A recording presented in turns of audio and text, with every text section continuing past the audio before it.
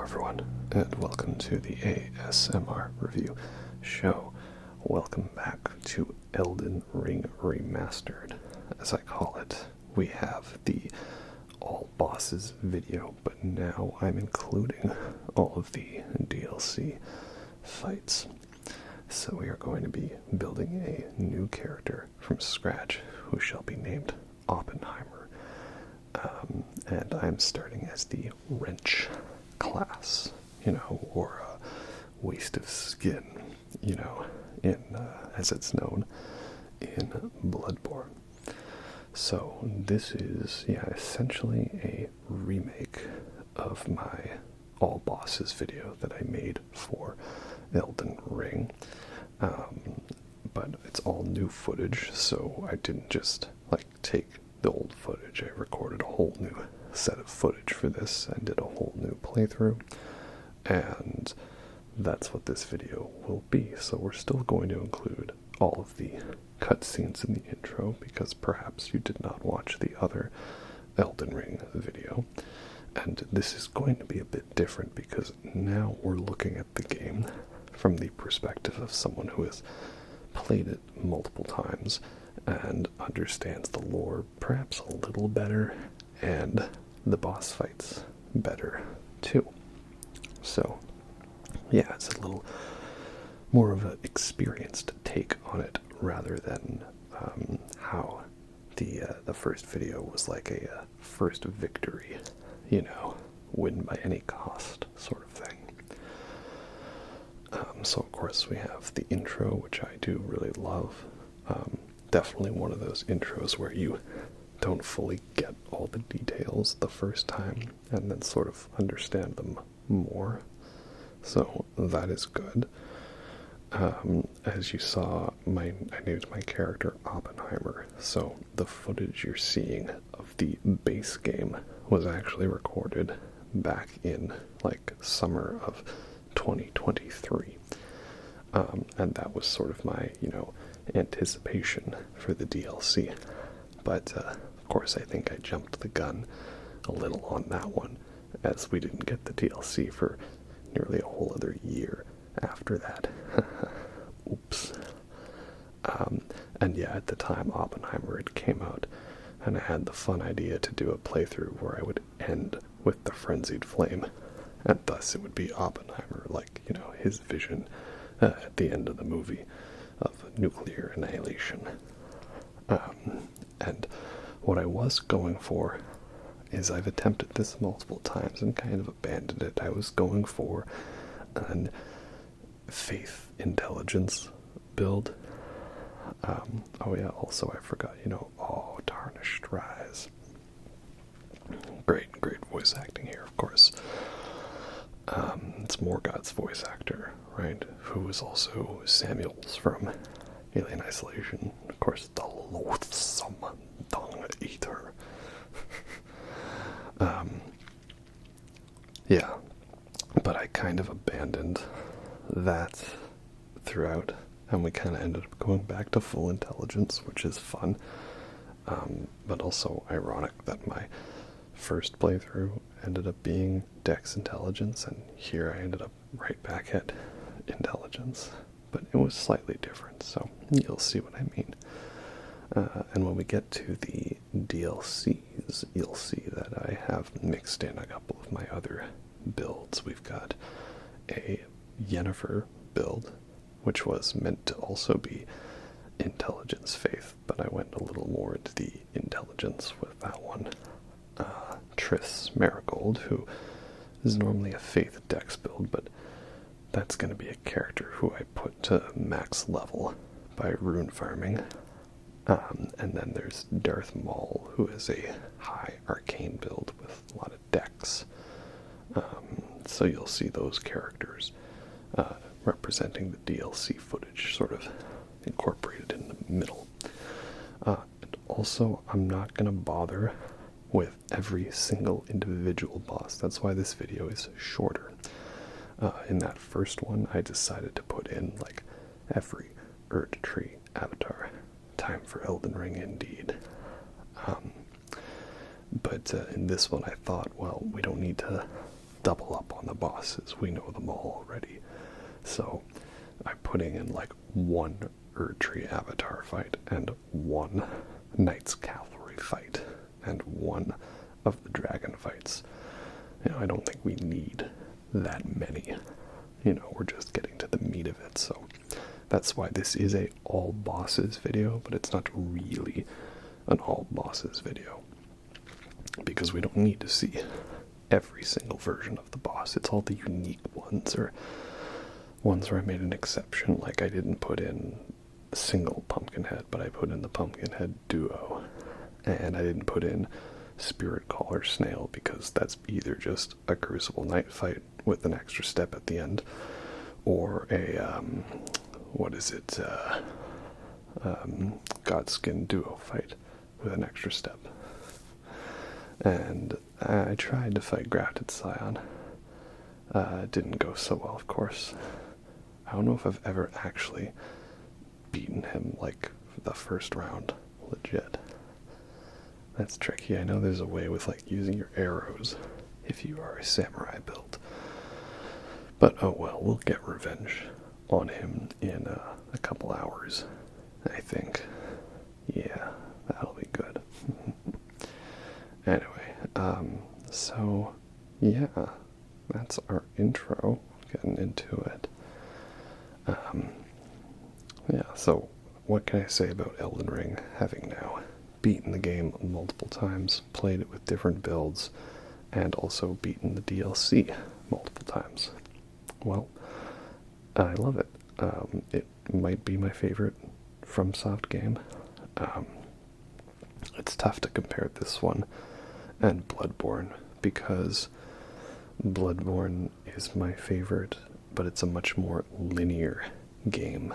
There's not that much in terms of open progression in it. There's only a few little bits and pieces where there's optional areas or bosses you can skip, or different paths you can go down. And that's very different from this game, which is very open world and branching.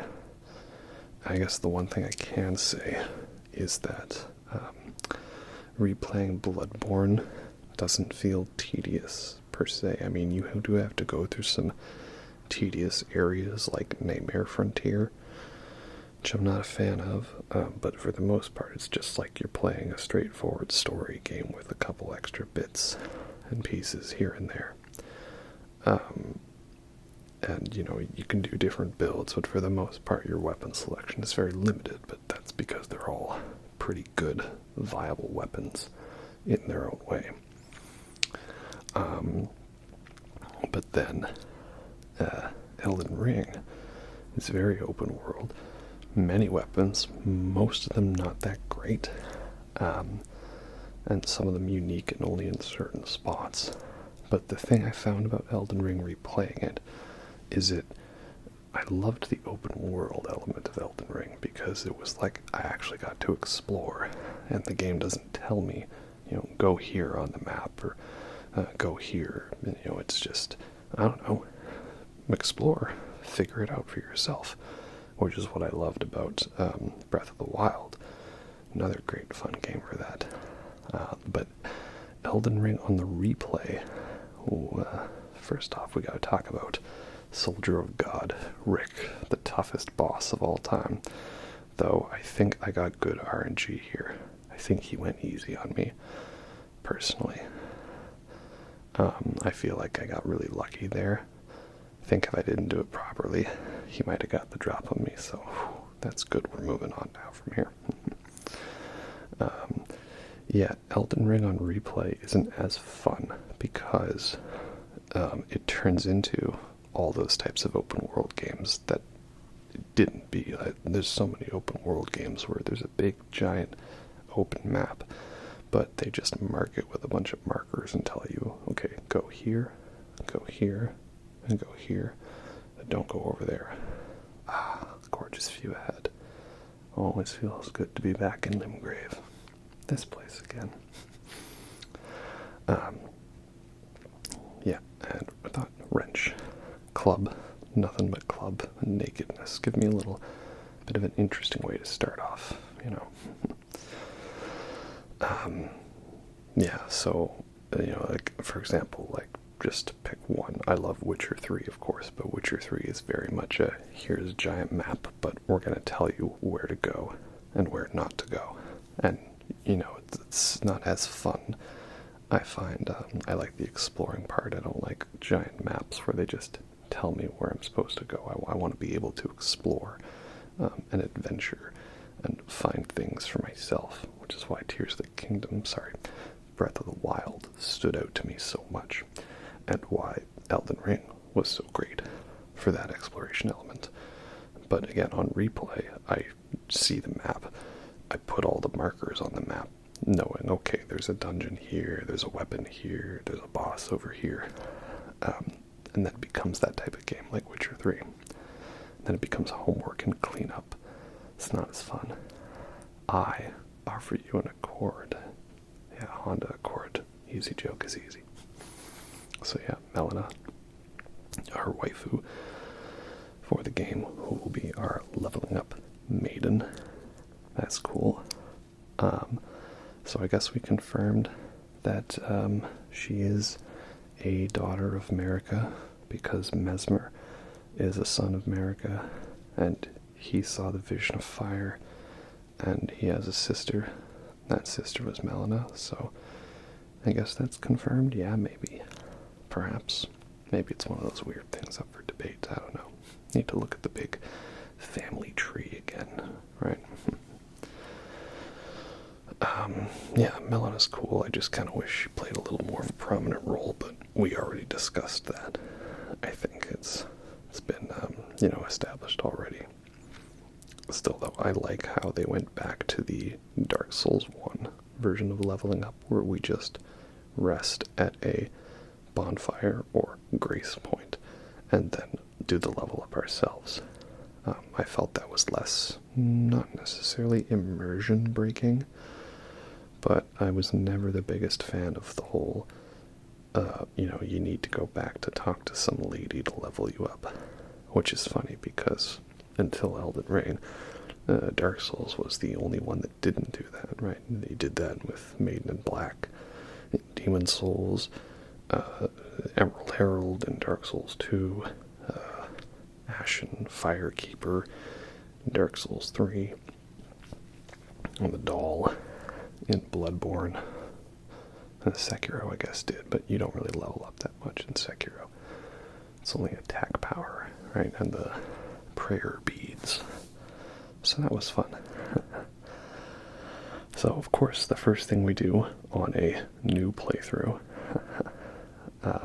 is we beat Dragon up, and we beat her tail, you know.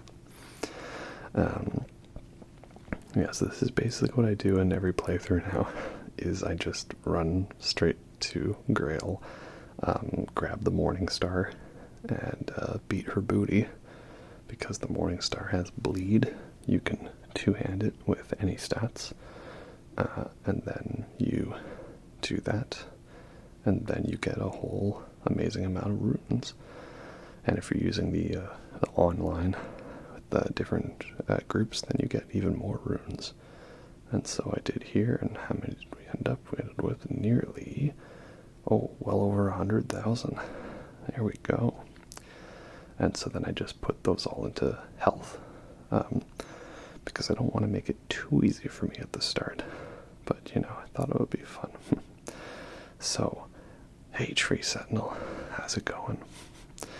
I did actually try fighting Tree Sentinel a lot with no level ups, but the only problem is that it's basically you get two shot by certain attacks or one shot by others. So I thought I would give myself the boost with the extra levels into vigor and health. But that's it. We didn't level up anything else yet. I just needed a little extra defense, you know, because I'm naked. Right, and I have a Morning Star. Yeah, so, no, I still love Elden Ring, but I guess that is the one thing it has going for it, is that replays get a little tedious because of how much there is. And like, I don't want to break NPC quest lines by rushing to late areas too soon, because that is easy to do. So yeah, that's kind of how I feel about that. But it can be fun to do that, I think, a bit here and there. I don't know, it's like I'm caught between wanting to play the game properly and also just wanting to get to the bits I like. I also tried to limit the use of Spirit Ashes. Not that it matters too much, of course. That's the one attack that always would get me. It's just got such a large AoE hitbox. Yeah, so... oh, there we go again. And this is why I need those extra levels in health. But yeah, so the main point was to try not to use Spirit Ashes too much. I know it doesn't really matter. It's more of a personal thing for me that I was trying to do. Oh yeah, there we go. I tried not to for the most part. I think there's a couple of fights like Liurnia where I used a Spirit Ash. And it's not like I think people are going to complain like, your victory doesn't really count. It's just more of, like, I wanted to see if I could do it. Are you going to do it? Are you going to do it? Sometime today. Sometime today. There we go. Yeah. So I just wanted to see if I could, because I used the Spirit Ashes a lot in the original video, and I don't dislike them, I just sometimes think they make the fight too easy. Like, it goes from being way too difficult to way too easy, and I steamroll, and I want to find, like, a nice balance, Maybe, unless I'm really annoyed. Also, that's an Erdtree Burial Watchdog. They're creepy, their movements really mess with me. I don't like them. Less of them, the better. Then we have a Beastman of Farm Azula. Again, the classic thing of take a late game regular enemy and put him at the start as a boss. Very nice. I like the implication that he's some guy that fell from Crumbling Farm Azula that maybe was originally in the center. I think I've seen people put the Shadow realm of Shadow as they call it, like in the actual center of the lands between, and it works quite well, so that's pretty cool. But yeah, with all the runes we see around here, it would make sense that we'd see one of these guys in here. And of course there's a duo fight later, but I don't remember exactly which fights I included, and also the fact that this footage was recorded, well, some of it a year and a half ago. Pretty crazy to think. Next, of course, a rune bear, and gotta love that hitbox, just when you think you're safe. It looks like they fixed the glitch where you can fall through the floor after grabbing you, which is unfortunate. That was pretty fun. So yeah, rune bears are, they really make you feel like you're in The Revenant as Leonardo DiCaprio. So that's pretty cool. Yeah, they're annoying, especially in the late game. Oh, I got an appraised message. That's nice. As always, my trick is to lay down a couple of funny, silly messages near the start of the game where most players are going to encounter them, because you get free heals. And of course I will actually say something clever and not simply resort to offer healing, so to speak, praise the message. We don't do that here. No, we simply say, try jumping off at the very first ledge in the game to see how many people we can fool. Because remember, if your message gets downvoted, it still counts as an appraisal, right? So yeah, as you can see here, we're grabbing some armor, starting to kind of level up our build a little bit. And next up we've got 2 clubs, dual wielding. We have the Demi-Human chiefs. Definitely a bit of a tricky gank fight, I think, if you were to come here right away.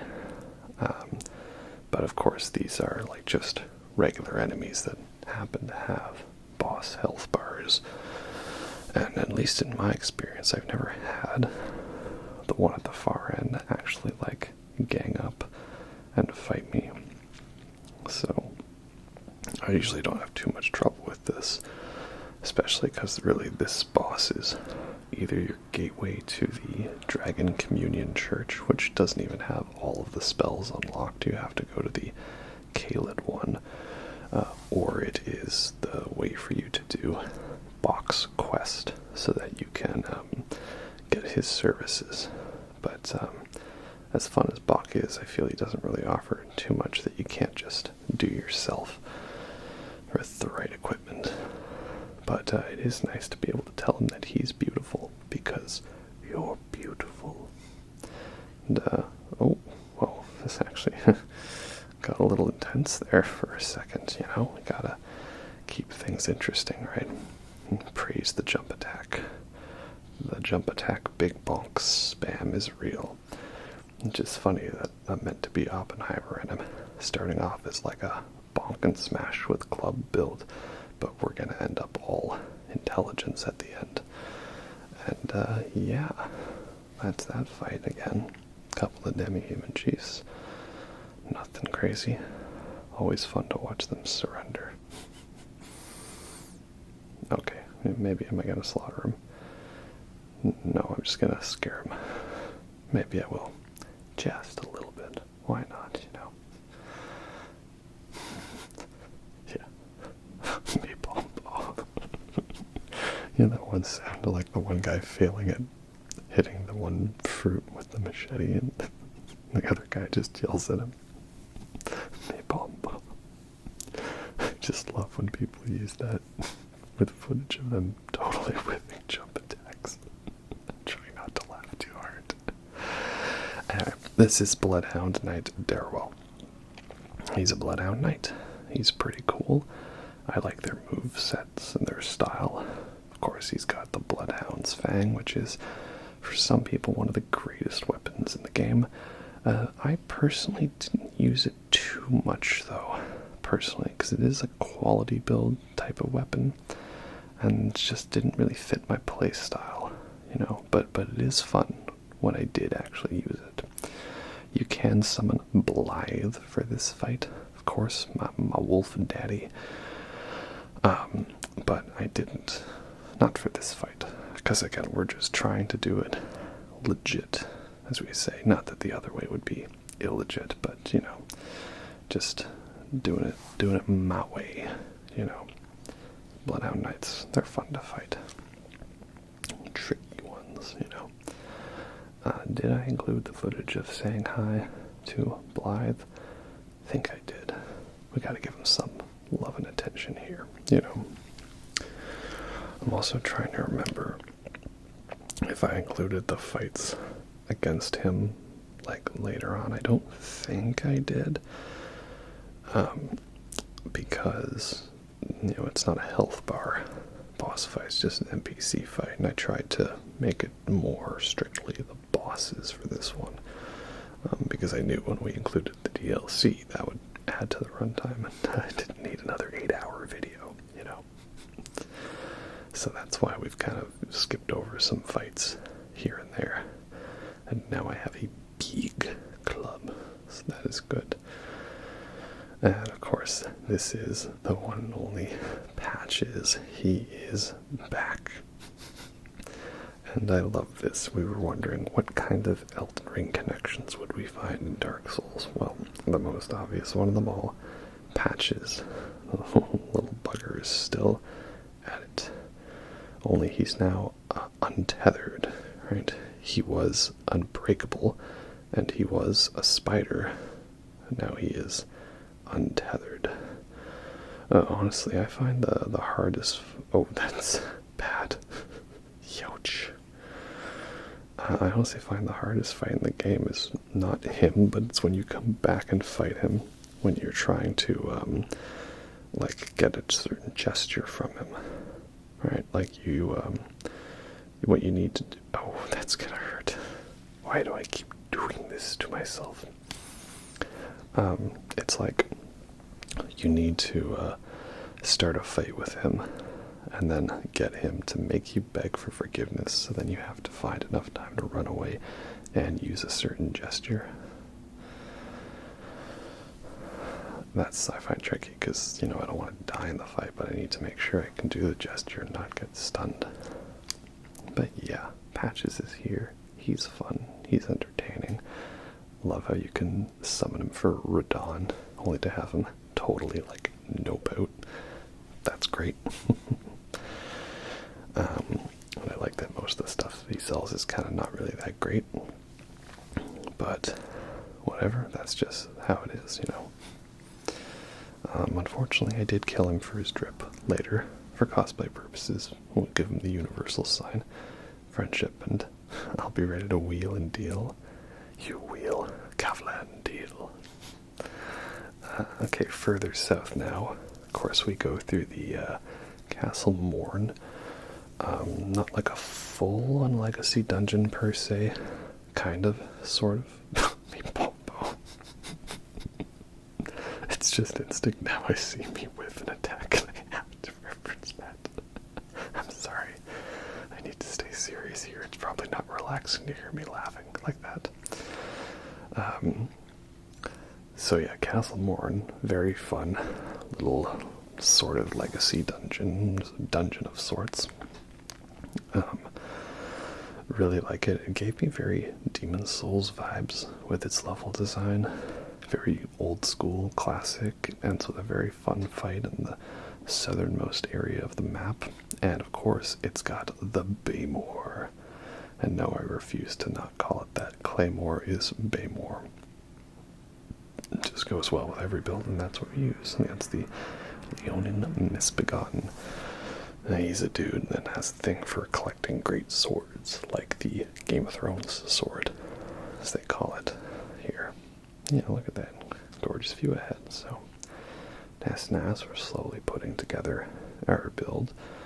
And of course, the next stop is to face probably the main first boss of the game, who is Margit the Fell Omen. Oh yeah, definitely another fun fight.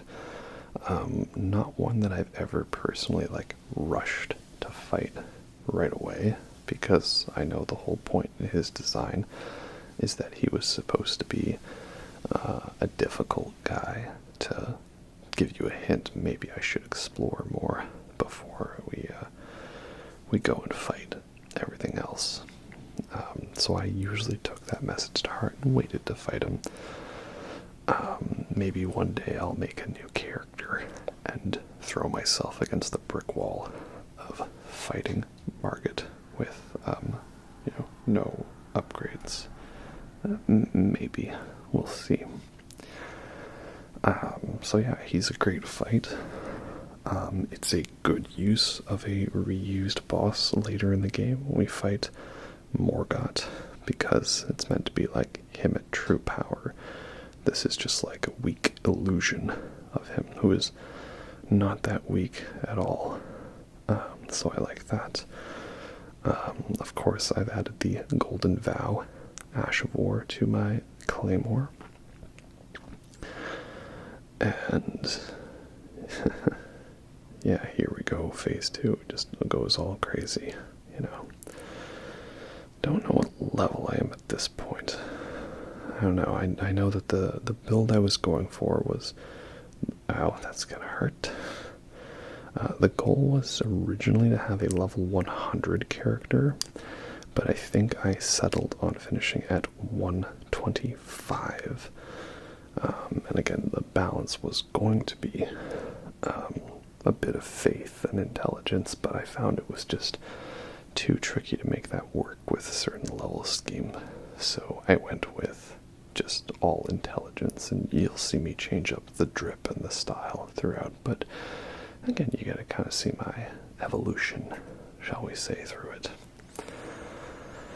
Yeah, Margit is fun. He is definitely a lot of those delayed attack animations kind of guy. But I don't mind it too much because I feel like he doesn't do so much damage with some of these attacks. And if you're decently leveled, you can tank a couple of hits. Hey, okay, come on. You gonna do it? You gonna wait until I do an animation? Yeah, you are. Cheeky bugger, you. So yeah, I think he's like a good, fun challenge. Well done, boss. I know for some people he's one of their favorites. I think, where did I put him on the tier list? I think he's a solid A tier boss, you know, really good. I'm not one of those ones that's super in love with Morgott, though. And that's because I find usually when I get to him, he's just at a level where I can steamroll him. You know, I think he maybe needed a bit more of a buff, per se. But, oh well. And I guess he's saying that he's going to set the Omen twins and the Knight's Cavalry on us. I don't know. So, moving through Stormvale Castle, we have another main boss, who is, of course, Godrick the Grafted. Which is funny that this guy was like all over the advertising and the marketing. And you thought that this guy was going to be like a big deal. And turns out he's actually kind of like the you know, metaphorical, proverbial runt of the litter in the Elden Ring family. Which is kind of funny in that regard. You know, you thought he was going to be, you know, hot stuff. But ultimately, most of his limbs are all for naught. You know, he just thought if he added more limbs, that would automatically make him better. I also thought that the grafted scions were going to play, like, a bigger role in the game. Especially since one of them is the first enemy you fight. And, yeah, kneel before Zod. And, not really, actually, no. There's like one at the beginning, one in the castle, one in what is it, the volcano, what's it, yeah, Mount Gelmir. And then there's the duo fight in the one tomb at the start, which I usually just don't even bother with, you know. Grab the Ring of Favor and Protection and run. So yeah, very fun fight, well done. I also really like this guy a lot, and I'd say he's about at a good balance and level. He does have a lot of those crazy random attacks, but they're actually pretty manageable for the most part. And I love his phase 2, how he just decides that he's just gonna, you know, off with the arm, right? That's one way to do it. And yeah, I love that it's just, I don't know, he needs to give himself more pain. And then he's just gonna, like, put a dragon head on his arm. It's just so extra. This guy is very extra. Alright. Yeah, so I love that a lot. And Stormvale Castle, of course. The game really came out swinging with areas. Even, I think in this playthrough, I was still finding new areas in the castle that I didn't know about. I think it was fun that originally I found a hidden passage to fight the ulcerated tree spirit. Forefathers one and all. Bear witness! Oh yeah, I love it. I love how you also get a guaranteed punish when he opens with the flamethrower attack here. So that's good. Always fun. Again, still rocking that Baymore. But I'm guessing at this point I've leveled up Faith because I see I have the Godslayer seal, which I know you need about 27 Faith for. But I mainly like that for the Black Flame and Black Flame Fireball. Very good, alright. Yeah, there we go. I think the idea was that I was going to go for the Sword of Night and Flame. Oh, can we finish him with a Visceral? Nope. We gotta get away from that, because that is bad news bears, Bilbo Baggins. There we go. And I also love when Yamfa had that video where he set this monologue to the shaman village, right? Return together to the home, bathe in rays of gold. That's what makes me wonder. Okay, so the realm of shadow, it's like the realm where the dead go, like the suppressing pillar. And it's like this alternate realm, and America lived there. Like there was this shaman village and Shadowkeep. Shadowkeep was then there were. Is it like a hunter's nightmare sort of thing, where it's the real world all rolled together into one? I'm not sure. Okay, next up we have a Guardian Golem. Again, even though these guys are regular enemies, I wanted to... Oh, no. Gotta get some more mana there. Come on, you. Here I was having fun messing around with incantations, you know. Even though there are some fights where it's just a regular enemy, but with a boss health bar. Ow. Interrupted my animation. How rude. Again. Come on, let's do it. There we go. I thought I would still include them. It's like, does it have a health bar? Yes. Okay. Is it unique in some way? Yes.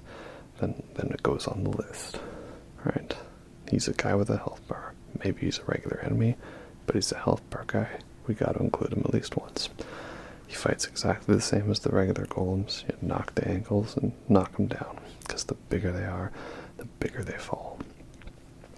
Oh yeah. Alright, who's next? Oh, next up we got an Everjail boss. Oh, we're all the way out here into Liurnia now. Again, I've definitely skipped over a few fights here or there. Is this the Carrion Knight or a Dan? Yes, Bowls Carrion Knight. So yeah, I think at this point I didn't want to rush to Liurnia, breaking some of the Stormveil quests. Oh, this is awkward. Wait, I just need my medicine. Oh yeah, that's a big slam. Big slam, alright. There we go. So yeah, I went through Stormveil first, and then I rushed through to Kari Manor to get the Sword of Night and Flame. Ooh, ouch. Because again, that was my main weapon. Now, had I known that the DLC was going to include another Interfaith weapon, the Rellana's Twin Swords, I would have planned to get that, but I didn't. And originally I was going to wait a bit, but I got impatient of waiting for the DLC, so I rushed through and did it all, and then of course it was only like a year later that I actually got to get into it. So then this character was level 125. Oh, who do we have here? Scaly Misbegotten. Again, he's a regular enemy, but he's got a boss bar, so we'll include him. And he does give us the Rusted Anchor, which is a very fun weapon indeed. One of my favorites. This character was 125, and this was the character I brought into the DLC. So if you watched my specifically DLC video, you would see me playing as my Ivor character. That was this character, but respected. And then the ones for the other footage, again, it was all my other playthroughs. This guy, he actually don't mess around, you know, because he's got the cast flame and wild strikes. This good old thick boy. I want another. Can you get his armor? Is he wearing? Oh, now that I think about it, he's probably wearing the Fire Prelate's armor, right? At least a modified version of those. No, and he doesn't mess around. I've actually died a couple times to him. Not to be underestimated. Like, he hits hard, he's got good defense, and he's got the catch flame, which is pretty difficult because it hits hard. Oh yeah, cool guys don't look at explosions. And he drops the, the Giant's Flame, Flame of the Fell God, which is a okay incantation. I think it requires a little too much, but I get some uses out of it with my Triss playthrough. Next up, while not necessarily a boss fight per se, I thought I would include it, and that's Ensha, right, the Royal Remains. Why? Because he's an edgelord boy, and yeah, there we go. I just want to be able to do that. Flex on him, right? Okay, moving on. Now we are going through, what is it? The Transrites Hogwarts, right? The cool version of Hogwarts. Rykard, yeah. And we got our one flippy boy, the Red Wolf of Radagon, who is also not to be messed with. He can really mess you up, though I feel the most difficult version of him is the ones you fight around in the open world, namely the one, there's the one on the top of the Liurnia area. What do you call it? The plateau, right? Moonlight Altar or whatever. Moonlight Plateau. Oh, you won, mate. You won. Interrupted my victory pose.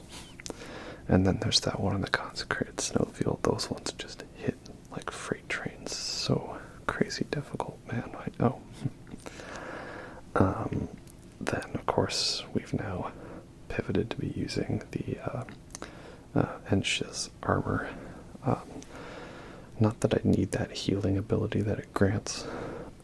It's just like, I find usually it always ends up being at the time when I unlock it. It's like the heaviest, highest defensed armor with best weight ratio for when I'm at that part of the game, so I just usually end up using it. And again, I don't have the drip I'm planning on using unlocked yet because they're not there. Oh, and yeah, when they want to bite you as their form of affirmation or affection, I don't know.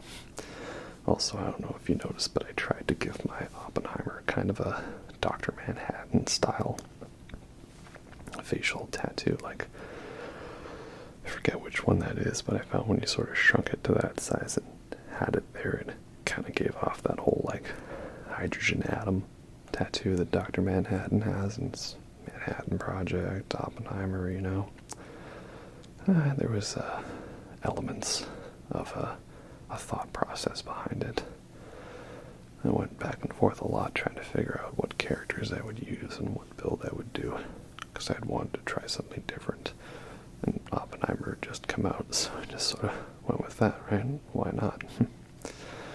So, of course, this is Rennala, Queen of the Full Moon, which is a very fun fight because it has the appearance of being a gimmicky Deacons of the Deep style fight, but it is anything but that. That is to lure you into a false sense of security. But it's in a way that I think makes sense. And oh, that did not do nearly as much damage as I was hoping. Nope, one phase Rennala. Nope. That's okay. And yeah, this is the one attack I always find difficult, where she when she turn them into tombstones or books or something. Kind of, it's hard to tell from the animations.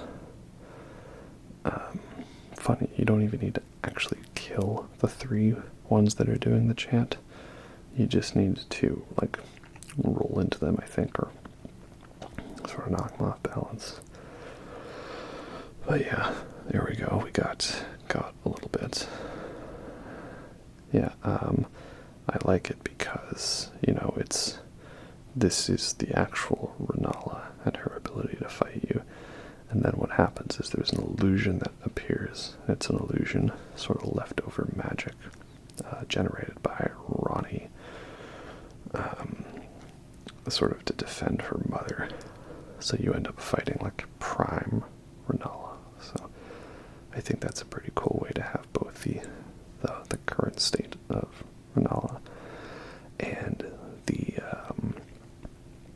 well, that was a long loading screen, at least for this game normally, and to have Rennala in her prime.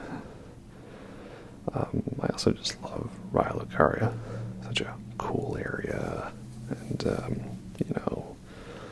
like Hogwarts, but we actually accept people for who they are and allow them to change into new versions of themselves if that is what they truly desire, so that's good. The metaphor falls apart if we think about Bach being reborn, but let's not go there. And I'm always down for areas that give me Bloodborne vibes in this game. There's some really fun visuals, and I think one of my favorite areas is the very lengthy hidden path that you can take to end up getting the key, the extra imbued sword key, and the what is it? One of the staffs, right? There's Lusat's staff and Azur's staff, one of those ones.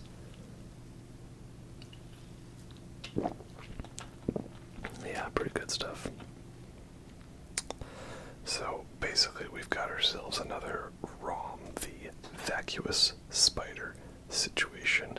Yeah, pretty cool, right? I mean, that's basically how it is, right? We love when we get those references.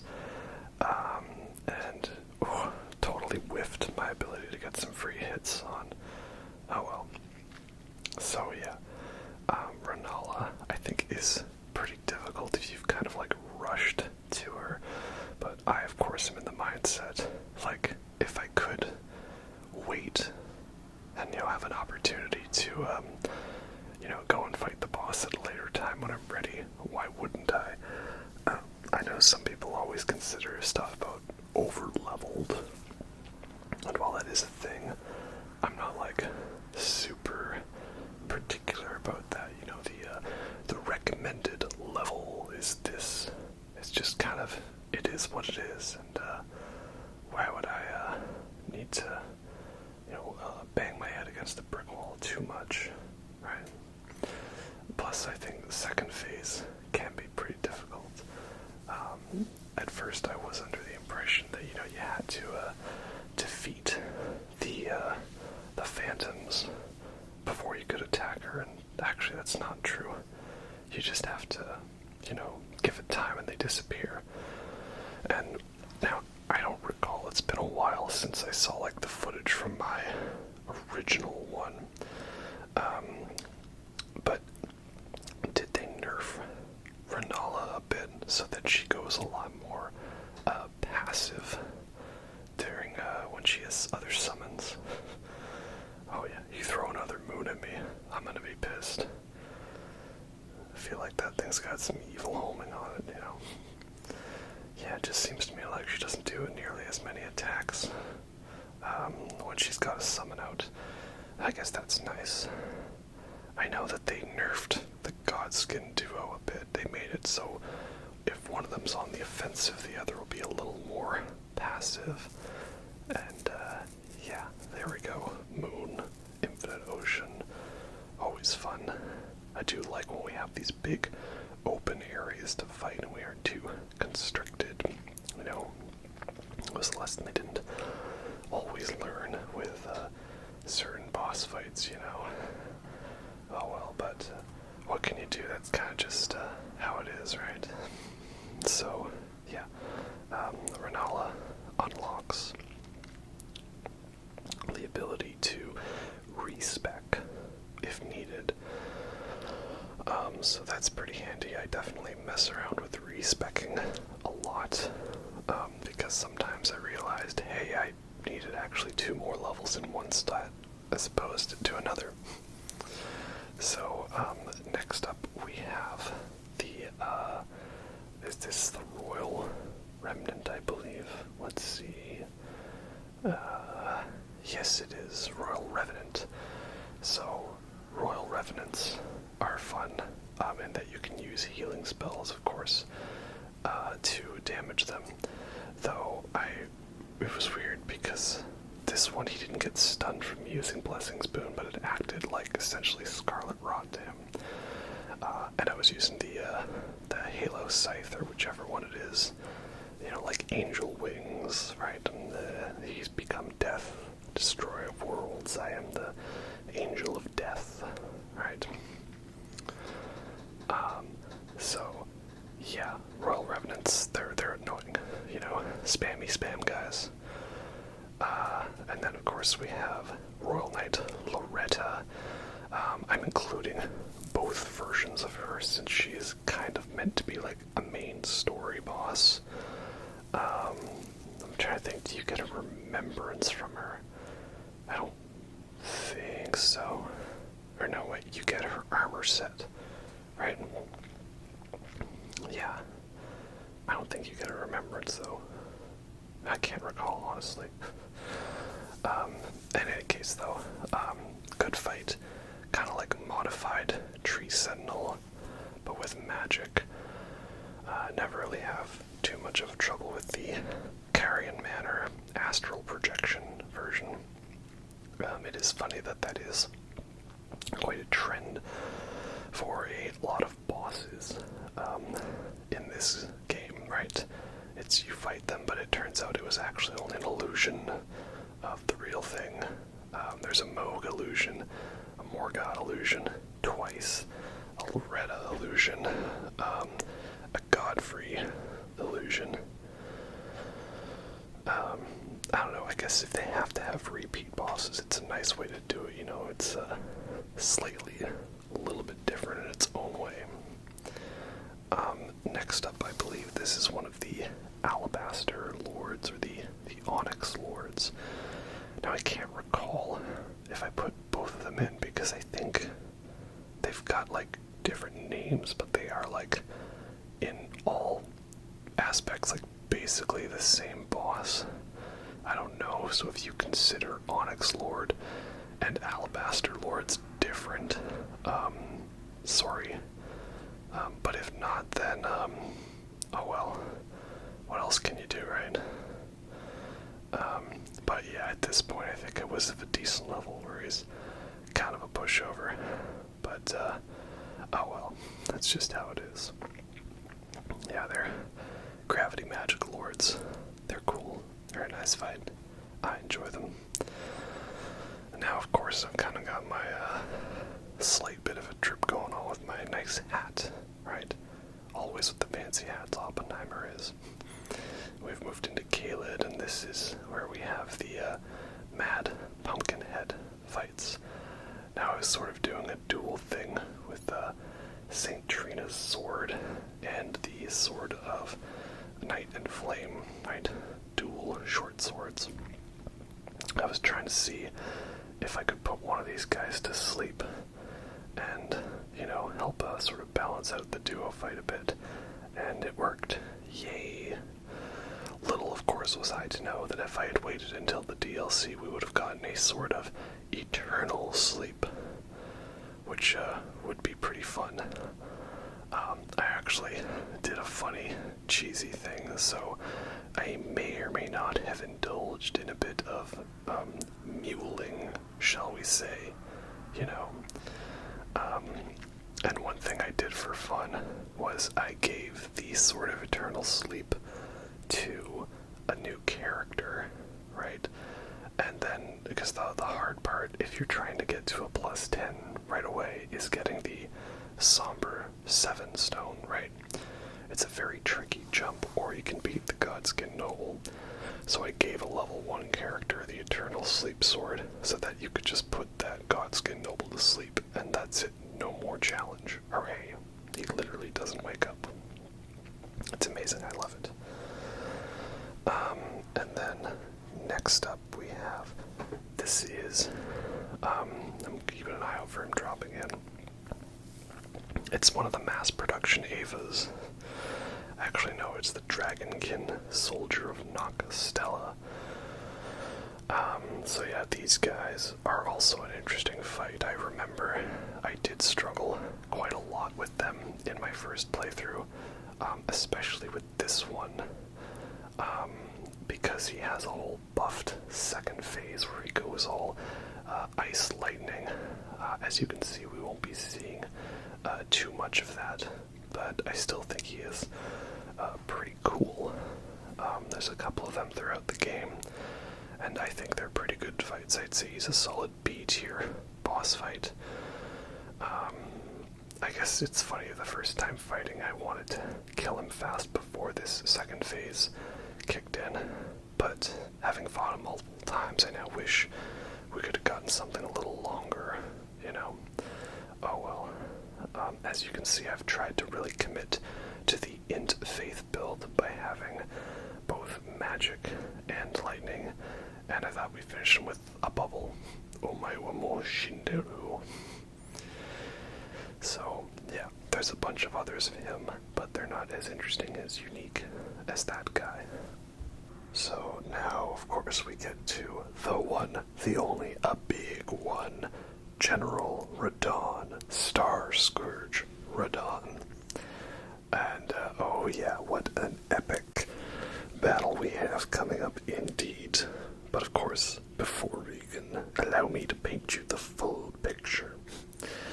So, yeah, we have this epic intro, and, you know, I'm not gonna come out with you with some hot take. Like, Radahn is definitely one of the best fights in the game, even if he's not, like, super difficult. The one thing I found a little tricky is, I never played, like, OG Radahn, pre-nerf Radahn, as they called him. I actually was, like, you know, in the process of going through my playthrough, and, you know, everyone was posting videos about how this guy was, like, one of the most difficult bosses of all time, and I was really worried, and so my thought process was, well, I want to finish all of Caelid first. And, that was, yeah, that was not something that I wanted to try just randomly. So, yeah, then, that's right as I was, like, literally about to fight him when they came out with an update and they nerfed him. So I fought nerfed Radahn, and I beat him first try. And then, that's kind of how I played him. The next few playthroughs, they eventually kind of gave him a bit of a buff. And, you know, that sort of improved things a bit, but not by much. And so, yeah, that's kind of how I feel. Like, I don't know. So what we're gonna do this time is, last time I got all the summons to, like, gang up on him, right? Because that was kind of how it just felt it was supposed to be. But this time we're gonna fight him solo, of course. I did the whole thing where I summon, like, all of the bosses to fight him, but not this time. This time we're going alone. Yeah, and there was some iframe fail there for you. And again, the boss is kind of meant, I think, to be fought with all of your summons. It just seems to, like, make sense. The idea is that you have, like, this big group, like, gang up on him and fight him.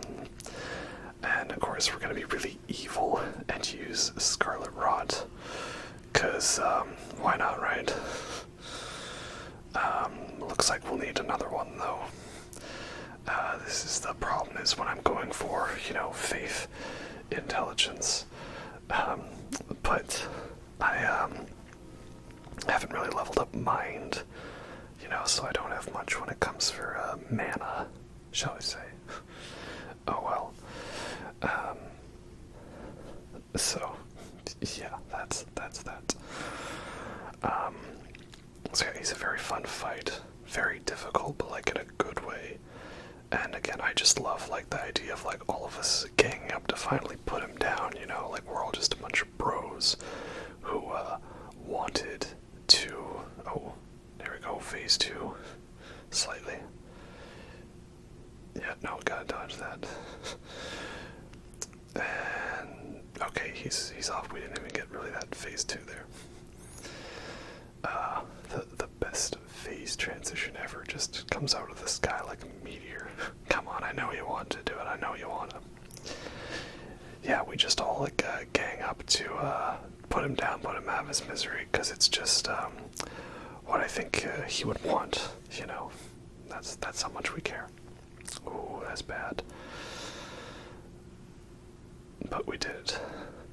I don't know, I think all the footage of people fighting him at certain levels is when they were just like really like low level, they didn't know the tricks to be able to take him down, and they were fighting it without summons, and I can understand that mentality, but also I just think that like you're kind of I don't know, like the boss is designed to be fought that way, so like they incorporated that, but some people can be sticklers, but that's just how I feel about Elden Ring difficulty in general, is it's like the game can be as easy or difficult as you want it to be.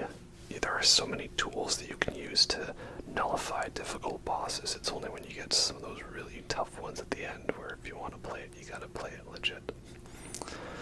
So yeah, that is Starscourge Radahn, and secretly we were actually helping with Miquella's plan, I guess. You know, if you look at it that way. And thus, of course, the stars have resumed their course, which is part of Ronnie's quest line. So, that's cool, you know, and you get Blythe and Alexander all fighting with you. Really great fight, just again, not super tricky, as it's Radahn hits pretty hard, but he's quite manageable, as you can see, and that wasn't even that great of a performance from me in that fight. So yeah, but I really enjoy it a lot. Now who did I have up next? That's the big question. And did I have us talking to Blythe and Alexander? I might have, I might not have. I don't know if we need to do that, you know, we know Blythe and Alexander are great. Oh yes, I think this is... Oh, yes, the Nox Swordstress and Nox Monk. Quite a simple, easy fight. These guys are just like your regular Knights, Priestess enemies. So yeah, I think at this point I was still going for Faith bit, but as you can see I'm primarily using intelligence spells. Namely the glorious that is Carian Slicer. Had a lot of fun with that spell, and again, I don't know if they nerfed duo fights or not, but like, did that monk even like bother attacking me? And it's especially great when you have the power of Night Comet. Like, they literally don't dodge it, they literally just stand there and tank it. So pretty easy fight at the end of the town of Celia, which is a very interesting and creepy area. Ah, yes, up next we have this one. Good old Mimic Tier boss fight. Yeah. So I thought I would have fun with this one, and that is that I would give Mimic Tier my swords, and I would, what I put on the Sword Seal, I think, did I? I forget which ones I did. I switched it up a bit. Anyway, I gave him my weapons, and then I was gonna fight him with magic, and we sort of see how well that goes. And I didn't want to make it too easy for me. It is fun to just, you know, strip naked, walk in, and watch Mimic Tier helplessly fight, but I thought we'd try a bit of a legit fight. And I realizing I was kind of, I got saved by the messages there. I realized I was kind of, getting screwed over by the fact that I was, you know, using magic against NPC enemies who have that magic dodge all ability, you know. They just can perfectly dodge spells, but to be fair, I guess they sort of trained them that way. It's just kind of annoying that they, like, can do that. And, you know, that I don't really have, poise. Like, just give me a chance to do this, man. Give me a chance. Did I get you there? Also, is it just me, or did they nerf rot buildup from, like, the breath attacks? Because I remember if I did, like, a fully charged one of a single rot breath, I could basically, like, proc Scarlet Rot on anybody. And now it seems to me that it's like I need at least 2 or 3 maybe really good like breaths in there to be able to properly do it. So that's kind of annoying in that regard. But alas. Anyway. Yeah, don't dodge backwards, you idiot. Why did you go to the Prometheus school of dodging? And now I've run out of mana, so I guess I can't. I've got to do this legit. So, swords biz. Good old sword and board. Yeah, we gotta make the Mimic Tier fight entertaining in some way. Gives us a chance to talk about Nokron and Nokstella, which are pretty fun areas indeed. And Ronnie's questline is fun. Caitlin's actually not so bad of an area. I don't hate it as much anymore. It's a little bit nerve-wracking to get through on the first playthrough. But once you kind of know what you're doing, it's not as bad. And so here I thought I would beat myself with a stick. You know, I would beat myself to death. Right? What? Phrasing. Yeah, I just wanted to see, like, can I actually get a kill just with hitting it with the staff? And that was probably dicking around longer than I need to, because, you know, this is a 5-hour video, and I don't think we need too much more of that. And this guy really likes his back steps. And his homing, apparently. That's good homing. No, you know, you need to hit with the stick. Gosh, what was past me thinking he thought this would be entertaining, but it actually is just kind of not entertaining whatsoever. But, oh well. You do what you can. There we go. Visions of weak enemy. Therefore, time for introspection. I failed. What? Moving on, who did we have here? I don't remember the order I put these in. Oh, yes, we have the Cemetery Shade. He's not that difficult of a fight. He's a PvP R1 spammer.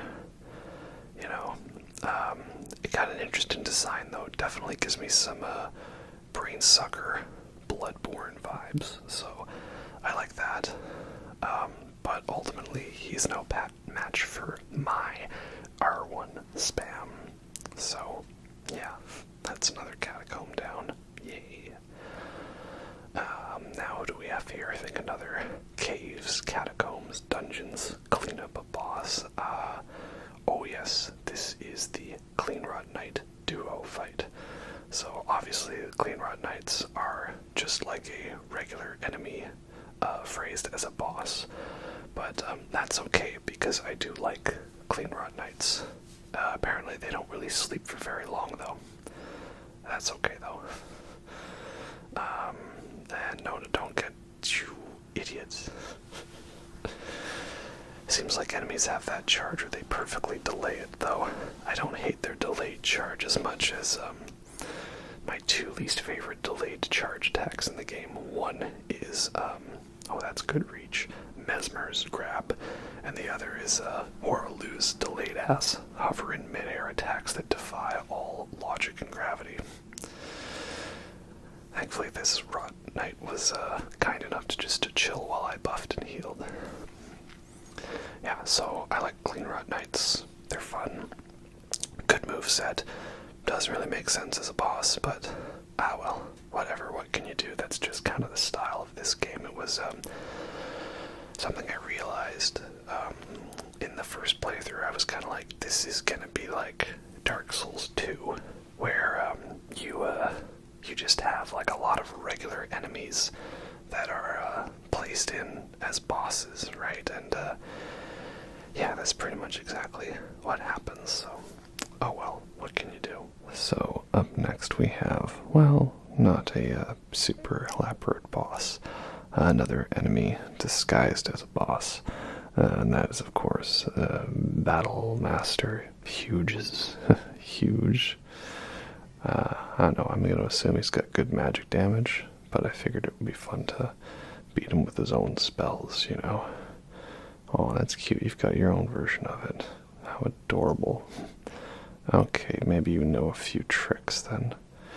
Can you stop spamming magic spells? Hold on.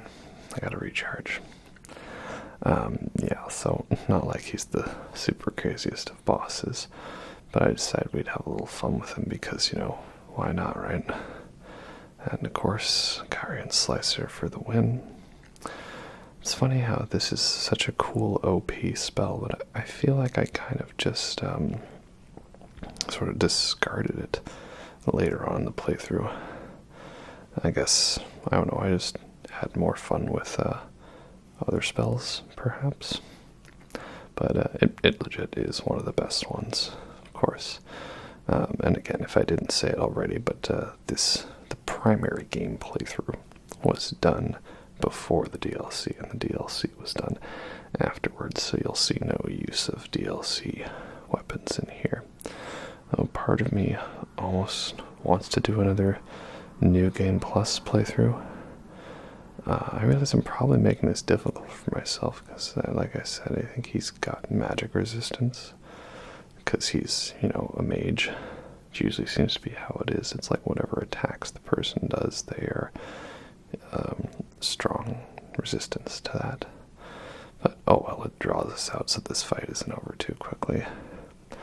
And again, I feel like I was trying to hit up these fights at a relative time. There we go. How's that feel? Yeet. Next up, of course, we have in the Divine Tower of Caelid is the OG singular Godskin Apostle. He is definitely a tough fight because it's the Divine Tower of Caelid. Oh, well, that was a wonderful use of my shield. And everything is like super high scaled. As you can see, you know, basically like 2 shots. And of course, he's got his input reading Black Flame Fireball. You know, not that Elden Ring has input reading per se, but what I'm saying is certain guys do. Like this guy. He just knows if you heal that he's going to throw a fireball. And you can literally just sit and bait him around for that. But of course, he is weak to sleep. So we're going to use that as a chance to get some rot breath in on him. Can we proc rot? No, we cannot. I guess we'll have to do that one more time. Come here, you. Go to sleep, go to sleep, go to sleep. Just like you guys watching this video. You should go to sleep and stuff. It would be like really cool if you did, I think. Yeah, I feel like Godskin Apostle in the Windmill Village, which I don't think I'll be showing because, again, we don't need multiple fights against the bosses. As cool as Windmill Village is, definitely one of my favorite areas. You know, as much as we like that area. Okay, can we get the rot going now? Let's go. Aha, there we go. Very nice. That'll make things a little easier, I think. I don't know if I meant to do that, but it worked out alright. So that is good. I think I meant to do the laser. Oh well. In this fight, I feel forces me to actually, like, learn his moves and, like, fight him properly. Whereas the other times I fight him, I kind of just sort of, give her bud, you know, just sort of have at her. So that's why I do think this is fun by being so high scaled where, you know, 1 or 2 hits means death. It forces you to learn that. And I like that a lot. And of course, it teaches you to be very careful with your healing, you know. Don't get overzealous with your ability to heal. So yeah, he's a fun fight. I really enjoy him a lot. Solid, well, maybe a B or an A tier fight, you know, he's just pretty good. Of course, some people aren't the biggest fans of the whole Godskin duo fight, but we'll get to that. I just think Divine Tower of Caelid is... Oh, of course he was out of range. I think Divine Tower of Caelid's a bit of a weird area because, you know, it's got the Dragon Barrow scaling, which was meant to be like a a final area, one that had you also having entrance to Crumbling Farm Azula, and it's just kind of there. And I don't think you really ever need a reason to go there apart from doing the Divine Tower, which is weird that they had one Divine Tower with a very elaborate platforming section to it. You don't get too many of those areas in Elden Ring as opposed to like OG Dark Souls games, I find. But when they hit, they can hit pretty brutally. Like the, what do you call it? There's that one bit where you descend all the way down Dragon Barrow to get to the painting where it's Rain of Arrows, and there's just a one like end game level giant that's there. It's pretty crazy. So anyway, I've been talking a bit. I haven't talked about this boss yet. It's the Putrid Crystallian Trio. You fight a bunch of Crystallians throughout the game, a singular one, a duo one, and then a triple one with Scarlet Rot, which at first glance you would think would be really scary, especially when you do things like that. But overall, as long as you're using a good old strength weapon, this fight actually isn't super bad. Really, you just need like some kind of big heavy attack that'll poise break them. And once you poise break them, they are quite susceptible to being staggered and damaged. So that's pretty good. And then again, this is the other thing I'm noticing rewatching my footage. Did they, in a patch, like adjust the AI of certain like multiple boss fights? Because I remember like here, it's like if you were fighting one, like you were getting like ganged up and they were just absolutely full on ganking you. And here it seems like as I'm focusing on one, everyone's just chilling. So maybe I got some lucky kind of AI break, I don't know, but apparently this fight was so popular they decided to repeat it like 4 times in the Helix tree. Wonderful.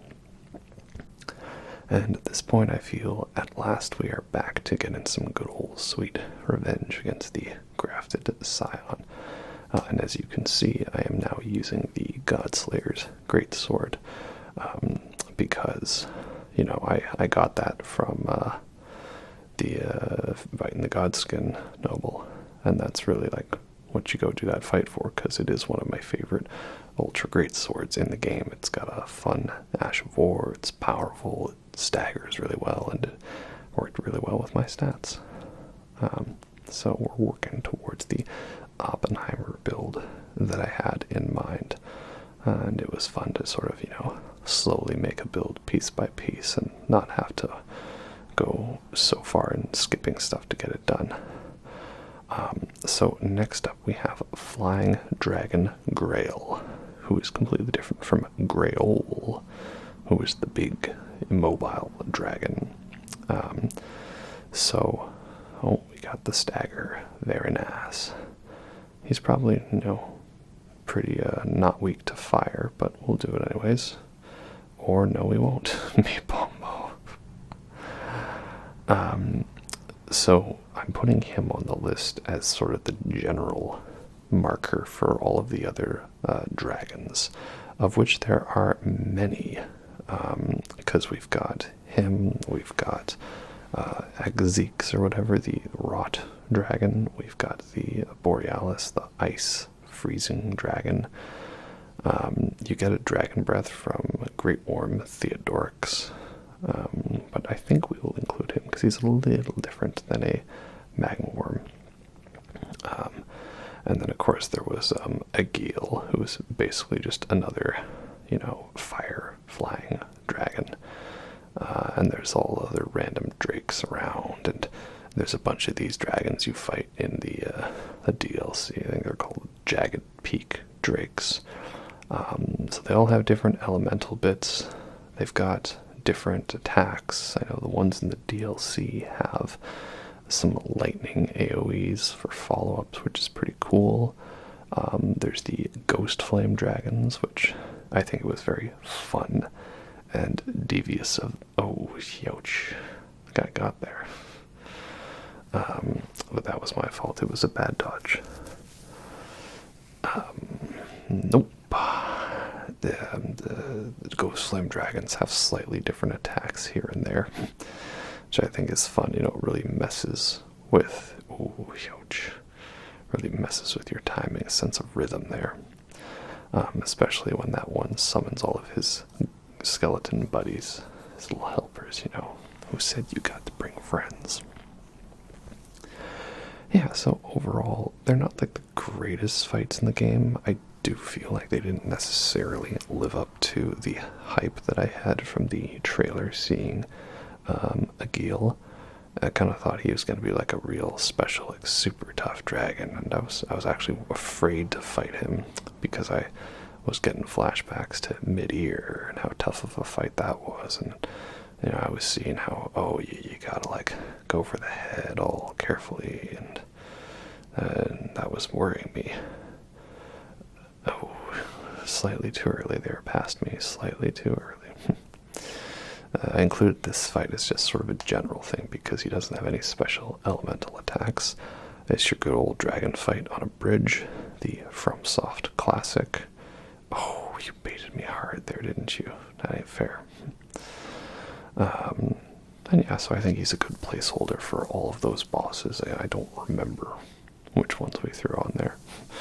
But let's get some healing on, shall we? Let's get back on the offensive now. So yeah, I don't think they fully lived up to the hype. With how many you fight, it does get a little repetitive. I'm not super into it, but I've never found the fights like too annoying that I mind them. They're like a good balance, I'd say. So most of them, ooh, nice timing. Good job, me. Alright, now you're getting black flamed. Because it's fun. Nice. Yeah, solid B tier fights, I would say. Come on, where'd you go? Where'd you go? Nope. Okay, come on, one more. Yeah, I enjoy them a lot. But again, we're going to heal because I don't want to get greedy. And nope. Me bombo. Again. There we go. Omae wa mo shinderu. Good job, past me. Easy as cake. Okay, who's our next victim? Oh, this is the Magma Worm. Going with the good old Halo Scythe for the holy damage. It's a fight that gives you plenty of NPC summons, but again, we're trying to go without summons or ashes unless we need to. Oh, youch. So here's a good old Magma Worm Makar. So, again, there's a couple Magma Worms in the game. There's like the regular one that guards the Moon Veil, the noob sword, of course, which I myself partaked in. But this one's a little different because when we get him to low health, he actually stands up on the hind legs and starts going all, bipedal or whatever, walking around on his hind legs rather than crawling around. Good old staggers. Name me a more satisfying sound than getting a critical hit in a Souls game, I think I went with this one because I wasn't sure if he would be too weak to the fire damage of the Godslayer's sword. So yeah, we've included this fight because he's a little bit special and he is fun to fight against because it's like on the way up the Altus Plateau. The rune-strewn precipice, I believe. It's a fun fight because you can have Millicent help you out for it. And, Great Horned Targath? Stroganoff? Great Horned Beef Stroganoff. The bull goat guy, noob armor. This game's version of Havel. Ooh, finish the boss with a crit. Finish the boss with a crit. Finish the boss with a crit. Yeah. How do you want to do this? I use my Angel Wings Halo Scythe and stab him in the eye, and it's great. Next up, we have, of course, one of the most repeated bosses, the Ulcerated Tree Spirit, also sometimes known as the Putrid Tree Spirit. These are guys that kind of get a little bit of hate, I think, in the community for how repetitive they are. Which is funny, because I remember my first encounter was going all the way down the bottom of that very first dungeon, going all the way past the Chariots of Fire. And what did I find at the end? This eldritch monstrosity crammed into a room barely twice his size. So, yeah, you could say that it was a very impressive first fight there, though, and really difficult too. I was quite underleveled for it. Though, of course, that really faded from joy to sort of, oh, it's you again, with how many times you encounter them. Though at this point, I don't mind encountering them because I find their moveset very predictable and easy to deal with. And again, kill them with a crit. That's always nice. So, yeah, I actually don't mind fighting them. Usually when I do, I'm looking forward to it because they're easy to pin down. Just the Scarlet Rot ones can be a little tricky in some circumstances, you know, but I mean, that's how it is with most bosses that deal Scarlet Rot. You know, don't worry, Melania will get to you. Next, I wasn't sure to include this fight because it's two enemies we've kind of encountered regularly just together as a boss. But one is a special boss, and that's Perfumer Tricia. And that was a Perfumer enemy who died. And then there's another Misbegotten Warrior. And yeah, these guys aren't too bad. They only get annoying at the end of the game when they just like bump up their scaling to like the max. Because these guys don't want to give you a breather. And oh, yes, the hitbox saving me there. That was beautiful. That was his version of Mi Bombo. Oh, can we finish him with the Ash of War? Finish him with the Ash of War. Yeah, we got lots of satisfying kills on this list. So yeah, these guys are in a dungeon and they're just chilling.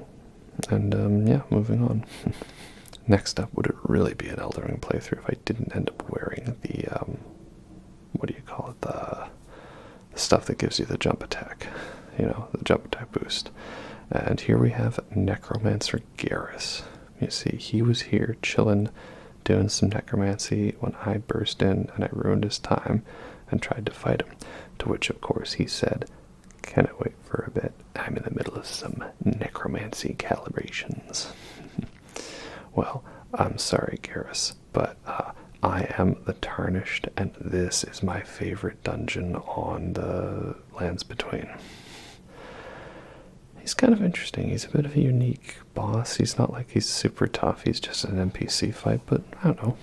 Points for being unique and hidden away in a dungeon that gives you two bosses. That's kind of nice.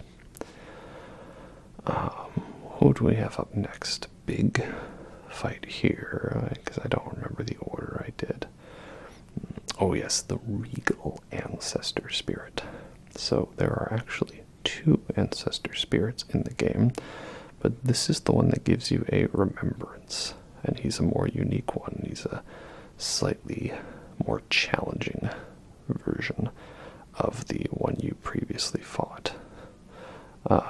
And he's definitely a cool fight. I mean, I always talked about how some stuff in Sekiro was giving me those kind of, you know, Hayao Miyazaki vibes, right? The Studio Ghibli type stuff. So I remember the trailer, this guy was definitely giving me those vibes in that regard. And oh god, no, I don't want to die to Regal Ancestor Spirit. So yeah, I do like the aesthetics and style of the fight. It's not that difficult of one, but I feel like that could be kind of the point to an extent. And the boss has a couple of fun little tricks, like the fact that he heals sort of later on. So I do enjoy this fight, even if it is not like a super amazingly awesome creative one. Although that delayed attack, man, if you've been hanging out with Horaloo, I don't know. And I think maybe perhaps trying this fight at like a lower level was giving me a bit more of a slight challenge. Like, not that this fight was like super close, but it did present a little bit. And there he goes, doing the healing. I wonder though, does he do the heal multiple times? Because it looked to me, this is what I'm trying to figure out how the healing works, is he heals, I think, based on the proximity to the spirit animals, perhaps. And so there he was close to a bunch, but then once he does that, they die. I don't know exactly how it works. I just know that he does it. And can I kill the spirit animals just to make it easier for him? Or can he also kill them? I don't know exactly how it works. I just know that it's a thing that happens and I deal with it. I never found that the healing was too difficult, and yet killed him with a crit. Very nice indeed. So yeah, we included him because he's the more elaborate version of the fight that actually drops a remembrance. And further through Nokstella, of course, we have to get to the valiant gargoyles, plural. It wouldn't be a Souls game without some kind of a gank fight involving gargoyles. This is definitely a fight that I want to make sure I'm of a decent level before I attempt, because it's not one that I want to have to spend too much time on. And I always found these gargoyles just really tough to deal with. Like, they're manageable, I don't struggle too hard, but I feel like I've got to put in just a little bit extra effort, more so than usual. Especially with this here, the duo fight, because the one will end up like spewing poison, and it's like a very large, wide AoE. So here I was just trying to get in and get the other one down as fast as possible. I mean, it's a good old, gank trick in Souls is, focus on one, don't try to do both together, because, if they go like second phase or bring out more attacks, you end up making it more difficult for yourself by bringing them both down to that second phase. So yeah, as we can see, manageable here, not super bad.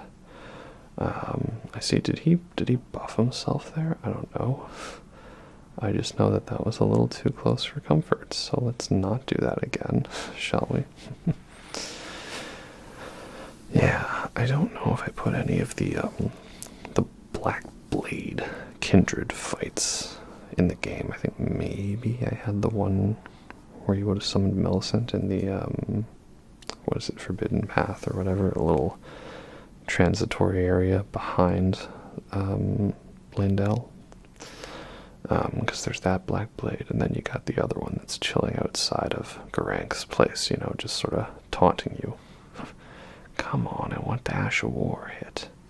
Get him. Get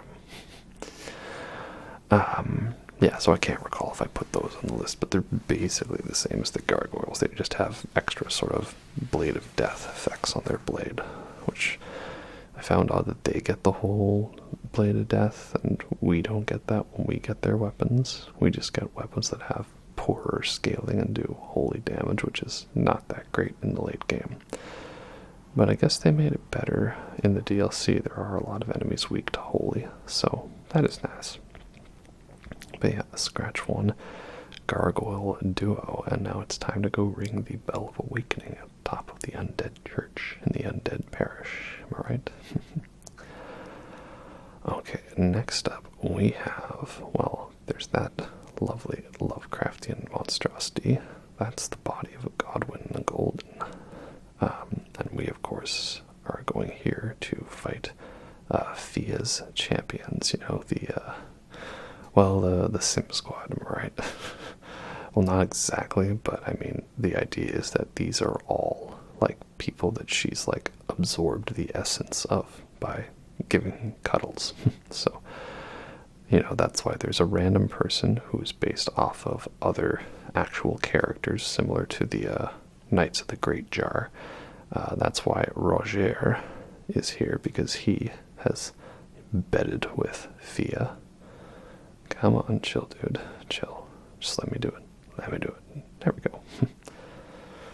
And of course, getting out to good old Frenzy Vike's Spear. Very fun weapon that I actually missed in my first playthrough.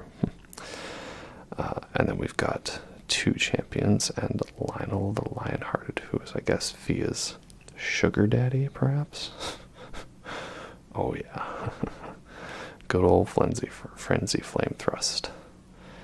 Yep, very fun indeed. And that just leaves Thick Boy here. This guy, this wannabe Onion Knight, you know. Good times. Yeah, so I mean, I say Sim Squad, but like, you know, like in a loving way. Because I mean, I'm part of the squad too. You know, I did it as well. This is for you, Mommy Fia. Yeah, let's get some hugs. So, of course, she is here to lay with the body of Godwyn. And that is the one thing I guess we can say as to why Godwyn didn't show up in the DLC, because his spirit is dead, his soul is dead, but his body yet lives, and it is grown uncontrollably infested with death. And inside the dream is, of course, Lich Dragon Fortissax, one badass Mo Sakral, right?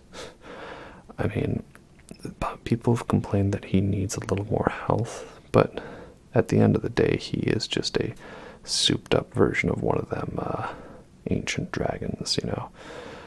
I do really love him a lot, though. I think he's got such a cool design, cool soundtrack. He has fire, red lightning, death lightning, so many cool AoEs. But I kind of like that he's like not a super tricky fight.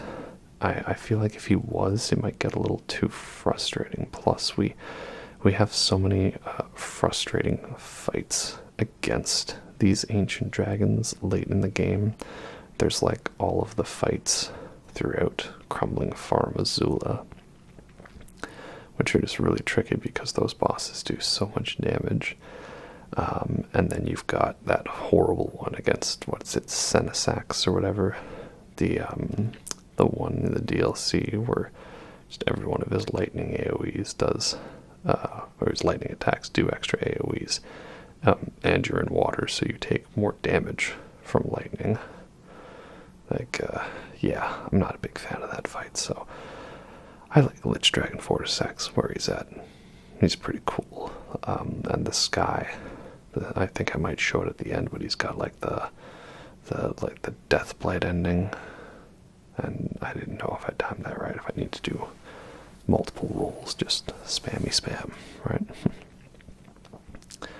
So, yeah, he's cool. I think it would have been maybe if they made him like an endgame level boss, you know? Like, you weren't supposed to actually get to this area until very late in the game. Because as is, it's a little... Wow. Way to go, champ. As it is, it's a very, like, not early game, but you can get here quite earlier than a lot of the other areas, and, you know, like, you can just then end up being, like, the good level for this, and you're way too high of a level for other areas. I also love this, like, static electricity charge build-up thing that happens, because it's not, like, super crazy powerful, but just enough where you kind of gotta watch what you're doing, you know. There we go, that's a better dodge. So yeah, he is one of my favorite bosses in the game. I would say a solid A tier fight, which I guess is more than what most people say.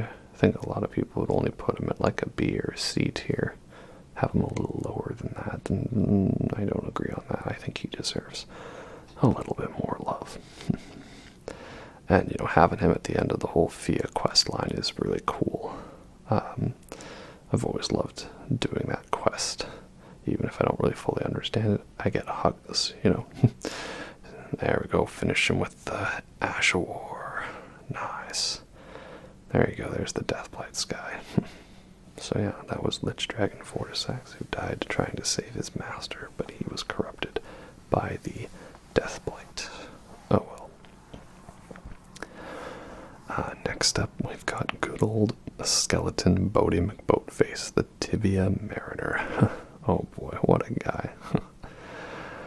I think we kind of meme on this guy because he doesn't really do much. He just sort of chills in his boat and occasionally attacks you. But it's just kind of funny that, like, you know, if you're there to get the cutscene or the little dialogue with D, he warns you, like, oh, be wary of those who live in death. Oh, and if you spot a mariner amongst them, be extra cautious. And, like, I remember the first time I fought him, I got all worried about all the skeletons he was summoning, and then I realized, oh, it's actually not that much. Just kind of rush and just give her, bud. That's the trick.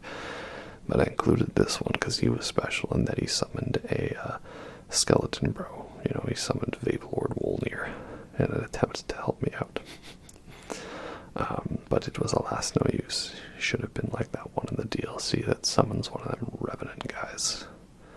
That's pretty fun though, the one that summons a Revenant. Okay, let's see, who could this be? We got ourselves another catacomb, another cave, and this is, oh yes, this is the Abductor Virgins fight, the Iron Maidens. This is a fight where I don't think they really nerfed the AI too. I know this one definitely gave me a little trouble. Oh, thanks for knocking me out of his range. Of course, it's impossible to not get grabbed by one of these guys during that fight. Yeah, this one gave me a lot of trouble at first because it's a small room and they just really hit you, you know. But that's okay. I think I was a decent level here. So yeah, it's a duo fight, and they got a cool design. They're kind of creepy. I like them. Their fight, you know, should have been an Iron Maiden though. Okay, got ourselves yet another Catacombs Caves fight. So I'm gonna guess this is the Miranda fight with the Omen Killer, but let's see here. Ah yes, so we have a Omen Killer and a Miranda the Blighted Bloom. And that ain't fair. You were supposed to jump towards me with that triple attack, good old Capra Demon, so that I could go and do this Ash of War to you and kill him in one hit. Yeah, there's a singular Omen Killer fight, but I didn't bother with that because why do those singular ones when you can get two birds stoned at once? And so there you have it, a Miranda Flower and an Omen Killer. Omen Killers are cool because they're like Capra Demons. That's about all I have to say. Next up we have Wormface. You know, they saw me name my character's Bookface and they put old Wormface in the game. These guys are really creepy because, again, they're like big Deathblight enemies. But as you can see at this point, they're not going to be sticking around too much long to tell the tale. Deathblight is a very creepy stat in the game. Again, like a good old curse from Dark Souls 1, just insta-kills you. And it is really spooky to fight a good chunk of enemies that have curse. And this area is fun in that it messes with your perception by making you think you were going to find a good old tree or an Erdtree Avatar, but no, it's this weird death-blighted version, probably from the roots of Godwyn's corpse. So that's a fun area, but again, it's just always found Altus Plateau a very awkward area because it seems to me like it's on the same difficulty level as Caelid, but Caelid has Scarlet Rot, and that's more tricky. Oh yeah, here is one of them sanguine nobles. He's not going to stick around long. He's a servant of Moog, and now he is no longer. Yeah, Altus Plateau, it's like, once I'm a good level for Caelid, I go to do Altus Plateau, and then it's too easy for the most part, or it's like, maybe just a little bit below the right level, I don't know. I guess maybe they were anticipating that you don't do Caelid and you just go straight to Altus, which is true. You don't have to go to Caelid.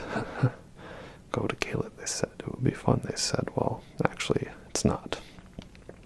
So here we have Elmer of the Briar, who is also the bell-bearing hunter. I can't recall if I put any other Bellbearing Hunter fights in the video, but I mean, he's basically all the same. The only thing worth noteworthy talking about is the god-awful one in Dragon Barrow that kills you in one hit, even when you've got like, oh, that ain't fair. Patch hitboxes. Even when you've got like 70 vitality or whatever, or 70 health. So yeah, he's part of the Melania fan club, as we can see. Who wouldn't want a picture of that red-headed vixen, you know? And he's a fun fight in that he forces you to be very particular about your dodges. The only thing I don't like is he does really good the input reading with the slashes with his sword, and I wish I could do the whole Darth Vader thing with the sword. That would be cool. But alas, 'tis what it is. And of course we have a Stone Digger Troll, who's like the regular trolls, but he's all made of rock, so he should be really tough to take down. Except he isn't. We'll let him get one little attack in on me. Yeah. So yeah, pretty fun fights. Oh, and if you may not have noticed, I've almost got my drip together the way I wanted it. So I was going for Lionel's helm because it looks like a top hat, and what does Oppenheimer do in most of the movie besides stare dramatically into the camera? He wears a nice hat, right? And so I thought that would be a fun thing to have, would be the Lionel's helm. And then I had the Confessor armor because I thought the cape worked really nicely with it. And then also, you know, he has a lot of sins to confess, right? It's part of his character. And I think I originally wanted to use the blood-soaked gauntlets, or whatever you call them. Blood-soaked machetes, I don't remember. Like, you know, I've got blood on my hands. But ultimately, you'll see I decided with a different drip because I changed up the character a bit. The one thing you're probably noticing is I'm not getting too much mileage out of Faith or Int. I'm just kind of using one or the other because it's easier. Of course, I made this character before they added in a staff that lets you do both catalysts, or a catalyst that lets you do both sorceries and incantations. That would have been a lot more handy when I had this character in mind. But then you'll see in the DLC footage I made a Yennefer character that was meant to be Int and Faith, and I ended up not really liking that Staff of the Great Beyond. I felt it was much better to just simply pick one Int and Faith and then just pick a staff or a seal that was much better scaling to it. So it was definitely balanced in that you sacrifice a little something for being able to cast both with one item. I just didn't find it enjoyable, especially having to scroll through all your spell slots to find the right spell. So one or the other is better. Also, this is Ancient Dragon Lanciax. I'm pretty sure that this was also a hot check at some point that Vike got with, if I'm reading that correctly. I don't know, but I put this in here to represent one of the regular, normal ancient dragons, which is completely different from Lich Dragon Fortissax, in that they are not nearly as cool and badass, or have nearly as good of a theme. And look at that lot there, they've spotted us. This is the Draconic Tree Sentinel. Funny, I see him always talked about as like the bane of certain players' existence, but I never personally had a super big problem with him. This could be because I didn't rush into getting into Leyndell early. I usually always take my time with it, but I just found his moveset pretty straightforward. You just had to watch for his whole input reading horse with the fireball attack. But I don't know, I never really struggled with him too much. He's, like, I think a good fight, a decent BG, or a fun upgrade from the regular Tree Sentinel. I'm just glad they didn't do a duo Draconic Tree Sentinel fight. That would have been really something, am I right? And yeah, I always hate when people people summon me from Malekith and they haven't killed the Draconic Tree Sentinel, I just feel like Shrek. And Fiona, you didn't slay the Draconic Tree Sentinel. It's on my to-do list. Next up we have the Crucible Knight Duo. So I used this as a way to get both Crucible Knights included. We have the spear and sword and shield ones. Crucible Knights are fun. Definitely was quite a tricky fight for me to get the hang of at first, and ones I kind of dreaded fighting, but ultimately I enjoy them. They're a very fun addition to the good old From Software Knight fight. However, again, I am questioning, did I just get really good RNG, or did they, like, nerf the duo fights AI? Because again, I'm seeing this rewatching the footage, like, this guy literally stood back and watched as I killed his bro. So, I don't know, maybe they did. I'm trying to think if there was any major gank fights in the DLC where I noticed that. We'll have to check on that when I get to it. I actually didn't do too many gank fights in the DLC. Not unless you count that one dragon fight where, like, the one is fighting with the other. Oh, finish with a crit. Critical roll. Yeah, nat 20. So yeah, these guys are fun, and I guess I got really good with that duo fight. I don't know, but I'll take it. It is what it is. Okay, who do we have up next? Angel's Wings. So we're using the Halo Scythe again. Ah, yes, this is Esker, Priest of Blood, and the real boss, which is his 2 rot dogs. I actually did struggle a little bit with this fight. As you can see, my runes were in there. I almost lost 1,000,000 runes. And I think it just comes down to build and play style. He bleeds, so he does lots of damage, and he has 2 bleed dogs. So I think I just kind of got lucky that I got the dogs in one fell swoop. This is the good old Capra Demon problem. Never forget. Now next we have a boss where I wasn't... Oh, did I do that too early? Let's try it again. There we go. A boss where I wasn't sure if I should include it, because, you know, we're going to fight the real him later. And this is, of course, Mohg the Omen. And this is, of course, not the real Mohg, right? It's an illusion. And the real Mohg, Lord of Blood, will be fighting much later.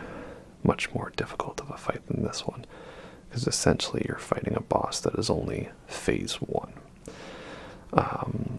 And here I think the idea is that this is part of an illusion conjured by Morgott to defend the entrance to the Frenzied Flame prescription, to prevent you from, you know, taking in the Frenzied Flame, which is why, like, the whole area is sealed until you actually defeat Morgott anyways. So again, I don't mind the whole illusion fights too much. You know, it's not like there's actually 2 of him. Because what cases do we have illusion fights? I talked about it earlier. There's an illusion of Mohg to guard the Frenzied Flame. There's an illusion of Morgott to, you know, protect Shardbearer Godrick, because he's actually not that tough of a fight.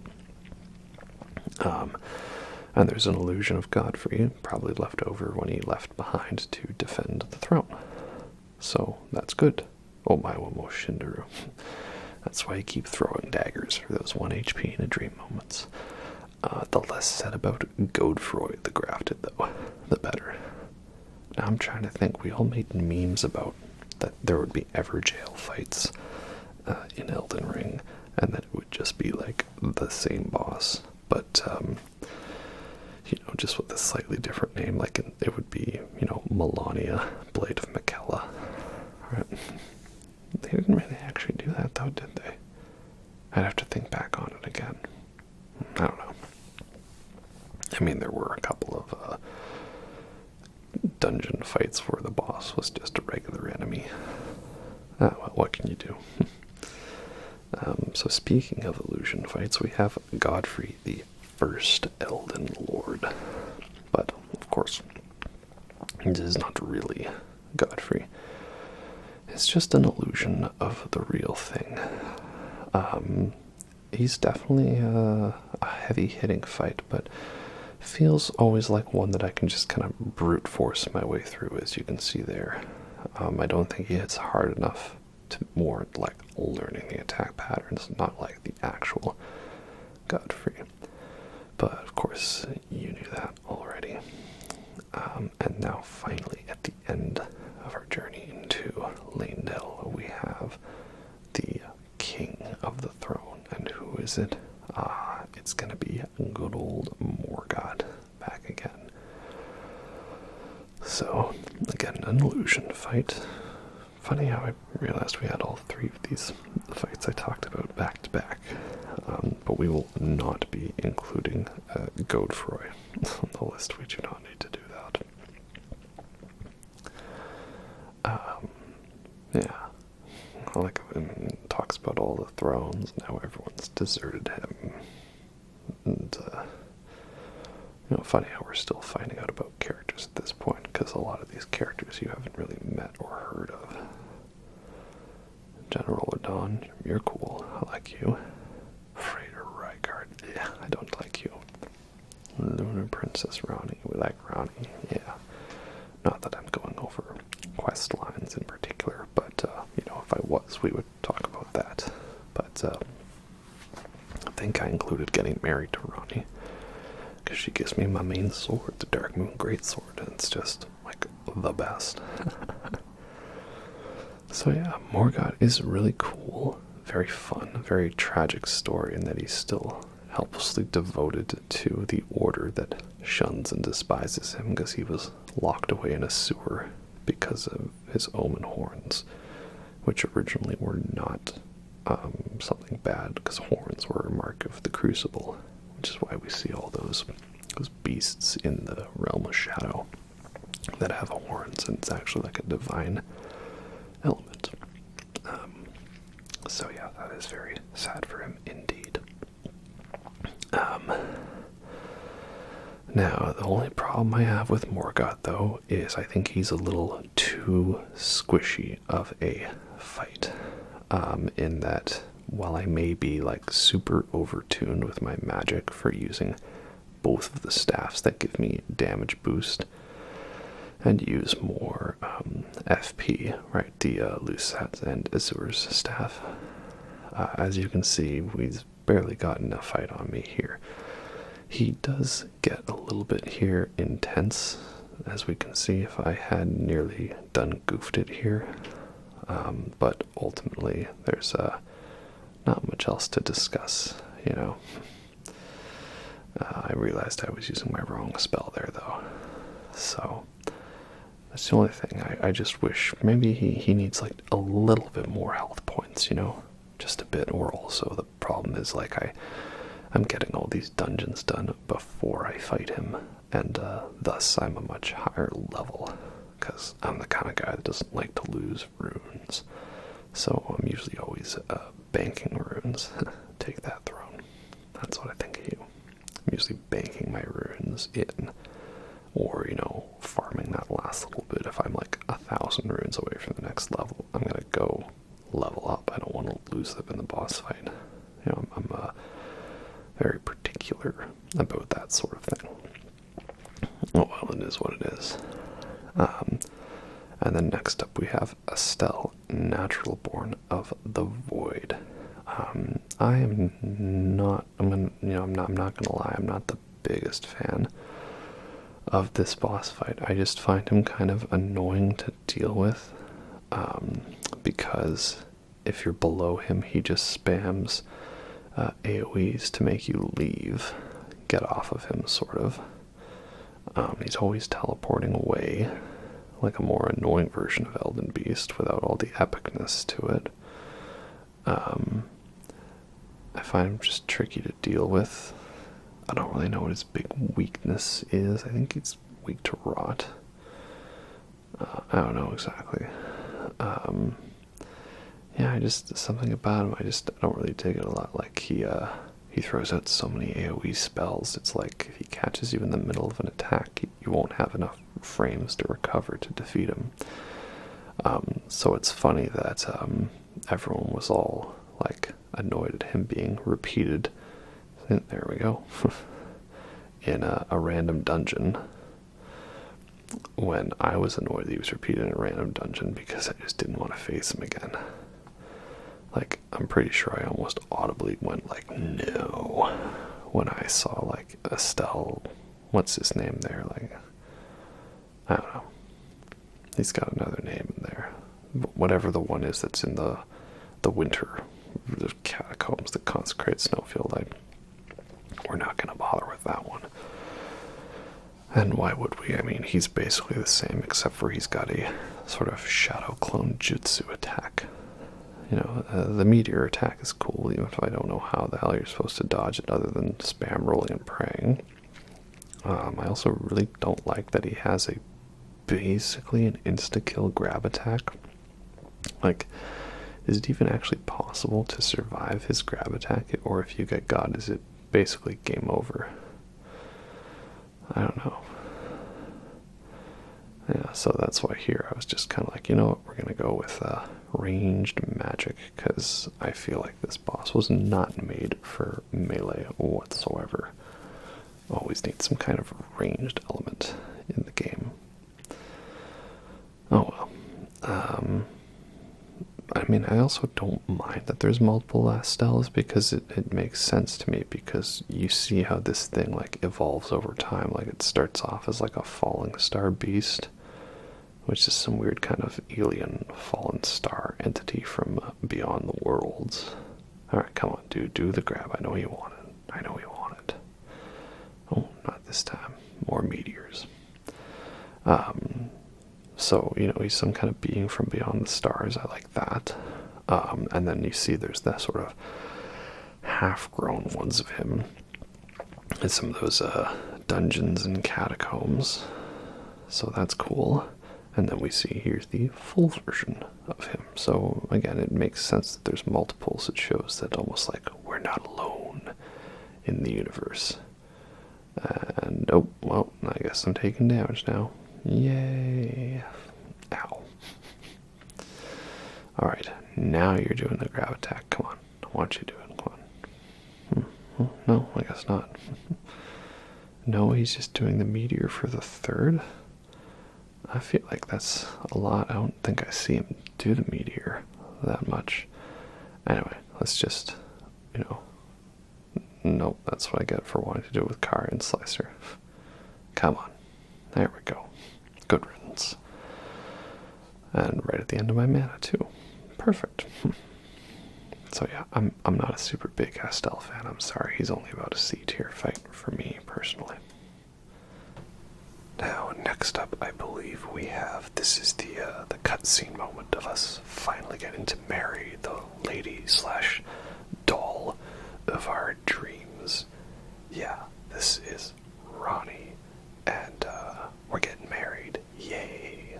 That's good. This is what I hate about video games. It appeals to the male fantasy that you gotta have a woman who gives you hugs and holds you as long as you'd like, and you get to get married to a waifu.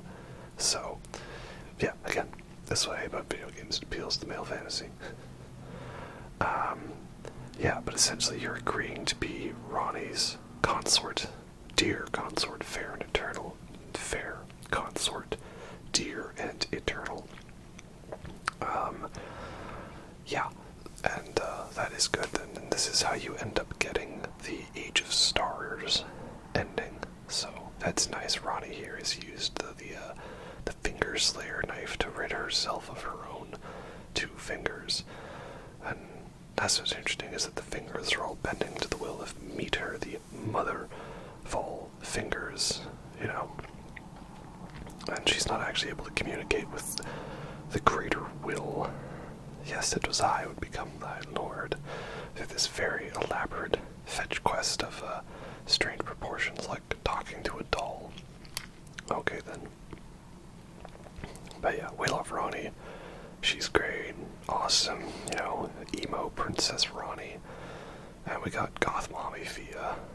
and we, got so many waifus. I think I might need to remake my waifus video list now that we can include the DLC, and of course we get given the greatest wedding gift of all time, the Dark Moon Greatsword. I think I need to get after my wife. She didn't give me no Dark Moon Greatsword. All I got was an awesome trip to Europe. Next up, of course, we have the Everjail fight against Alecto, the Black Knife Ring leader. So again, as we can see, going full spell spammy, right? And now the thing is I don't know, does having both of the bonus, what do you call it? The bonus staffs, does that actually help? Because I've got the Lusat's one, which is to boost. Which one is which? There's the one that boosts casting speed with adding virtual dexterity, and then there's the one that boosts damage, but they both make it so everything costs more. So I don't know if it's actually like good to be using both of them at once, but I did, and it worked out pretty well. This is definitely a bit of a tricky fight, especially at the level you're at, because Ronnie's quest is a little weird. You can access it quite early, but yet you get to the end and the stuff is scaled up pretty high. Like some of these boss fights and areas will really kick your teeth in, especially some of even the random enemies, like the what is it? There's that Red Wolf of Radagon. He's just chill, and it's interesting. I got hit by that blade of death, but I didn't get the effect from it. I don't know. But yeah, I decided I would just go full on Karian Slicer for this one, because why not? And Night Comet is always fun, because again, the enemies don't have that instant dodge react maneuver to it. So yeah, pretty good indeed. Get Glintstone Pebbled. If no one got me, I know Glintstone Pebble got me. It is actually a funny how one of the starting spells is the best in the game. And okay, there we go, we got hit by the Death Blade. Not great indeed. Blade of Death, always good. I do like using the Black Knife. It's a very fun weapon. So yeah, Alecto is of course the leader of the Black Knives, whose spirit or soul was imprisoned in the Everjail. And by defeating her, we get... Oh, we're going to the throwing knife kill. Throwing knife. Yep. Throwing knives are always fun. We get my favorite Spirit Ash, Black Knife Tish. You know, the wifey with a knifey, the OG winner of the ASMR Elden Ring Best Waifu Awards. Oh, here we have a couple of Kindreds of Rot. You know, again, regular enemy as a boss. Why not? And of course, now that I unlocked it, I wanted to get my full mileage out of the Ronnie's Dark Moon sorcery, because it is fun to just throw moons at people, you know. You throw another moon at me, I'm gonna be pissed. It's the only thing is Black Knife Tish kind of a little nerfed by the DLC, because while she is great, she's squishy. And not like squishy in that she has nice thighs, like squishy in that she does not have a lot of health, you know. Get your mind out of the gutter. This, of course, is the Demi-Human Queen, Maggie, one of many Demi-Human Queens, and she's no match for good old Comet Azor. I got it from that sorcerer guy. He was chilling around the corner. He was nice enough to hand it over to me. Demi-Human Queens, not really a very significant or interesting fight. You know, they're a regular enemy. I think it's fun how they have a bunch of regular enemies of the demi-humans that will oh, that's what I get for getting caught flipping through spells. The demi-human queens, yeah, they have all their little helpers, and they what is it, they don't fight you if you're able to defeat her. And next, of course, is the full-grown Falling Star Beast.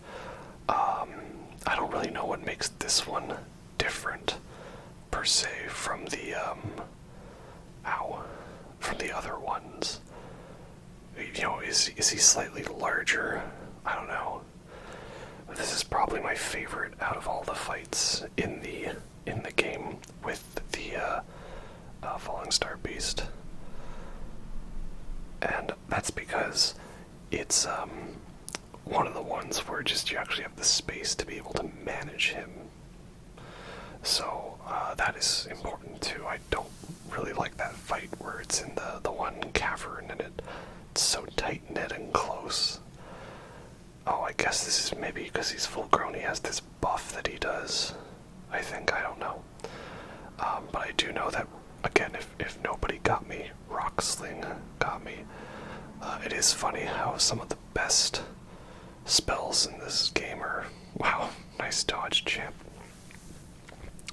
Some of the best spells in this game are literally just throw rocks at people, you know. And it is funny, I feel like I go through phases of liking faith builds more than intelligence builds. Because this seems to always happen. When I try to do faith and intelligence, I end up leaning more towards intelligence. But then if I do just intelligence, I end up wanting to go back to faith, you know. It's kind of strange like that, I guess. I don't know.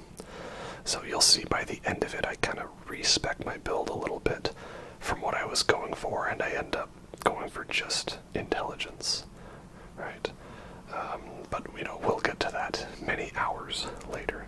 In any case, that's a full-grown Falling Star Beast down. It has a fun fight in a big crater on top of a volcano. I like that. Now, next up, yeah, so we did the cleanup, shall we say, of all the other bosses after Morgott, right? Before we push on to the mountaintops of the giants. Now here we're not going to get attacked by Vapelord Wolnir. No, it's the Fell Twins. The Fell Omen Twins, right? This is a very weird fight. You know, you walk up to that one soldier of God, Rick, and, oh, that's not fair. He dodged my attack. Yeah, you walk right up, and then it's like, just all of a sudden darkness, and there's two regular enemies, but like they're two different omens. I see the one is like got the big machete, and he's the fire-breathing one with all the big horns. But then he doesn't really like attack you until the first one's gone, and I feel like that was not a case though of them changing the AI, because I remember that happened in even my first playthrough, unless they had changed it until I got to it. And oh, this is embarrassing. I don't want to actually die to don't want to die to the Fell Twins of all bosses. I noticed his sword maneuver there was kind of a similar sword slash to Morgott. That's cool. Yeah, that attack. I feel like Morgott does a thing like that too. Yeah, so there's nothing really special, but the environment makes it interesting. You know, this very strange kind of like black void that we're in just kind of appears out of nowhere. And I mean, these aren't the hands of the Fell Omens though, because that's the Knight's Cavalry, I think. But yeah, going for broke there. It's actually a bit closer of a fight than I intended, but that gives us Omen Killer Rollo, and he's a pretty fun summon. You know, you basically get a Capra Demon. And I see here, I did include a Black Blade Kindred fight. I couldn't remember if I did, because we have the Valiant Gargoyles, which is basically the same thing, only without the Blade of Death. And this, you know, Sensanuki super spin attack that I don't know how I dodged that, but I'm not complaining. Bro, you good? What was that, bro? Did I break your AI? I don't know. But yeah, so regular Blackblade Kindred. These guys, again, are also tough. Just something about them. They just always seem to, like, hit really hard, and I don't know why. I get the feeling that their attacks really hurt. It's not something I can say about every boss. I don't know, maybe it's because, you know, I was one of the many people who tried to fight that Blackblade Kindred in Dragon Barrow when I was way underleveled. Oh, how How is this guy? He's strong. Oh, and then for the sword and board part of my build, I was going with the, what do you call it, that Carian shield that everybody likes. And the good old straight sword, because it's got the Carian grandeur to it. Yeah, it was fun just to do good old sword and board, but I'm not really super good at parrying. There's something about the timing to it always felt weird in this game, I don't know why. But that's okay. Good old sword and board for the win. Yay. I would have liked to have summoned Millicent for this fight, but again, we're trying to go without as many summons as possible. And now we have Commander Nile. We've made it into the mountaintops. So, yeah, this fight is definitely a tricky one. If, oh, look at him taking the hit for his bro. Saving him. Because, of course, the Banished Knights are already a bit of a tough enemy. And now here, this boss decides he's going to summon 2 of them, right? He's got bros. And especially when they've got charges like that. But no match for good old Carian Slicer. And also, I tried to get a little more mileage out of consumables, right? Which, you know, I know is tricky because you only get so many of them, right? Gotta save it for my retirement grease.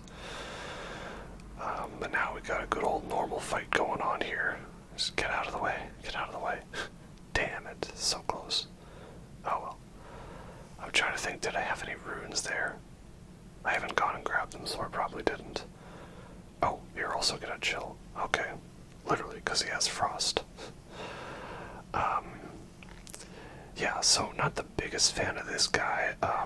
Oh, I think as we can see, I've skipped over Commander O'Neill, because he's essentially the same fight. The only difference is that this guy has frost attacks, and he summons a 2 Banished Knights rather than the regular Banished Knights. You know, what do you call them? Those regular dudes, right? So, hitbox, save me. Oh, that was good. I think I got him there. Nice. Yeah, so that's why we didn't bother with Commander O'Neill when we have Commander Nile. Same boss, basically. But you knew that already. Let's keep that run going, alright. Nice and good.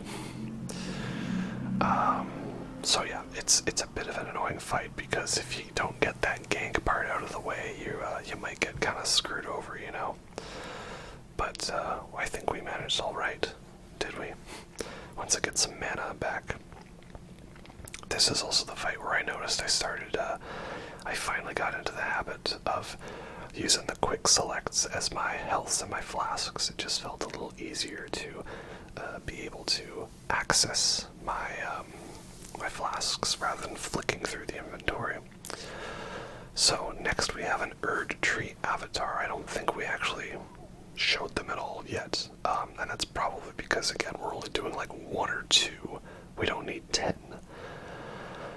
And I showed this one because this one has the fun bit where he actually duplicates himself, you know. Didn't expect a duo. Though, I kind of am trying to notice, do they share a health bar? Like, if you get down one, you get down the other? I don't know.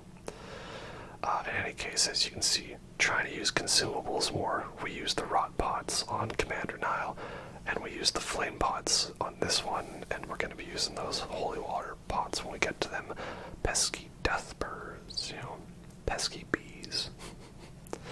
So yeah, the Erdtree Avatars are fun. It's kind of like Stray Demon in that way. I like them. I don't really get sick of fighting them, you know. It's just like you go to a tree and you fight an Erdtree Avatar. That's cool. Oh, who do we have up next? Is this Round Table Knight Vike? I believe it is. Yes, it is. So this is meant to be like Vike before he became corrupted by the Frenzied Flame. As you can see, I just went full on, like, you know, Knight Comet with all the attack boosting staffs. And yeah, that's a lot of damage. It's pretty good. And that's what's great, is that he can't do anything, right? They can't dodge it. course he does that thrust, you know. It's the one thing about the NPCs, I feel like sometimes they perfectly know how to be able to dodge an attack. Right? Or they know exactly what to do. Like, bro, don't die now. And I want to do it with throwing knives. I want to do it with throwing knives. It's fun. That's why you keep the throwing daggers there for those 1 HP and in dream moments. The number of times I've gotten a kill that way, it's been pretty fun. So, yeah, that's the regular fight. And now here we have the ancient hero of Samor. Now, of course, he's not going to put up much of a fight at this point in the game because, you know, I'm pretty strong. But I wanted to do, you know, more fights when my build was sort of complete, like at the level I wanted, right? And this is kind of my idea behind it was, again, as you can see, am I really using those faith stats? Well, not particularly, no. I thought we'd go good old sword and board here, right? Ancient hero of Samor is there, decent to fight. The only thing I don't like is I think their whole dodge ability for spells is a little too good. You know, like they perfectly anticipate and dodge them. And, oh god, no, don't die to Ancient Hero of Samor. He's not nearly cool enough to have that. But as you can see, my build was kind of squishy because I was originally going for level 100 and Flame Pot. And I ended up going to level 125. Again, this is the character I ended up starting the DLC with in the other DLC video you watched. But respect as Ivor, which is more of a strength build with a bit of faith. Next up, of course, we have the Godskin Noble. Of course, he is a very fun fight. You know, he's a good old thick boy. I don't know, I didn't bother Comet Azuring him, I think, because I just didn't. I don't know. I just know that it was very fun to knock him out of his buff stage. Not that it mattered, I knew we weren't gonna get out of that. But man, good old Rock Sling. I just think it's funny how, like, you know, I ended up doing this for my first playthrough. Oh, here we go. Roly-poly boy here. Is it just me, or is he, like, engineered to keep rolling until he gets a hit on you? Like, see what I mean? It's like, I don't know how long he's, like, calculated to go for, but that's what it feels like sometimes. Oh well. Yeah, funny how my first build, I ended up going intelligence, and then, like, oh, yep, from the jaws. And then I did all these other builds, and then the one video I actually record to make my new Redux video, I end up just going right back to it. Feels like we didn't get as much variety out of these videos as we could have. But, oh well. What can you do? So of course I've been going through Volcano Manor now, finally. I like Volcano Manor a lot because it is a cool lava fortress, giving me very big Mustafar vibes. But the only thing I don't like Volcano Manor is I'm not sure when you're supposed to do it. Because it seems to me if I come here sort of after Mountaintops of the Giants, some of it is a little too easy. Oh, that was nice, good stagger. But I feel like you have to, because if you want to do all of the sort of contract quests, or, you know, the assassinations, right? Then you have to wait until you get to Mountaintops of the Giants. And then when you go and fight Rykard, it's kind of like, well, he's still really difficult even if you're at the mountaintops. Oh, I got lucky there. This is the fun thing, I always try to pose perfectly so that the head falls down next to me, and not the best I've gotten it, but still pretty cool. So I don't know really when you're supposed to come here and do this fight. Just the positioning and timing is kind of awkward. And it is a really difficult fight.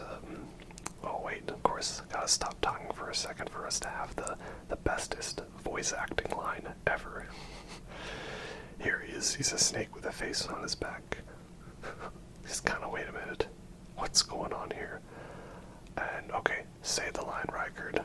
Say the line. Come on. Very well.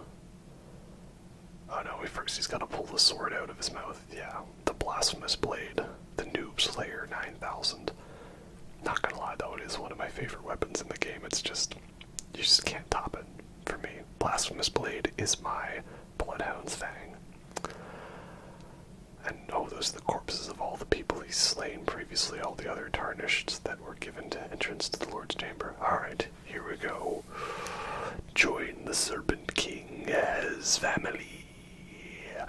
Together, we'll devour the very gods. Yeah, boy, there you go, Bart, say the line. So, yeah, the only awkward thing I find about Rykard is I feel like I have one of two fights against him. Either I get him staggered perfectly, and he barely gets any attacks in on me, and I just absolutely destroy him, because the ashes can stagger him out of his attacks, or he does the whole, like, I'm transporting you to a Doom Eternal level attack, and I die and get absolutely demolished. I feel like I have no in-between with fights. Either I feel like I won way too easily, or I just get devastated. Yeah, I know I keep ragging on Horlu, but I'm not personally the biggest fan. I don't like his whole hover in midair grab attacks. It just feels very cheap, you know, like, oh, I'm gonna jump and then somehow magically, like, hold my momentum back midair. Like, get out of here with that. I don't like that. So yeah, Rykard's got delayed attacks. That actually makes sense. And so here we go. He's powering up his whole, you know, screw you, you die maneuver. And this is very dangerous because I'm, like, not in good range. And as you can see, that once you kind of get up to a certain bit, you end up just kind of stun locking him, and he doesn't have a chance to build up his you die now maneuver. And the other thing I didn't really get much of was him using the snake head to attack. He sometimes does that. He'll attack you again with the snake head. So, but he says the serpent never dies. Will he be back? Well, not in the DLC. But I guess Mesmer is. Make of that what you will. So yeah, I do really like him. Fun spectacle fight. Fun for us to get some, you know, classic Stormbreaker, what is it, the Storm King, fan service again. A spectacle fight done right, for the most part. Now next up, I know y'all have been waiting for this, right? Because he's a main boss that you see like 15 times in the game. This is, of course, the Knight's Cavalry. And now I have sort of, at this point, come on, get over here, you. There we go. Oh, never mind.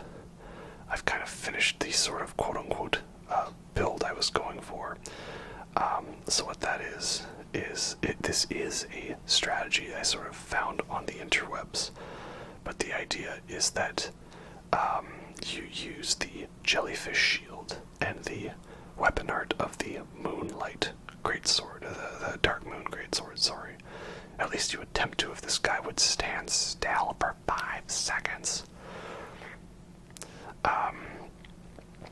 Because, yeah, the Jellyfish Shield, when you use the weapon art, it gives you I think is it 20% bonus attack for that moment when you do it. Ow. Oops, that's bad news, bears, Bilbo wagons. Yeah, but the thing is, if you put the shield on your back, it cancels it out. It does not work. So that's what's nice about the Moonlight Greatsword, is that you can use the, you know, what do you do with weapon ashes, right? There we go, good old Duelist Moonblade. Come on, get to the critical. There we go. Nice. Did not finish him with a crit though, but that's okay. Yeah, so you can't normally use it with weapon ashes, but the weapon ash of the Dark Moon Greatsword, Moonlight Greatsword weapon ash, is just done with the regular R2. So you can still use has. So that's sort of the trick to the strategy, you know. And I mean, let's see. That's a lot of damage. Yeah.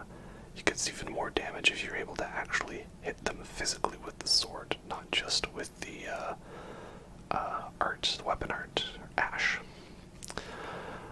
So I picked this fight, of course, because it is the duo fight against the Knight's Cavalry, and of course we're not going to bother fighting them both at once. That's crazy. You know, that's what separating them is for. That's always the trick. You have the ones with the flail, and the ones with the glaive. And the Knight Rider glaive was a weapon that I also became quite a fan of in the DLC. It's got good scaling, it's got good damage. It's a fun one. I like it. What are you doing over there? Get back here, you hose head. So yeah, Knights Cavalries, they are, you know, they're entertaining to fight. Perhaps a couple too many of them, but, you know, it's not like they're crazy insane. I just wish there was perhaps a bit more of a need to fight them on horseback. I did that a lot in the initial bits. Oh, we missed out on our physical chance. Or critical. So, yeah, I like them, that they're nice and fun and simple. I just don't like how there's too many of them. There's not much variety. And, it's, what is it? I wish there was a bit more of like a phase to them. Wait, am I out of flasks? I think I might be. Oops. Well, I guess we're just doing this the old-fashioned way. Maybe I can get a healing incantation off. I don't know. I think at this point I may or may not have sort of taken off. Oh, we're outside his aggro range. Come on, I don't want to do this to you, man. I want to fight you legit. As scary as that might be. No. No, we're still outside the aggro range. It's interesting because I think it's not that we're outside his aggro range, it's that he's too far away from the convoy. I don't know, he like kind of is attacking me, but kind of not. Perhaps because this fight went on for so long, I don't remember all this. But, I mean, you know, a win is a win, right? It's not like I deliberately tried to do this. It just sort of happened, you know? I don't know. Come on. I don't want to go with sword and board for fear of getting got. There we go. Nice. What are you saying? Oh yeah, I just don't like how there's not really a second phase to the fight. Throwing daggers, alright? It's my secret weapon.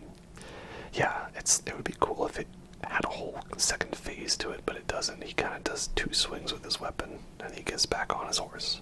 And that's it. Now, next up we have the Great Magma Worm, the Great Worm Theodorix. So, what I was going to do is, this is a thing I sometimes try and do for fun. It's what I call the Godzilla Pacific Rim maneuver, and that is you try to lure over one of the octopuses. And if you can do that properly, the octopi, whatever you call them, ends up fighting with the Great Worm Theodorix, and I don't know what it is with these guys, but like, if you get it right perfectly, they will like mess him up royally. I don't know what it is, because sometimes he like wipes the floor with them. Something about him is it's just like they get the perfect combination of stagger, and yeah, that's it, fight's over. So this is my plan. My plan was to, yeah, let's get a little Pacific Rim Godzilla fight going, and let's see what happens. And now we're just gonna sit here and watch the show. So here we go. It is Gojira time, right? We have Theodorix versus Octopus Squad, and so look at that, they staggered him, right? he can get staggered on them, and it's just something about the way they attack. It's like in perfect synchronicity, and he doesn't do a lot of damage to them for some reason. I don't know if it's because he's not like hitting like the weak spot, which is the beak. I don't know. And yeah, here he goes. He's into the buff phase, right? And there we go. He got staggered again. This is what I mean. It's something about these octopuses, the octopi, whatever. They just like are his absolute weakness. I had heard this could be done, and I didn't believe it. And then I went and did it myself, and yeah, it's a thing, all right.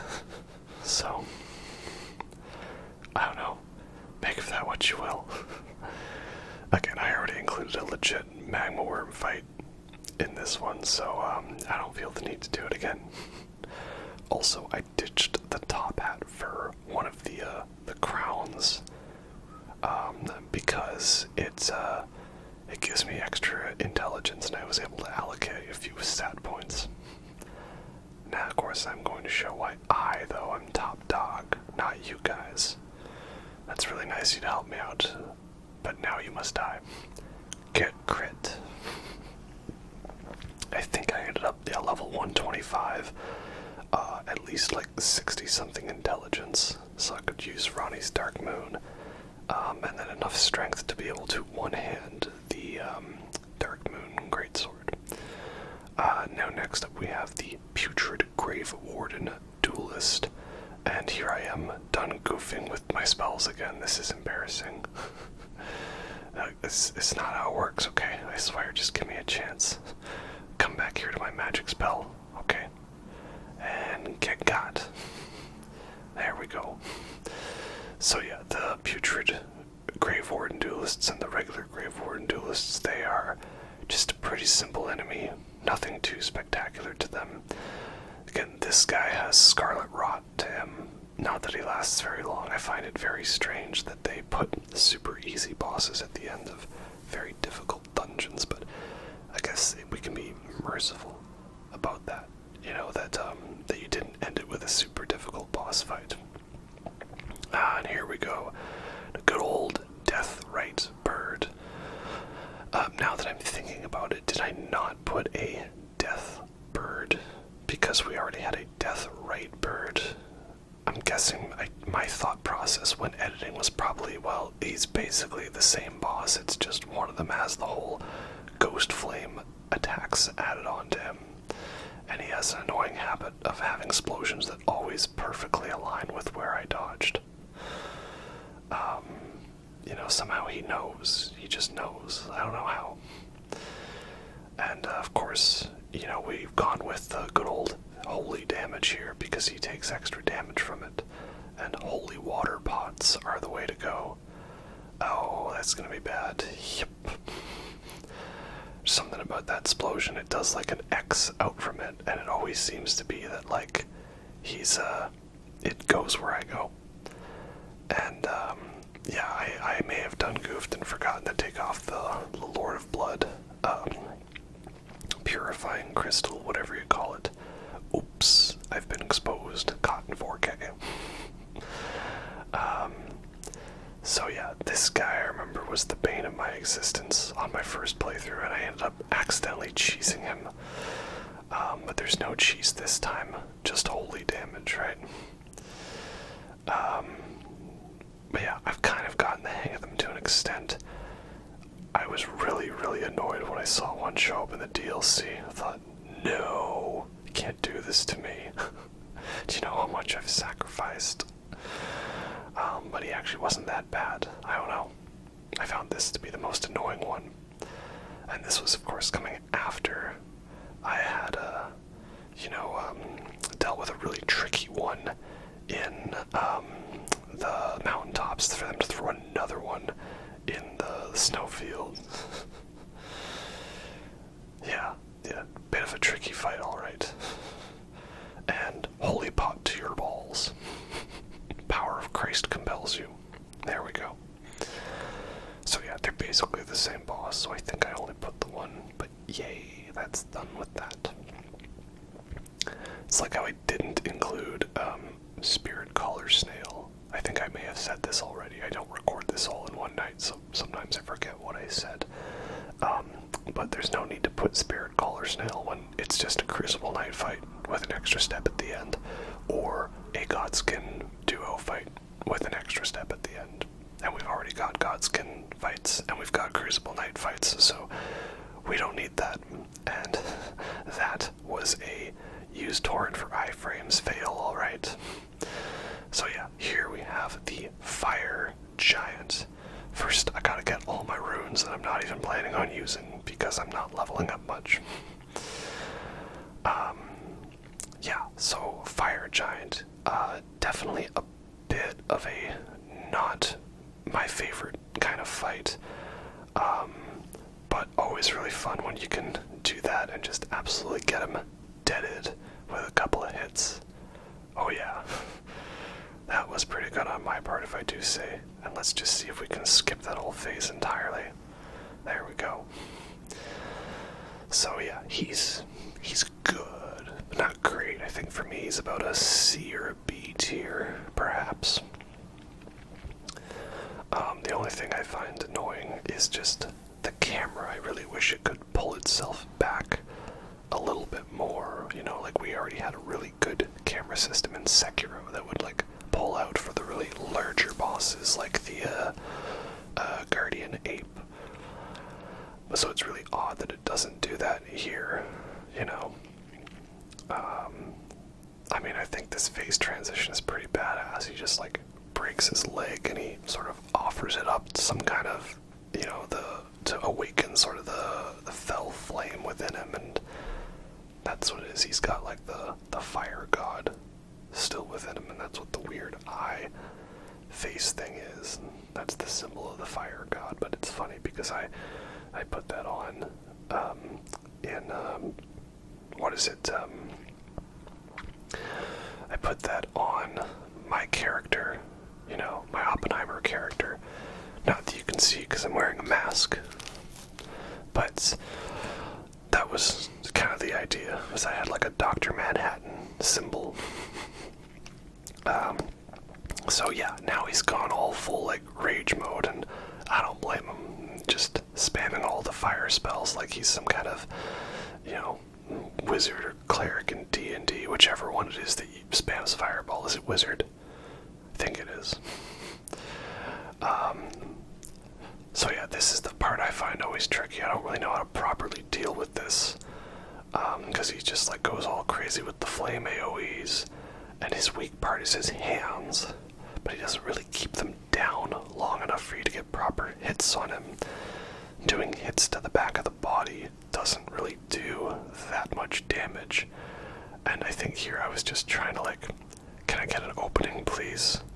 Or something, anything please. Just trying to do my thing, you know.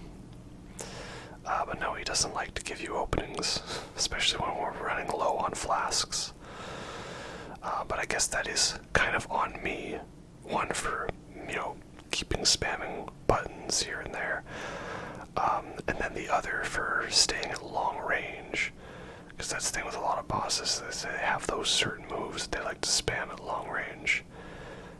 Here I'm trying to get the fireballs to go off, you know. Come on, guys. Give me my freedom to do what I want. Youch. As you can see, it's I definitely made it tough on myself by going with a low-level build that also was more into it for the fashion souls than the armor. But I found it a little more rewarding that way. You know, the first playthrough is always the use what you find, kind of, you know, just go all out and just win at any cost. And then the second playthroughs are the ones where you kind of implement some limitations on yourself, or at least it's the first time I actually did that in a Souls game. I know everyone has always done that before, recommended multiplayer level, you know, recommended area level, and I've never really been one for that. I've just kind of been, do what I want. Oh, he's got a stomach flamethrower, that's nice. Come on, let me win. Let me win. I slash your swords. Slash your legs. Get back here, you.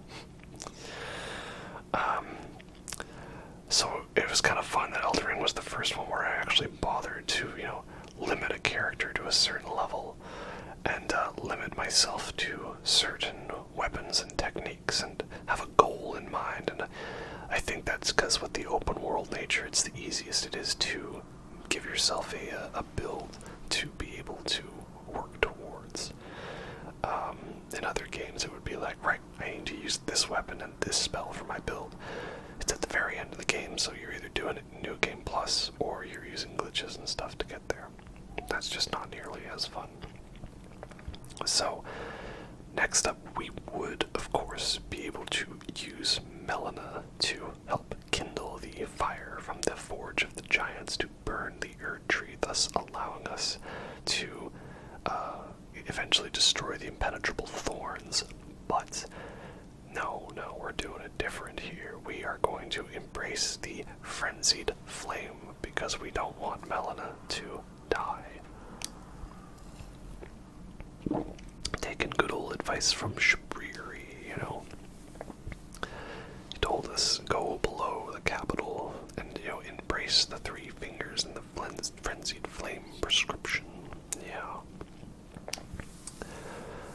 This is also nice because I actually missed out on being able to get Hyetta to make it all the way here, because there used to be that glitch where if you killed all the bosses in Liurnia, that Frenzied Flame fight wouldn't spawn for you and you couldn't get the finger grape, whatever it is, the super swollen spicy one, and so I had that happen on my first playthrough and I couldn't get Hyetta here. And there we go, the three fingers, Frenzied Flame. So yeah, now we've taken the Frenzied Flame in, which will allow us to burn the Erdtree to the ground, incinerate it all, burn it all back to nothingness. Because again, it's Oppenheimer, and the ending of Oppenheimer, all the nukes going off. That's what we're going for. Likely madness, but seek chaos. Oh yeah. And so now, of course, Melina is a little bit more than pissed at us, right? But babe, I did it for you, I swear. And, yeah, that is kind of the unfortunate thing, is you do this whole thing to prevent her from dying. And it works. But then she now leaves you and is going to kill us. So yeah, although nothing really comes of that though, and I guess that's one thing, is they did tell us up front that the DLC was not going to connect to the main game and wasn't going to affect the endings in any way, shape, or form. But it would have been nice perhaps, or if you did the whole thing where you inherit the Frenzied Flame and then keep her alive and then cure it in Crumbling Pharmasula, that was a way to save her, but alas. So next up now we are going to listen to the sounds, Agent Cooper. Listen to the sounds of flame.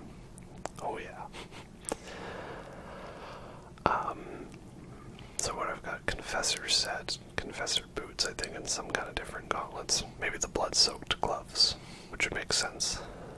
Something like that. Confessor armor is pretty good, it's good drip.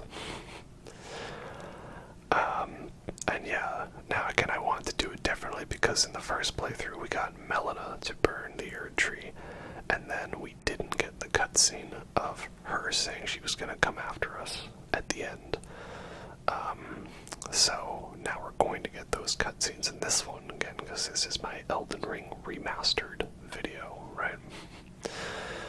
Oh yeah, time to burn it all to the ground. This one's for you, Sylvanas. Oh yeah, also, fun fact, so I've been recording this over a couple of days, and then this was the day where they announced Elden Ring Night Rain. What the heck is that? It's like some kind of like multiplayer focused game, and you're fighting old bosses in it. I don't know what it is, but in any case, I'm interested, Throw him to the floor. Throw him to the floor. Yeah, I don't know. It's more Elden Ring stuff, and Elden Ring's a cool game, so I'm interested to see what it's like, who knows what it could be. Could be interesting, could be not, but I guess that's just something we'll have to find out, you know. What can you do except wait? They didn't really announce when it was coming out, just next year, perhaps. There's that one guy on Reddit who joked, oh, the Storm King is the nameless king, and we're gonna fight him in a Battle Royale style Dark Souls game. Laissons al-Kaib. Laissons al-Kaib. As written. And yes, now we have been magically teleported to Crumbling Farm Azula, which is just, what do you call it, Archdragon Peak on steroids, and I'm okay with that, because Archdragon Peak was pretty cool, so now we are here. This is a really great area too, even if it does have a bit of a not greatest boss associated with it, which is the Godskin duo. But again, that's why they make sleep pods, you know. That's what they're there for. Alright, go to sleep, go to sleep. There we go. Perfect. Alright. Now, no, don't do that. Yeah, do that. Okay, now I could use Terra Magica, I guess, to make it even better. But we'll take this. And there we go. That's how you do it. Super easy. Barely an inconvenience. Oh, and if you haven't noticed, I've been keeping a, just the Misbegotten, the little dagger on hand to be able to use the, Golden Vow Ash 4. So you get Golden Vow, Terra Magica, and oh, we were doing so well. I guess I'm not gonna get a bonus from that, but I'll take it. And alright, here we go. We got our good old duo fight again. Let's do this. Wow, we definitely got the first part down easily, but it's a good thing I brought more sleep pods, huh? Alright, now come on, chill. Go to sleep, big boy. Hey, big guy. Sun's getting real low. So yeah, Godskin duo, again, bit of an odd fight, because it was one that I think when it came out, we all talked about how it was crazy, insane, difficult, because, you know, they just took two really tough bosses and put them in a room with very little cover that didn't really save you, and that was kind of it. But yeah, I feel as of late, I don't know if they nerfed their AI, but it seems like they kind of had a more one was passive while one was aggressive sort of thing going on, so I guess they kind of fixed it a bit. And again, if you were using the Spirit Ashes, it was not that tough of a fight whatsoever, but again, if you're trying to be a purist, not use Ashes at all, right? I guess it would be more of a significant thing. Now next up, we got a big fight. This is a Dragonlord Placidusax coming up, and what another fun, really cool hidden fight. This was one that I actually technically would have missed out on. I knew there was like a way to get down here, but I just missed it because you basically have to go like right to an edge and then look down. I ended up finding almost every other hidden path in Crumbling Farm Azula, except for that one. Or maybe like one that leads to like a bonus goodie, you know? But yeah, essentially this allows us to access the area that is somehow outside of time, where Dragonlord Placidusax is kind of awaiting sort of an answer from his master, like the Lord of Dragons. Because like essentially how us, you know, the Tarnished or whatever, not really humans per se, have like the 2 fingers and the 3 fingers. There's a whole bunch of outer gods that influence and mess around with stuff, like the Great Ones in Bloodborne, hunting and fighting each other, like how the Moon Presence tells us to go and kill Murgo. And so, yeah, now Dragonlord Placidusax, he's been waiting here for an eternity to hear from his master, and that's why he's kind of like, you know, floating here, looking like he's like a dragon version of the 2 fingers, you know, symbolism. And then, of course, what was also revealed in the DLC is that he had a giant epic fight with Baal the Dread. Curse you, Baal. Oh, we'll get to that. Yeah, so, ooh, what a great arena. Definitely one of their best arenas. Alright, let's buff up and get ready to do this. This is also where we would go to cure the Frenzied Flame. You need to use Miquella's Needle outside of time. I don't really know what that means, but, you know, it's a thing. Yeah. So, Dragonlord Placidusax, he kind of got me while I was buffing. He caught me sleeping on the job. That ain't good. He kind of does a bit of a similar thing to like Lich Dragon Fortissax, where he's got like 3 kind of get off of me AoEs. And yeah, so he fought with Bale the Dread. And then as people have pointed out, you can see that, oh, that's not good. One of his heads is actually still attached to Bale. I think the thing we were debating is how many heads he has, because it looks like the old Lord's Talisman shows 4 heads, and it looks like a couple of stumps here and there. Yeah, let's get that good damage in. Alright, nice. Like I say, pretty nice build it turned out with, huh? I don't remember which YouTube channel was it that kind of, sort of hinted at that was a thing. But either way, here he's going all stealth mode on us now. Where'd he go? The thundercloud form, I think. Yeah. It's kind of funny, he kind of has a teleporting thing like Twin Princes, but like, I never really found a bit of an issue with that. I just felt like if you stayed locked on, like the camera does hover enough on him to be able to show you where he's gone. It's just a little bit of confusion here and there. Oh, there you go.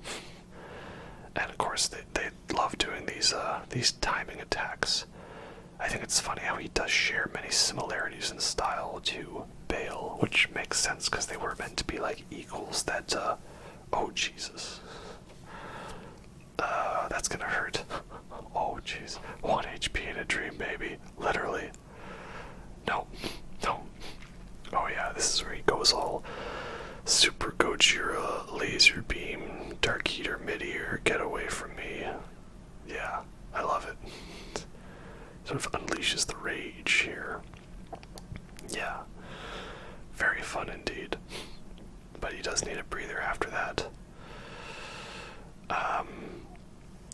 Yeah, so one of his heads is still attached to Bale. I would like to think that he has 5 heads, like, 5 fingers, 5 heads. He's the 2 fingers, and there's the 3 that are detached.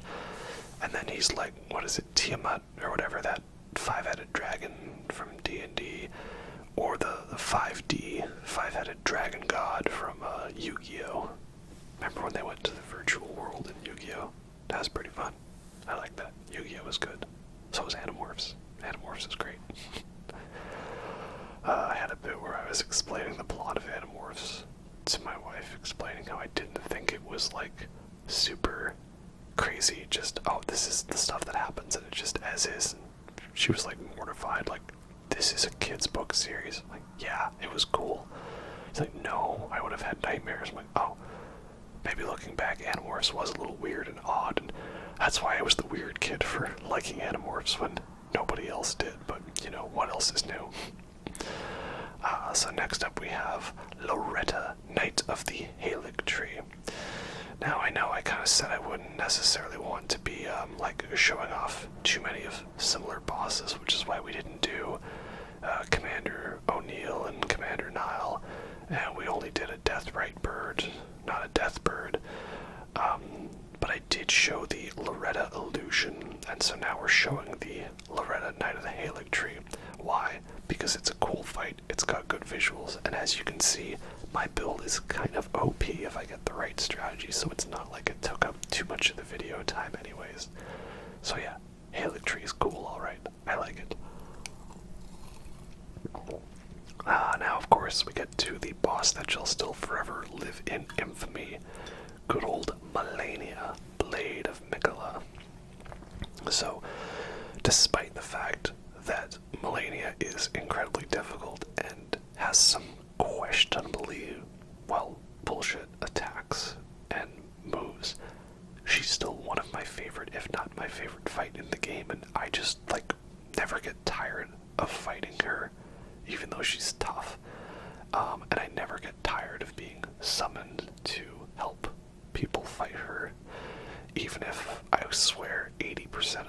I've summoned for always get God by her Scarlet Aeonia dive bomb, you know. Like, what was it? I made this joke last time, but, you know, are you looking up at the pretty naked lady, like, mommy, and then the rot lady, like, shoves her, you know, rot kitty cat into you, and is that it? Are you all just so seduced? I don't know, man. It's a little aggravating. But when you win it, it's very satisfying. I also like that Malenia is essentially a reference to that one queen from, what is it? Nausicaa, the Valley of the Wind, you know?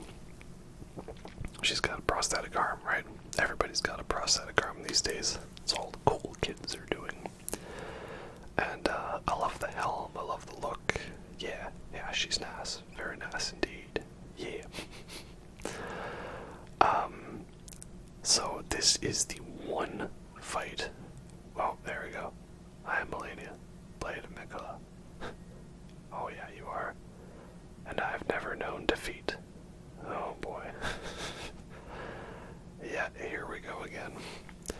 This is the one fight where I did use Spirit Ashes for. Again, not that there's some rule that says I'm like not allowed to do that. It was like a thing I was trying to do. And I don't know, this is I guess my one problem with Malenia.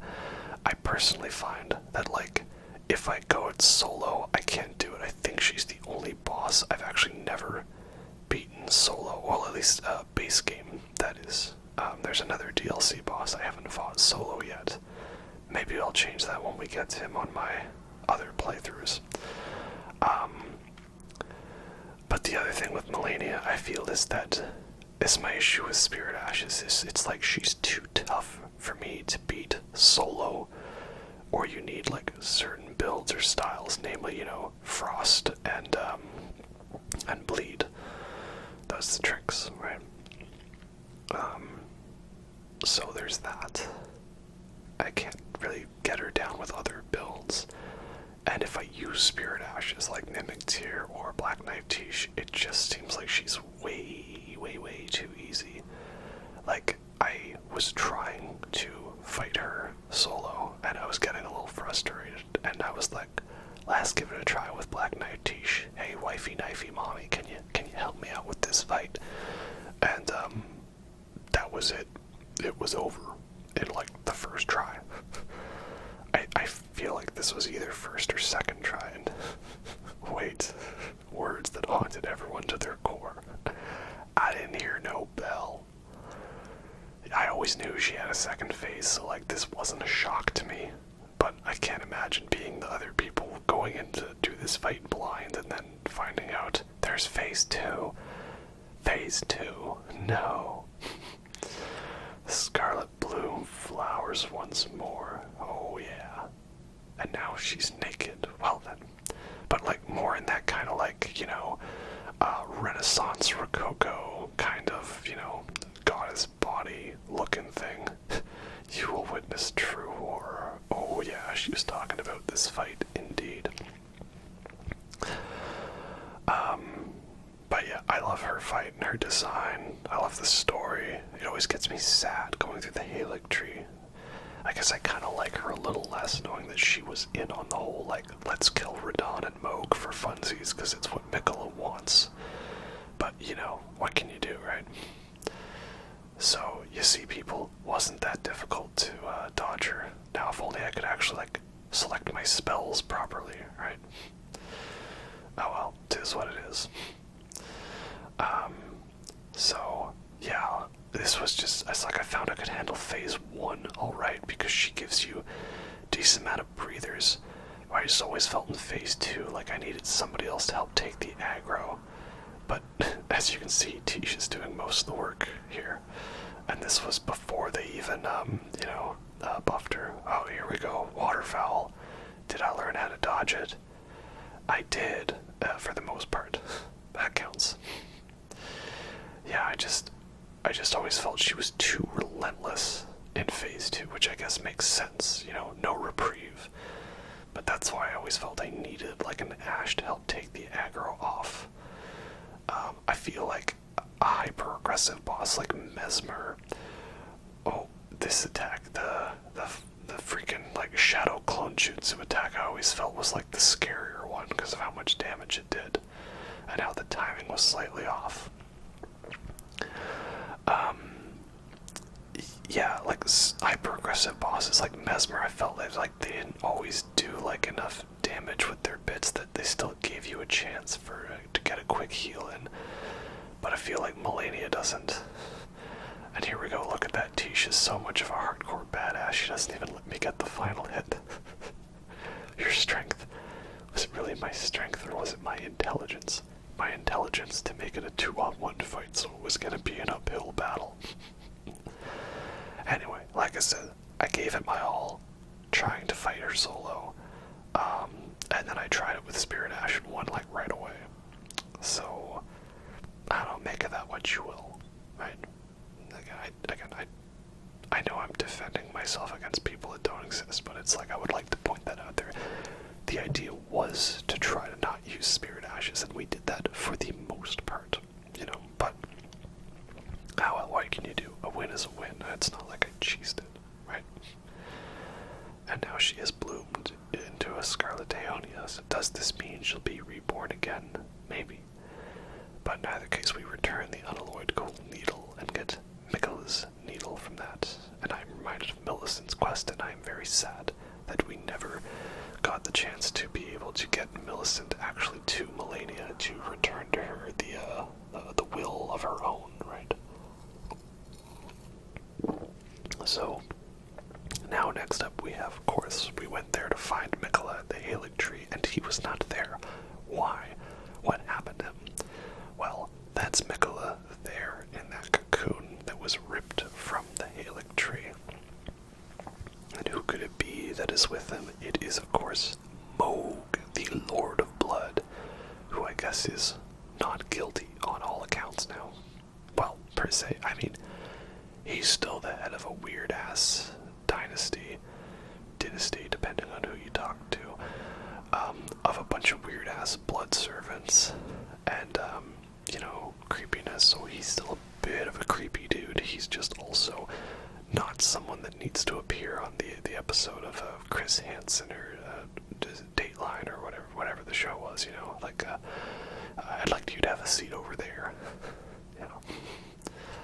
So, yeah, here we go. Mohg. He's definitely a really cool boss.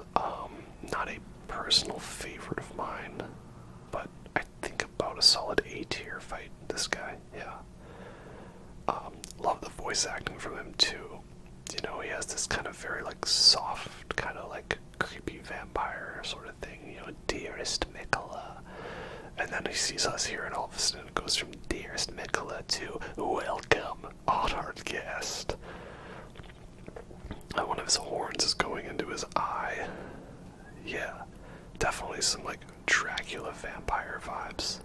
That's pretty cool, alright. So, I'm a high intelligence build. What are we gonna do? Well, we're not going to cheese him with Comet Azor. No, I didn't really do that much, but I am going to use Mohg's Shackle. We always use Mohg's Shackle. All my homies hate Mohg. And there we go, good old stagger for the swagger. I realized, can we get him down before he goes full on kneel? Oh, not exactly. Oh, we were really close though. I decided better wait for the stamina to regen, you know. Alright, here we go. Freaking Blood Angel of Death here, alright. That is the one thing is I find like phase 2 is a little phase 1 is a little too easy. Because you're used to it from, you know, the Omen version of him. And then phase 2 comes around and it's just like, okay, screw you, you die now. But I guess he was kind enough to just sort of chill there. I think he gave me an easy out there. Mohg. Yeah, so, fun fight indeed. I like him. He's creepy, he's cool, very hidden. Just crazy that they took a super hidden boss and made him the guy that would allow us to get to the DLC. So now it is time to touch the withered arm and travel to the realm of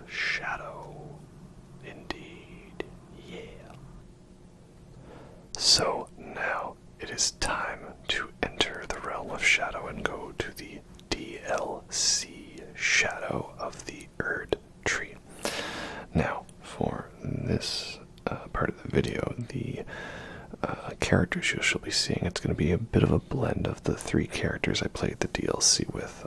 One, this is my Triss Marigold playthrough, which is a max level character. I did a whole bunch of rune farming and stuff just to get to max level, because I thought, hey, it would be fun to have a max level character. And I was in New Game Plus, but not New Game DLC Plus. Apparently there's a separate scaling if you're like in New Game Plus regular but haven't done the DLC second. I don't know. Anyway, this is the Knight of the Solitary Jail, previously known as the Black Jail Knight, is it? Yeah, I don't know why they changed his name. That was a little odd. But in any case, he definitely was a wake-up call for a lot of players to tell you to get the Shadow Tree fragments, because he basically two-shots you otherwise. So it was fun to come in here with a max-level character and just wreck him up. He's a good guy, you know, he's fun fight. And then we have the main sort of story, quote-unquote, boss. The divine beast, dancing lion, man, bear, pig sort of thing. Yeah. Not actually a story boss, though, because he's 100% optional. You don't even need to go to Bellerat. You can completely skip over it. Of course, in true Elden Ring fashion, it is quite insane how much of the game is actually optional. So that's pretty cool in that regard. This guy's definitely got a whole fun intro to him. You know, it was meant to be, this guy's like a sort of soldier of the Horn Scent, and he's here to, you know, defend the tower.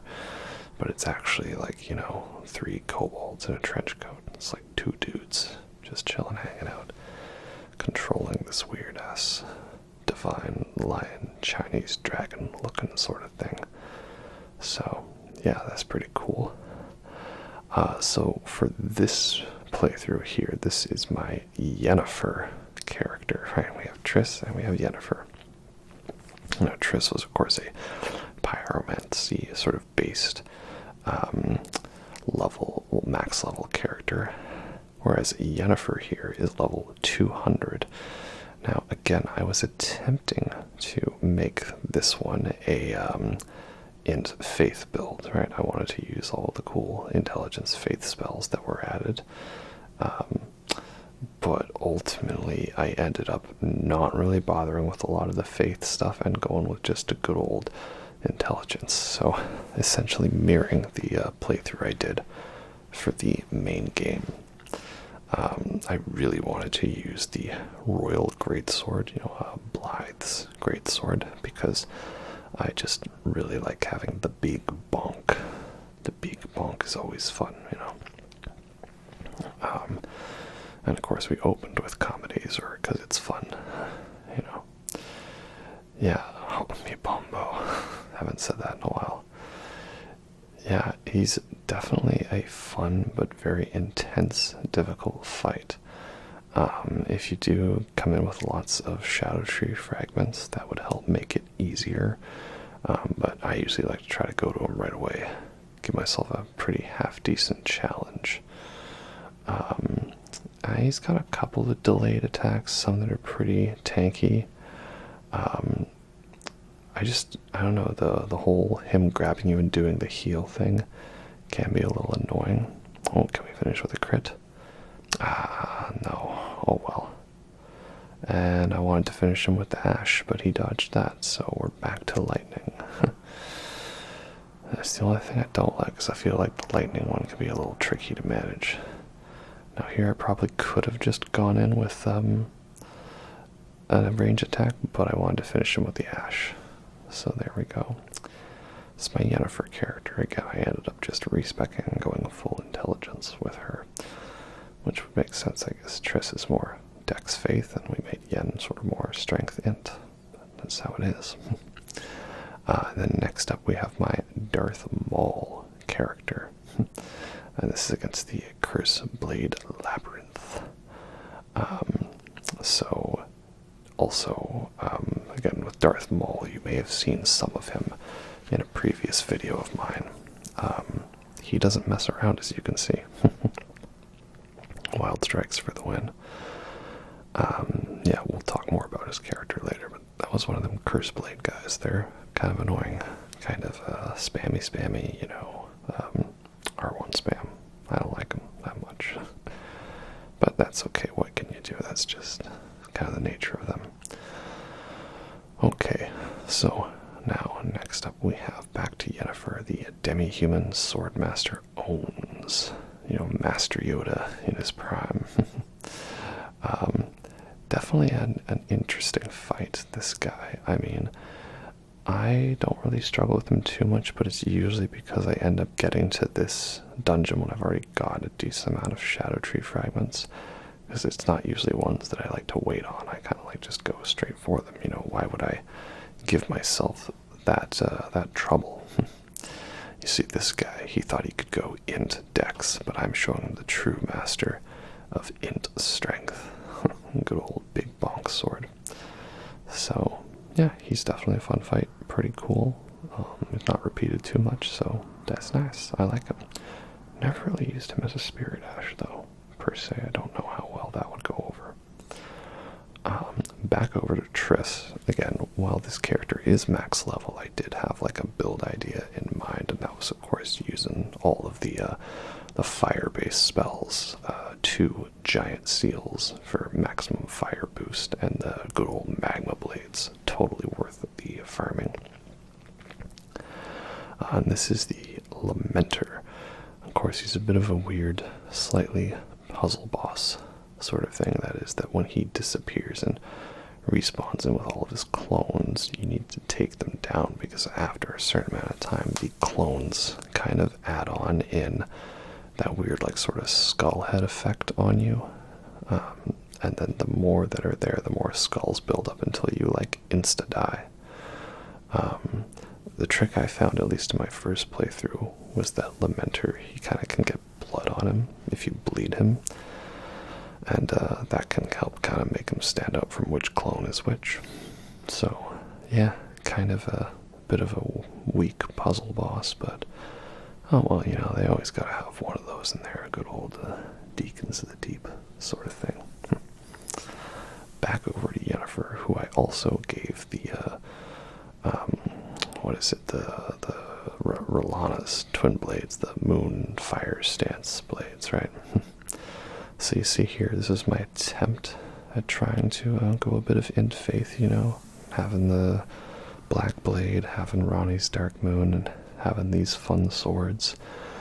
I realized, of course, quickly, though, that fire is not really the way to go in the DLC, because almost everybody is hanging out in water, so they're got fire resistance.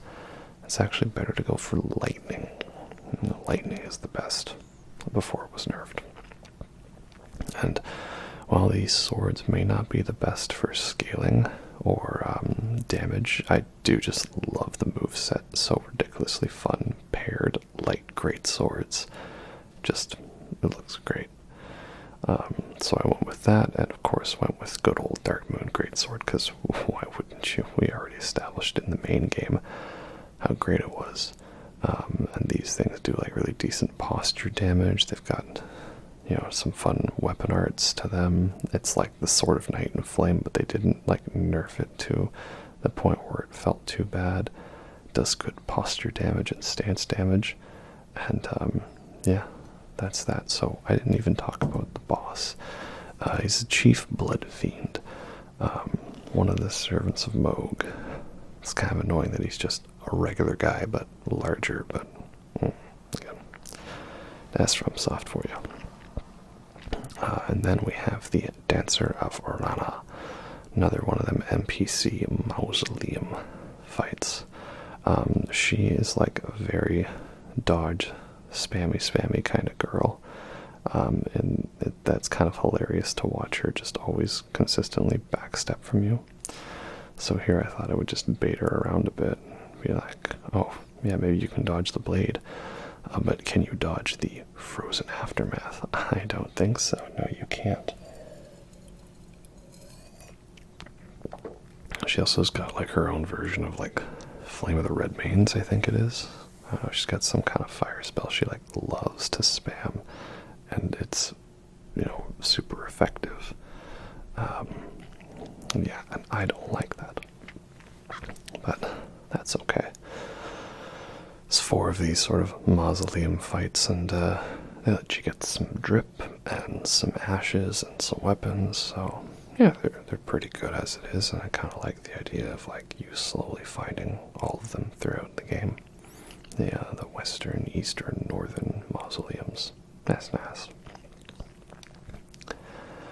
Okay, next up we're back to Darth Maul, who I was attempting to talk about his build. He was definitely meant to be a dex build with lots of arcane for all that bleed scaling, and I thought it would be very fun and thematic to be able to beat Rennala as Darth Maul using the Milady, right, with the wing stance.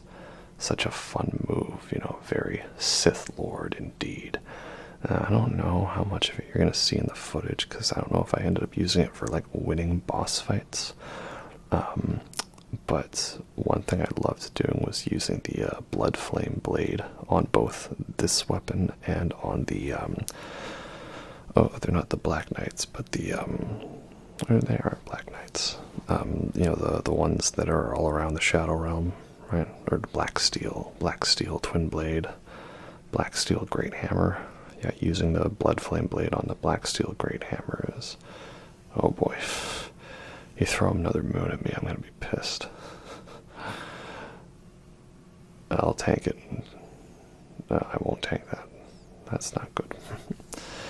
Yeah, so very ridiculously fun to be able to use that and just feel super Sith Lord. And nope, we're beating her with the Ash of War.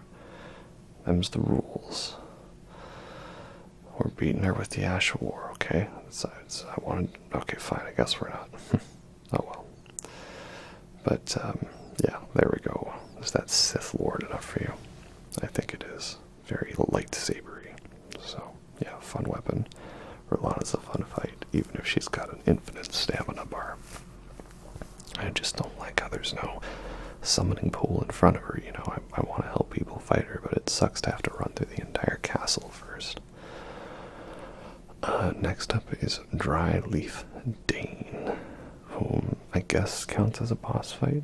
I mean, he's a regular NPC questline fight, but he has a health bar, so I would say that counts. And we're gonna give him a good old taste of the Pyromancer spamming Fireball, right? That's how we do it. I was also realizing how much I love Burno Flame, especially against larger bosses. I actually respected Triss into like a Trogdor, like using the dragon form, you know, the power of the and it was really fun to just like go all out into lightning damage and like one-shot bosses with the ancient lightning dragon strike, whatever you call it, you know, the lightning AoE. That was fun. Dryleaf Dane, he's fun, he's cool, he's got the Way of the Monk, which is not really a weapon set that I ended up using that much. It just wasn't really my playstyle. Never been a fan of the fisticuffs, hand-to-hand weapons in these games. Some people, it's their thing, but not for me personally. Back over to Darth Maul. Of course, we have the fight against Trogdor, the ancient dragon man. Now the question is he an ancient dragon who's a man, or a dragon man who is ancient? I don't know. I just know that he is a kind of guy that has some pretty high-scaled stats. Like, if he hits you with that Dragon Maw or the Dragon Claw, I've legit been one-shot from full health with 60 vitality over it. And of course, would it be a Darth Maul build if I didn't have all of my blood weapons? You know, we've got the Eleonora's Pole Blade, of course, and Rivers of Blood, of course. Don't worry, I'm not a salty invader that spams Rivers of Blood, but it's a fun weapon, you know, and it works. It's like we went from the dual blade to like when he goes to single blade, you know, like in the movie. And of course, after we beat Ancient Dragon Man and some drakes, we end up at the fight against... Come on now. Come on now, where are you? We fight some drakes up the mountain to get to Baal the Dread, and of course, curse you, Baal. Oh, good old Egon, and I feel it's impossible to do a fight without getting grabbed by that attack. God damn it.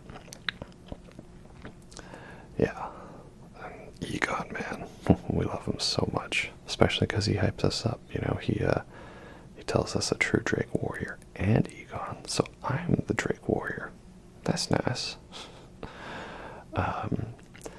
The problem I had was I filmed a lot of my fights, and I was kind of determining, like, who do I actually get to use to be the one to show the fight for, you know? Damn, we actually got him down quite a lot before he went to phase 2. Oh, here we go, Baal the Dread. Oh, I got him, nice. And again, I feel like that's another very Placidusax move, him like spinning around and then doing like a big charge with like extra explosions. Yeah, he's great, Baal. We love him. Such a fun fight. I guess the only thing I found though is I didn't really feel comfortable fighting him until I was very high Shadow Tree fragment level. I don't know. Always gotta fight him with Egon though. That's just the rules. Why would I deny myself the curse you, Baal? Oh yeah. What was I saying? Yeah, I had so many fun fights against him. I just didn't know which one to use. You know, do I use Darth Maul? Do I use Yen? And in the end, I tried to balance it out so they got about equal screen time. Well done, Egon. So this little Moby Dick story, right? Hail of harpoons, whale harpoons. Good job, my man. So yeah, Egon's great, Baal's great, fun fight overall, absolute solid A tier, maybe even an S tier fight. And having Egon helps. That definitely improves it a bit. Next up, we have Black Knight Erdtree. Is it? Back over to Triss. Again, like, not trying to brag with this fight because, again, I know my character is max level. But it's always fun when the whole ducking to activate Burno Flame is what saves me from a hitbox, you know? That what always sucks is when I do get hit half a second before it kicks in. Where's my poise, boys? So yeah, these guys are Black Knights, that's right. And they're fun, you know, you fight a lot of them, and there's a couple that are bosses. He's fun because, of course, he finally gives us the sort of aspect of the Crucible wings. It's what we all were wanting. They finally gave it to us. Nice. That is good. Good fun fight indeed. B tier. And then we have the other Black Knight. I forget what his name is, but we'll see it. Is it Garu? Or something like that, I think. Let's see here. What's he got on? Yeah, Garu. He's fun because he drops the shield, black steel, great shield, and he's got the black steel hammer. Though he is weird because he has a tongue, and like, is it just they didn't want us to be pervy and have a tongue? Ring around the rosy. Come on, come on. Why don't you attack me? Attack me so I can attack you. Well, you're gonna regret that. Yeah, maybe they just didn't want aspects of the Crucible tongue. I don't know. I don't know if he even uses the tongue in the video here, but either or. He's fun fights. I mean, you know, he's another Black Knight, but with a little extra bit to him, so yeah. I like him. He's cool. Black Knights are solid fights. Black Steel, great shield. Very fun shield indeed. Okay, and now next up, another main boss we got in here, the Putrescent Knight. Very fun area, the Stone Coffin Fissure. It was just fun to go through here, like the build up to the whole Saint Trina sort of thing. You know, like we had always talked about this was Saint Trina part of Mikola, and it was fun to finally have the DLC actually go into that more. So Putrescent Knight definitely is weak to lightning. Again, it's not in the video, but in my Trogdor build, I like legit took half his health off with one ancient lightning strike. But I think he's also weak to holy damage as well, because he's like a weird undead creature. He was definitely a fight I struggled with a lot in early game, early stuff, first playthrough, especially when he did the whole corkscrew attack. It was just like awful to deal with. And I don't know what it is. I guess I just kind of got good, per se. I now find him a pretty enjoyable fight. I would say he is a nice A-tier fight for me, because he's got lots of cool moves. I feel like his whole delayed attacks and his like specific hitboxes are for the most part pretty like they make sense. Like I feel it's like, yeah, I should have known that was a delayed attack. I'm not the biggest fan of his whole like putrescent fire ice rain thing that he does. It's just because I find the timing a little weird for it. You know, it's like you have to be kind of dodging it ahead of time to be able to get to it. Now, obviously, my Darth Maul build is not a very faith holy related one. I got a bit of faith in there to be able to do some of the dragon spells. I just wanted to kill him with the power of Doot, because the Doot horn is fun, and I farmed a long time for that one, and it was painful, so I want to make sure I get my mileage out of it. So yeah, I like Putrescent Knight.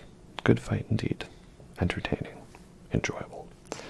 Back over to Yennefer with good old Baymore. What do we have here? Oh yes, it's Red Bear. The dude who was so mad at women choosing the bear over the man that he became a bear himself. Like literally. But that's fine. It doesn't matter whether he's a bear or a man, because my character is a woman and she will win. Again, they had it in the claw weapons, which I never really used. The bear claw it definitely gives me kind of that Bloodborne beast claw vibes, and I really liked that, but that was because that game had a rally system, which this game doesn't, so I'm not sure how well that would work. And then you see right over here, well, there we go. This is the man who became a bear. At least I think that's the implication. There's... Oh, don't you interrupt my moon spell. I think that's the implication. Not with this bear. There's another bear. There's two great red bears. I only included one of them, of course. We don't need two different rune bear fights. But it's the one right before you fight it, you find like an empty armor set by it. And like, is the implication that like that was a person who then became a bear? I don't know. But I remember when Shadow of the Erdtree came out, that's when it was the man versus bear, you know, topic, which I make jokes about it. I do sympathize with it. Like I'm not saying people are dumb for saying that. It's just, you know, it's fun to joke about it. Like, I get it. Or it's fun to, you know, play this game and then the bears attack me and I say no and the bear doesn't listen. Like, I thought he was supposed to listen. They lied to me. It really makes you feel like you're Leonardo DiCaprio in The Revenant.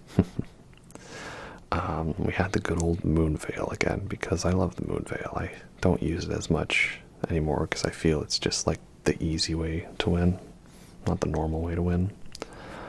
And I was using it with the Rellana's cameo to get you that extra damage boost for the stance. So yeah, it's a fun one. I think at this point I had almost fully embraced yeah, this is not intelligence faith anymore. This is intelligence. Alright. And we're sticking with yen. Again, I was trying to get my mileage out of some of all the consumables, right? My retirement grease. We had Black Knights, and now we have a Death Knight. These are the Knights of Godwyn. Godwyn the Golden, yeah. And they are very fun to fight, these guys. There are two of them. One with the long shaft axe, and then the other that has like the mini twin blade axes. and I have the blink bolt skill. Now, I never really used it. I did have the stats to be able to with certain characters, but I never personally did. Some people I saw were saying that like it was a very OP Ash of War, that the weapons were really good. And I can't believe that I actually dodged the whole ability to get him to heal there. I did not think that was. It's usually impossible for me to go a playthrough without getting grabbed by his heal grab. Oh yeah, and he's got the Knight's Lightning Spear, which is just lightning spear on all the drugs, so it is great. Yeah, I like them. I mean, again, people kind of were sad that like there wasn't a Godwyn the Golden fight in any way, especially when his head's right there. But I mean, I guess it makes sense because Godwyn's soul was dead, like gone for good. It was his body that was still alive, and that's what caused it to spread throughout the roots of the Erdtree and create the death blight and the corruption. So I'll still take these Death Knight fights. They've got, you know, they look cool, they're fun, and yeah, another solid night fight boss. Old squid face over there. Next up we've got the Finger Mommy. No, Finger Mommy. No, wait, fingerprints. Like prints, like fingerprints, Animaniacs, remember? So this is Meter, the Mother of Fingers, after the quest of ringing all them bells in the Finger Ruins. Yeah. She is a decent boss.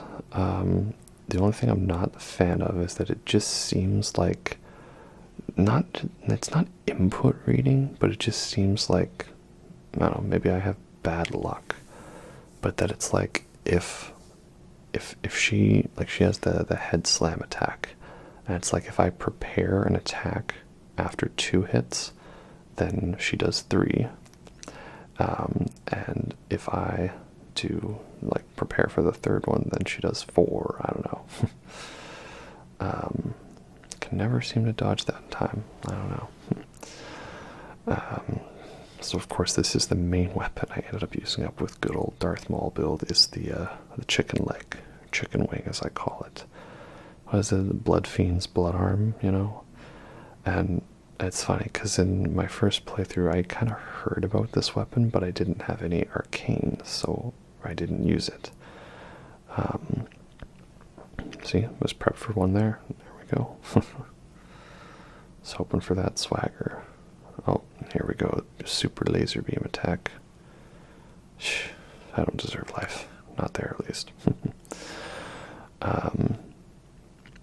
Yeah, so I didn't know it was like considered to be a super OP weapon, and then I went and used it, and then I realized, oh yeah, this thing's got nearly 200 bleed buildup. I'm using this weapon, and it's a super heavy stagger weapon. Yeah, don't mind if I did. So yeah, it's a fun weapon, and Meter, while being annoying in some elements, is still a fun boss. Like, I remember I was dreading fighting her when you find the what is it? There's one ghost that says something about like the Mother of Fingers. I thought, are we gonna fight some super creepy giant finger creeper fight? And well, yeah, you do. I just remember my reaction essentially being, "Aw, hell no." Learning there was another set of finger ruins under the church. Yeah, it was really spooky indeed. So I love the build up to her as a fight. Just not a fan of some of the moves here or there. And again, there is that one laser beam attack that is very difficult to dodge. I somehow dodged one element of it. But yeah, the lore behind her is pretty cool too. People complain about her not having a cutscene, but like, I feel like that's an odd complaint because some of the biggest bosses in all of Dark Souls didn't get a cutscene. Gwyn didn't get a cutscene. You know, always only the biggest final boss of Dark Souls, and he didn't get a cutscene, right? You know. So now on our way back to check out the whole throne, we get invaded by, you know, the sword hand of Knight Jolan, you know, and she's basically the I always forget her name. There's that one firekeeper who is just kind of like being an edgelord and angry, hanging out around one bit in Orlando, and she gets mad if you defeat Gwendolyn, right? Just feel that this is that game's version of that character. I forget her name. Sorry. So she gets mad at us for defeating Meter. Steps in, and then now Count Ymir comes in. Grant me a mother's strength. No, can I hit you yet? No? How about now? No. I'm just gonna spam. There we go. So yeah, this is he's it's a inclusivity win. The guy's a dude, but he wants to be a mother. That's okay. And he just has a thing where he just births finger creepers from his chest. That's pretty spooky. And he has some pretty cool spells that he uses. That's nice. But ultimately, he's just a slightly elevated NPC fight. So, yeah, there's another mommy down. That's good. That's very good. Now, on the other end of the scale, in terms of quality from Meter, we have, the good old loathsome Commander Gaius. Now, many people have hated on this fight, and you know what? I hate him too. For one, I hate that he's immune to damage when he's in his charge mode, because I was opening the fight with, like, the good old moon attack, and the game was basically just like, no, actually you're not allowed to do that. And that's a lot of damage. And I'm a pretty decent Shadow Tree level. It's the hitbox is weird with the charge. He can basically go into it with no warning. He hits you for so hard damage. I mean, I don't have much for armor because I'm definitely fashion soulsing it. But this is 60 vitality plus Morgoth's rune, and even still during this fight, it's like I'm playing it old school Legend of Zelda, like 3 hearts and that's all you get. So, not great. But ultimately, I think he's weak to fire, because I always found my best bet was to just use fire weapons, and just, if you can get really good with the charge there, just get him in. I feel like the trick is you just really have to be in his face with it. The further back you stand, the more he's going to use charge attacks and distance attacks. You just want to do your dance. You just really got to give her with this guy. But yeah, not one I look forward to fighting, because I know I'm going to get frustrated. Funny enough, I actually beat him with that same weapon in almost all of my builds. What do you know? And then of course, someone call an exterminator, because it's time for me to whack an overgrown weed that is the Shadow Tree Avatar. Seems I can never not get got by his first attack there. We're off to a swimmingly well start. Come on, hit me. There we go. So the thing is, as you can see, dude's really weak to fire, even despite the fact that he's in water, and then that also makes him weak to lightning. So, I remember first playthrough, this guy really kicked my ass. I can't remember if I summoned for him. I think I did. And that was also because I was like, am I doing something wrong? No, you're not doing anything wrong. The boss just respawns in twice. You have to fight him 3 times. Thought there was like some trick I was missing, and it was like something about his charge. He would just like delay it, like, okay, I'm gonna delay that one, then that one I'm gonna go, and that one I'm not gonna go. Something about it, it's the timing is like the tiniest bit off. And I went with Flame Skewer, but really, let's be real, the best one is, of course, Flame of the Redmanes, because why wouldn't it be? It's just always the best option. But I went with the Quailing's Flame Spear, sort of a thrusting spear, right? Man, the Fire Knight swords that they added to this DLC are so good. You've got that Flame Knight Greatsword, or wherever you saw me use it with Yennefer. And this is where I was like, okay, I think I'm just gonna tank it so that I can get up close and get a lot of damage in, right? Probably for the best. And that's what we did, you know. And then I thought, alright, well, this one will run away from. I don't know exactly what the distance on it is. It's kind of, there's meant to be like a bit of an audio cue to it. It's usually why, at least in my first playthrough, I had the whole Vow of the Indomitable. It's kind of my screw you, I don't want to deal with this attack. So yeah, he is a tough fight. I didn't really dig him the first time, but now I actually enjoy the fight. I really love the music, the sort of sickeningly violin in the first half, and the very sort of sad, melancholic one, like it's kind of like the last hurrah. And the animation on the sunflower is great. Yeah, all in all, really enjoyable fight. The complete opposite of this fight, the Golden Hippopotamus, which is not an enjoyable fight. Now, why is that? Well, 1, he hits like a freight train, so we're back to the 3 health system. For 2, hitboxes are very large. For 3, I'm fighting him in a room that's barely twice as large as him. Oh, and 4, it's the bullshit grab attacks. He just sort of turns and he's like Kirby. You know, he just like vacuums you in. Oh, I hate it. So yeah, not a fan of this guy whatsoever. But that's okay because we're going to put him down with the good old strength, the big bonk. And there we go, my good old bleed. Yeah, very nice indeed. Nothing better than the big bonk. Oh, and then he's got his whole arrow rain of needles, ash, which I never really bothered using.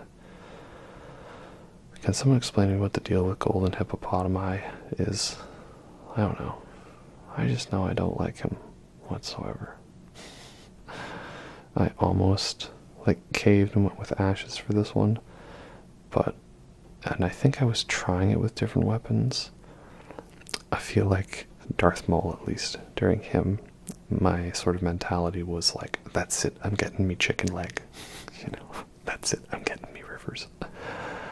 Also, I kept Darth Maul at around 150. So you had Oppenheimer, who was 125. Darth Maul was 150. Oh no. No, sorry, he started at 150, and I brought him up to 175. Yennefer was 200, and then Triss was a max level character.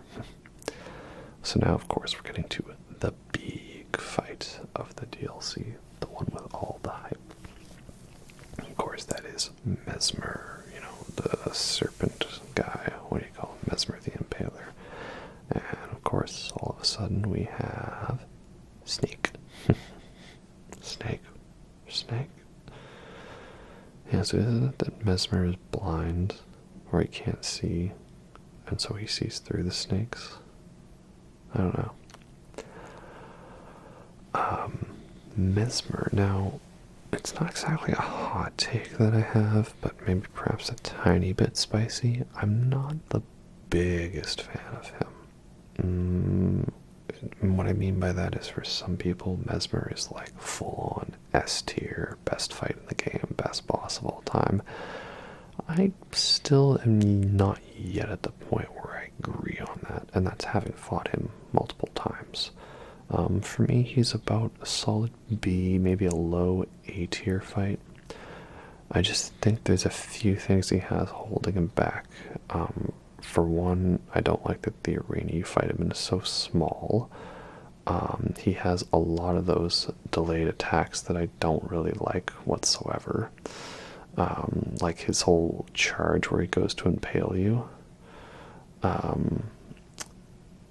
feel like he has like too many combos that go on forever with there's always an extra step. Like, oh, the combo's over. Oh, actually it's not.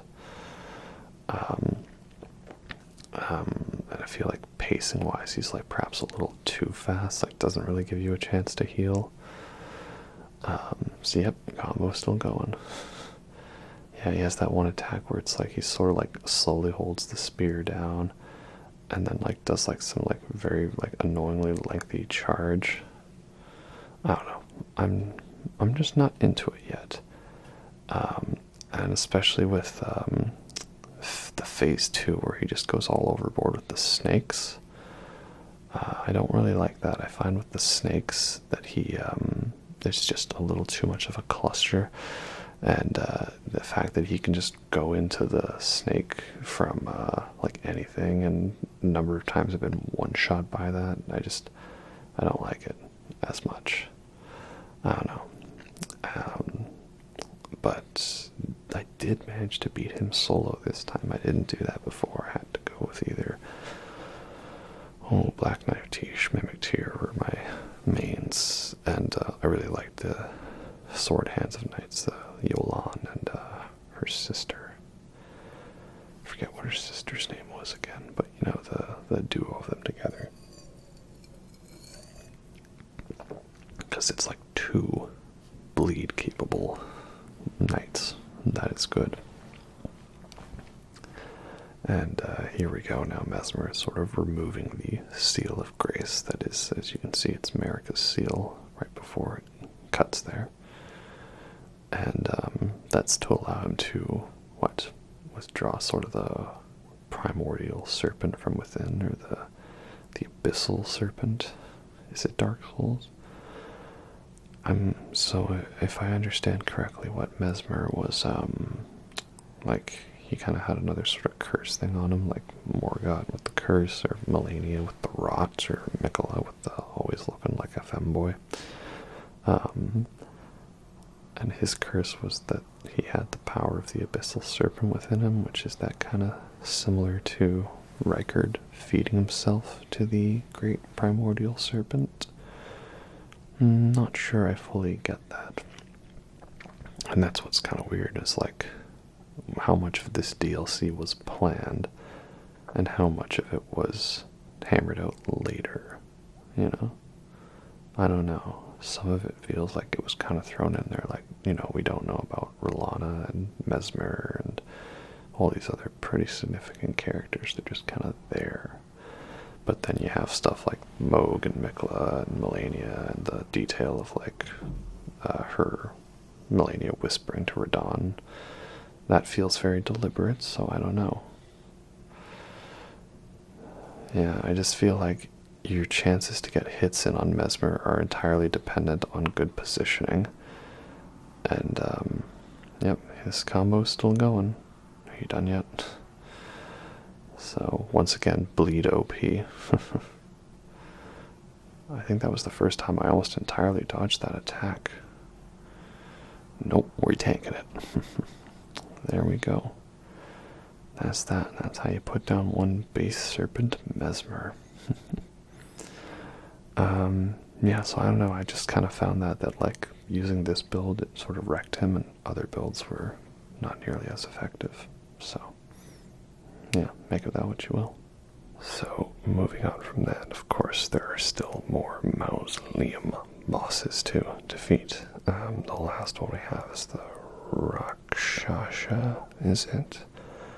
Is that the one? Let's find out here. Yeah, Rakshasha, which apparently that's like some kind of like D&D fantasy mythological creature where they got like weird backwards hands. I don't know. Like this guy. This guy's such a PvP guy, spamming weapon arts. Infinite stamina.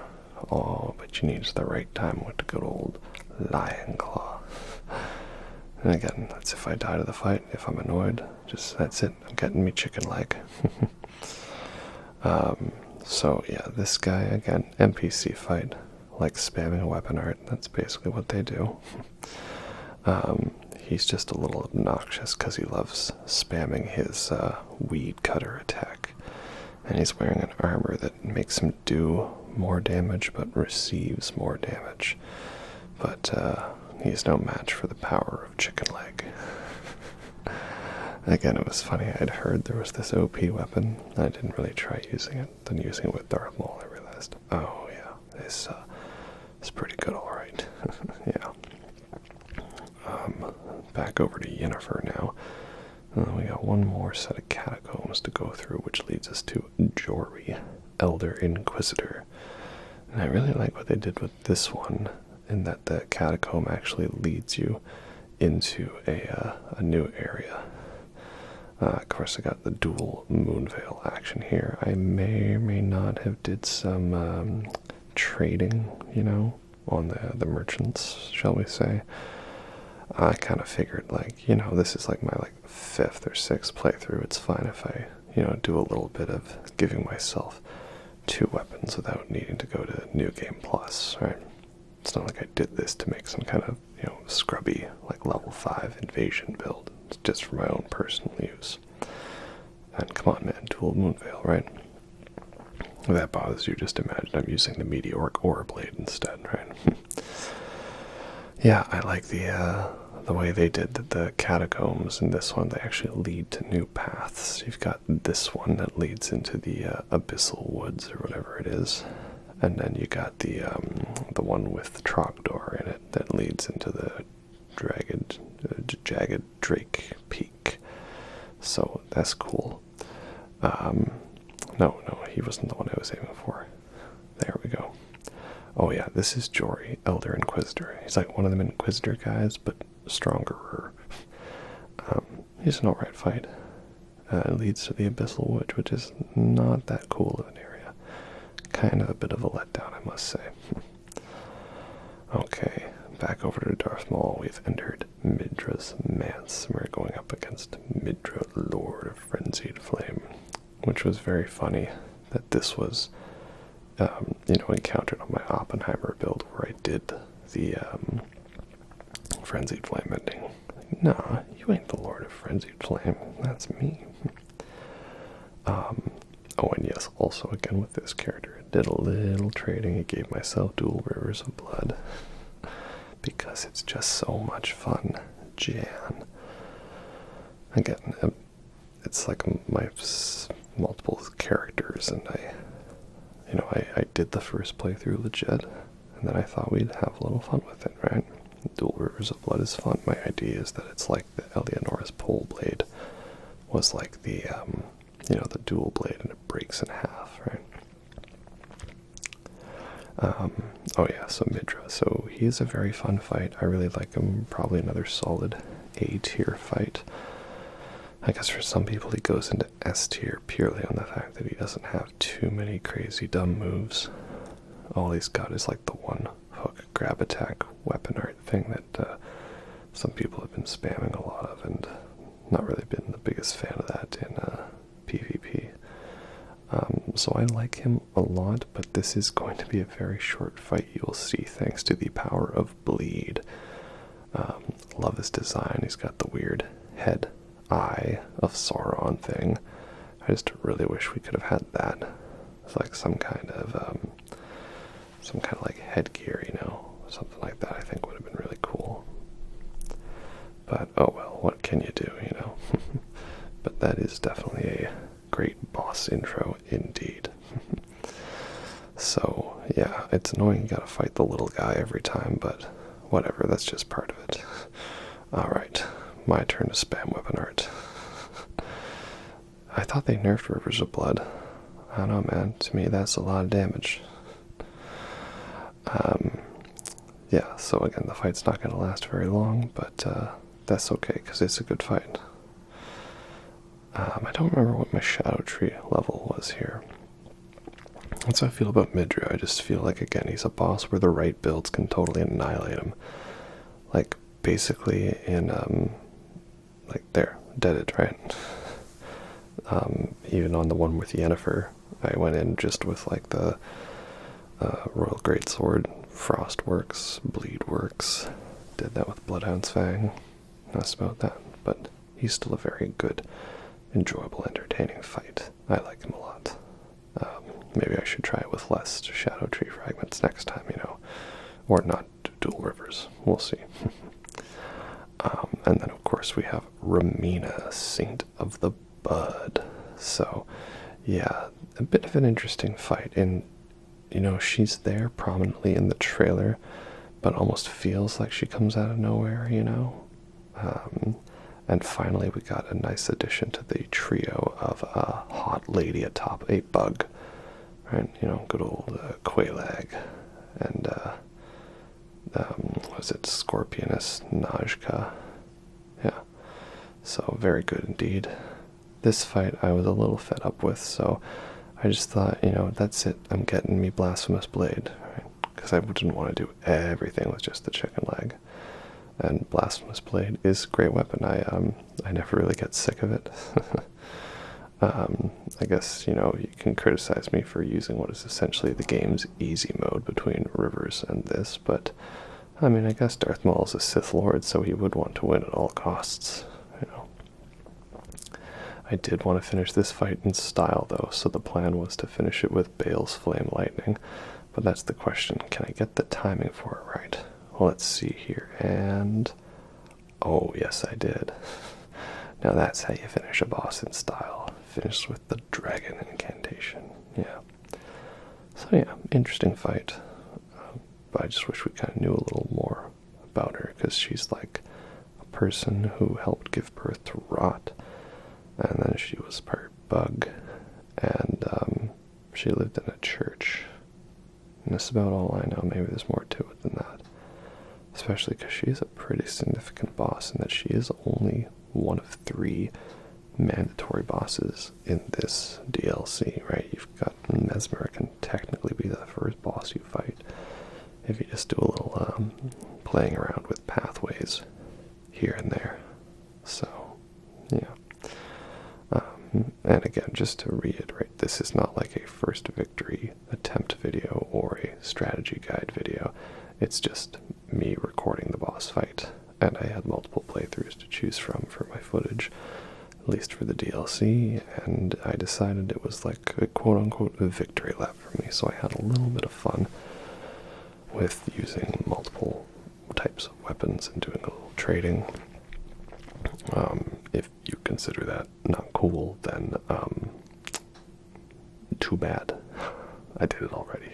And again, it's not like it was my first attempt to just win at any cost. It was just part of it, because I don't know, I wish you could have multiples of certain weapons just for like the style, and it sucks having to like go all the way into New Game Plus and then get back to that point, because it takes so bloody long, you know.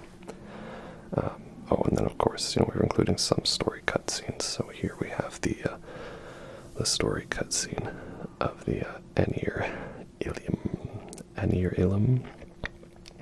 Elysium being revealed to us by burning the Shadow Thorns.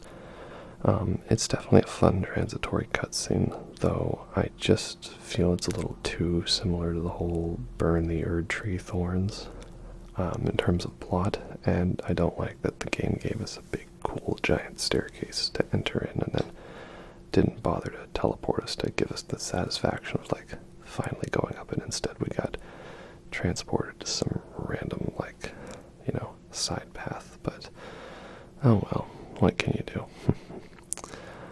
Okay, now here we have the fight against Needle Knight Letta and her gank squad, the Mikola fanboys and girls. Yeah, so this is also interesting. It's a fun fight. It's definitely an emotional one. Probably one of my favorite soundtracks in the game. I like the way it's sort of been built up over this whole time. You know, that Letta's been kind of realizing, like, hey, I'm no longer under Mikola's control, but are you? You know, do you have a moment to talk about our Lord and Savior, Mikola the Kind? So I guess this is one where we use NPC summons and stuff, but, like, it just, like, feels right to me. You know, it's, like, designed for that, so I think that's okay, right? You know, I think it's not like it was a rule, it was just more like a fun idea. And, yeah, so we got Yennefer again here with the Rellana's paired light great swords, and we're gonna have Tiali and Ansbach join us. I felt bad because I killed Ansbach in my first playthrough. I didn't realize how much of a bro he was. And of course we got Sword Knight Hands, Jolan, and Anna. They are pretty great too. They may be a little squishy, but they do deal lots of bleed, and they've got their fun weapon arts that allow them to go through shields, which is really good when you got some good old sword and board person like Redmane Freya. You know, she's definitely a poise all right, and she'll get you with her, you know, no, you don't. She'll get you with the Savage Lion Claw with the follow-up. So then we got Morne. Oh, poor Morne. Sad forever. Morne is just very annoying because he throws rot pots, and he's very tanky. He's a tanky, thick boy, you know. We all need our thick boys, alright. And it just seems to me like whenever he does the rot pots, like it's always going to hit. I don't know. I've actually dodged it twice in this fight, and that's pretty good. Yeah, good old tank boy. And I'm going up against light greatswords. Probably not the best strategy, but oh well. Yeah, so again, I like this fight. It's just a total like cluster and war between everybody, and just all out, like, just feel it's like a bunch of us using our full potentials. The only thing I guess I do notice is that some of these NPCs are quite tanky. I've never personally tried it without summoning anybody. I'm not sure how well that would go, because like it seems really tricky to be able to down like Freya before Morne comes in, and then once Dryleaf, Dane, and Letta are in, they are very difficult to deal with. Like Morne is manageable, he's just tanky and he's kind of got annoying AoEs, right? So I don't know, we'll see. I'm trying to backstabbing here, you know. Backstab. There we go. Sad forever indeed. And yeah, Dryleaf Dane, Needle Knight Letta, they're definitely a little tricky. She's got like the one ash that like I think like negates your status effects, or it's just a little tough to dodge. She does not mess around. And of course me, a true Elden Ring player, spamming Ashes of War. I just liked the look of having the great Dark Moon Greatsword on my back while I had the dual light greatswords. Just felt very purposeful. And I think at this point we just were only using incantations. Faith was purely for scaling, to do with certain weapons, or perhaps some incantations, or sorceries that require level in faith. And there we go. That's about that. Pose for the camera. So yeah, well done, but imminent tears, I know, right? It's definitely a fun room to fight in this area. I don't know exactly what it is, but it's cool. Alright, so here we go. The boss that shall live in infamy. This is, of course, promised consort Radahn. We're going in as Darth Maul. We got good old chicken leg, and we got Cragblade. Because, you know, stagger with that swagger.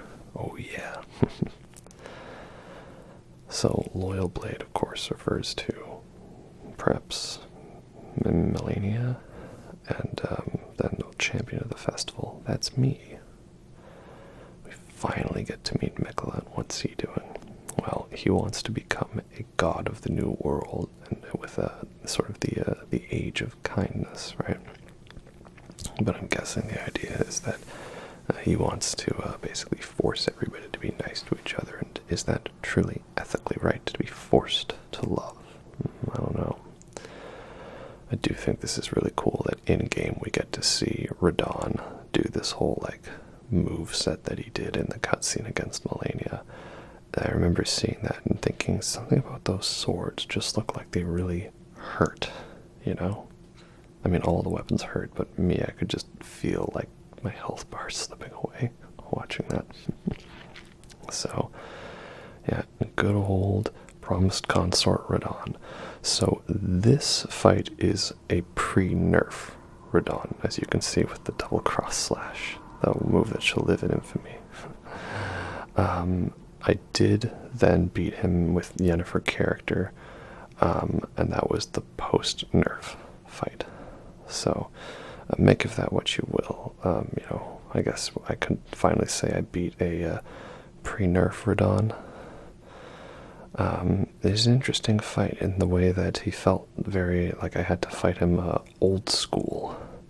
And what I mean by that is that it's not something I felt I had to do with many Elden Ring bosses where it was specifically like, okay, dodge, dodge, and wait for an opening. I felt for the most part with many bosses I was good to just kind of give her, do as is. That's what I want. Not like old school Dark Souls bosses that was a little more slow and methodical and calculated, right? Elden Ring had kind of a weird pacing issue, like, not as slow as Dark Souls 1 and 2. Almost Dark Souls 3 level, where it was like not quite up to Bloodborne, but like being Bloodborne would have helped in a lot of fights. And definitely not Sekiro per se. I mean, everyone hypes up that deflecting tier, and I tried using it, and I don't know, I guess I'm just not good at parrying because I could not get the timing for that thing to work, and I know everyone loves it, like, oh, it changes the game to Sekiro, but I wasn't good at deflecting in Sekiro, right? I was the L1 spammer. So yeah, make of that what you will. Yeah, so we got phase 1 down. And phase 1 is the very particular phase where you gotta be slow and methodical at timing your dodges and then waiting. And it's basically like so fast that it's like you gotta survive a combo and then choose attack or heal. You don't get to do one or the other, right? And yep, the actual final fight is legitimately, everyone joked it was gonna be Miquella on Malenia's back, and instead it's Miquella on Radahn's back. So yeah, we go in Mimic tier for this one because I ain't got time for this shadow clone jutsu, spammy extra AoEs nonsense, I ain't got time for that. What I do have time for is healing, except I don't. I never really had an issue with the blinding light effects. It never really bothered me, but it was something that they toned down. So that's nice, I guess. I just feel that like some of its stuff is so crazy, and like your margin of error is so small. It's very frustrating in that way. But oh well, what can you do, right? What you do is you can tank it. Oh yeah, can we finish him with a crit? Can we do it? Oh no. Now, I probably could have won there if I attacked, but oh, literal 1 HP in a dream. Oh my emotion there. But I would rather play it safe and heal.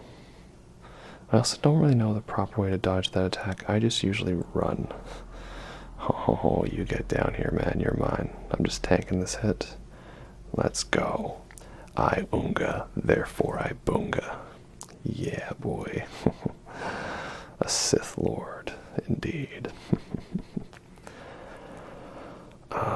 Yeah, so then I did beat him the post-nerf, but I don't feel it really changed much. It was like that cross-slash was modified a little bit, and then there was the light was not as blinding, and perhaps he was slowed down a little. I don't know, I felt he was still challenging, and he's the other boss that I haven't beaten without the ashes yet, because I just feel he's like so chaotic in that second phase. It's just really difficult to not need someone to help draw aggro away from you. But the first phase, I actually find it's better to do it solo because it's just easier to keep track of his combos and his moves. So I like to do that, do phase 1 solo, and then phase 2 is when we bring out the Mimic tier. If no one else got me, I know that I've got me. We have this final memory, thus confirming that Miquella essentially is, bewitched Radahn. And yeah, that's it. That's the end of the Shadow of the Erdtree DLC. So maybe perhaps a bit of an understated ending, but like, let's be real, that's kind of how most of them are, like, because they're made after the game and they don't change things too much. Like, orphan of costs. After you beat him, you get a quick little cutscene, and like that's it. Right? So I don't know. This seemed in character for me. I just wish we could go up to the gates of divinity, but I guess that wouldn't be in character. So now we're finally back at it, into the regular game, back to good old Oppenheimer here. Going through Crumbling Farm Azula, and we're going to be fighting the Beast Clergyman, who is also Malekith the Black Blade. And yeah, it's kind of fun how you get extra dialogue from him based on if you got all of the death roots, right? I can't remember if I did the first half of this fight just to be able to show the dialogue here. I don't know if I got him down first try. That would have been pretty crazy of me. Maybe I did a little combo. But yeah, as you can see, my strat, it's not exactly glass cannon build, but like I think I only have 40 or 45 vitality or health, vigor, when I was used to, 55 or 60 minimum. Here we go, good old Malekith, right? He's unlocking the power of the Black Blade that he had sealed away because he had lost it after having a part of the Rune of Death stolen from him, so that the Black Knives could infuse it into their blades to take down Godwyn the Golden. And oh yeah, here's my boy Malekith. I've actually come around a lot more to Malekith over the years. I really didn't like him at first because he felt like too chaotic, too much of just a cluster, and just way too much insane damage with his, health zapping powers. But I sort of understand the way you fight him now more. I kind of get that. So I don't hate fighting him. Oh yeah, that's a badass pose, alright. The only thing I do hate is when hosts don't have killed the Draconic Tree Sentinel. That bothers me a bit indeed. And I think I've gotten a little better at using the pillars kind of for cover, give yourself a bit of a maneuver room, right? So yeah, he's actually a really cool fight. I think perhaps at the time I would have only given him like a B or a C tier. But now, no, I'd say he's a solid A tier, almost an S tier boss perhaps. So I like him, he's cool, he can stay. I don't know, something about this room also gives me Devil May Cry vibes. I don't really know why exactly, but I'll take it, right? Like he's a tough fight, and he's meant to be, it makes sense, and I do think he's actually balanced properly in a good way. And oh my emotion there. But yeah, it's a sad fight, especially if he was your bro and you got all the death roots and helped him out. Right? So, yeah. Yeah, Malekith's a good fight, and Crumbling Farm Azula is really fun. And I originally wasn't going to defeat him. I wanted to see if something would change if you beat Shadows of the Erdtree before burning the Erdtree, but it doesn't, so it's okay that I didn't wait. Yeah, and as for the DLC wrap-up, because we finished the DLC content, I hope you liked all my different characters there. Again, Triss, Yennefer, and Darth Maul. And they're very fun. I had a lot of fun times putting them together, and shout out to the YouTube channels that allowed me to get the facial sliders for them. I don't know who you are, but I'm sure if you just search like facial sliders for those characters, you can find something, because I'm not good at character creation, and I have no shame admitting that I needed help with that. Yeah. So now the Rune of Death is unbound. Oh yes indeed. And now death has crept back into the world. Though I am wondering, is this technically mean that, like, if the game were going by canon, like canonically, like we wouldn't be able to die to any of these boss fights here because we wouldn't be able to respawn? I don't know exactly. Perhaps, maybe, maybe not. Maybe I'm just reading too much into it. But I mean, that wouldn't really make for a very fun game, that just, last 3 bosses have permadeath enabled. Oh yeah, it will be Elden Lord yet indeed. So, Now we get to the final area, Leyndell, the capital of Ash. It's interesting because some people would argue that this game is too long and there's too much to it. And I don't know about that. It's like, it just really all comes down to the wire. Like, you might argue that, like, the peak would be fighting Margit in Leyndell.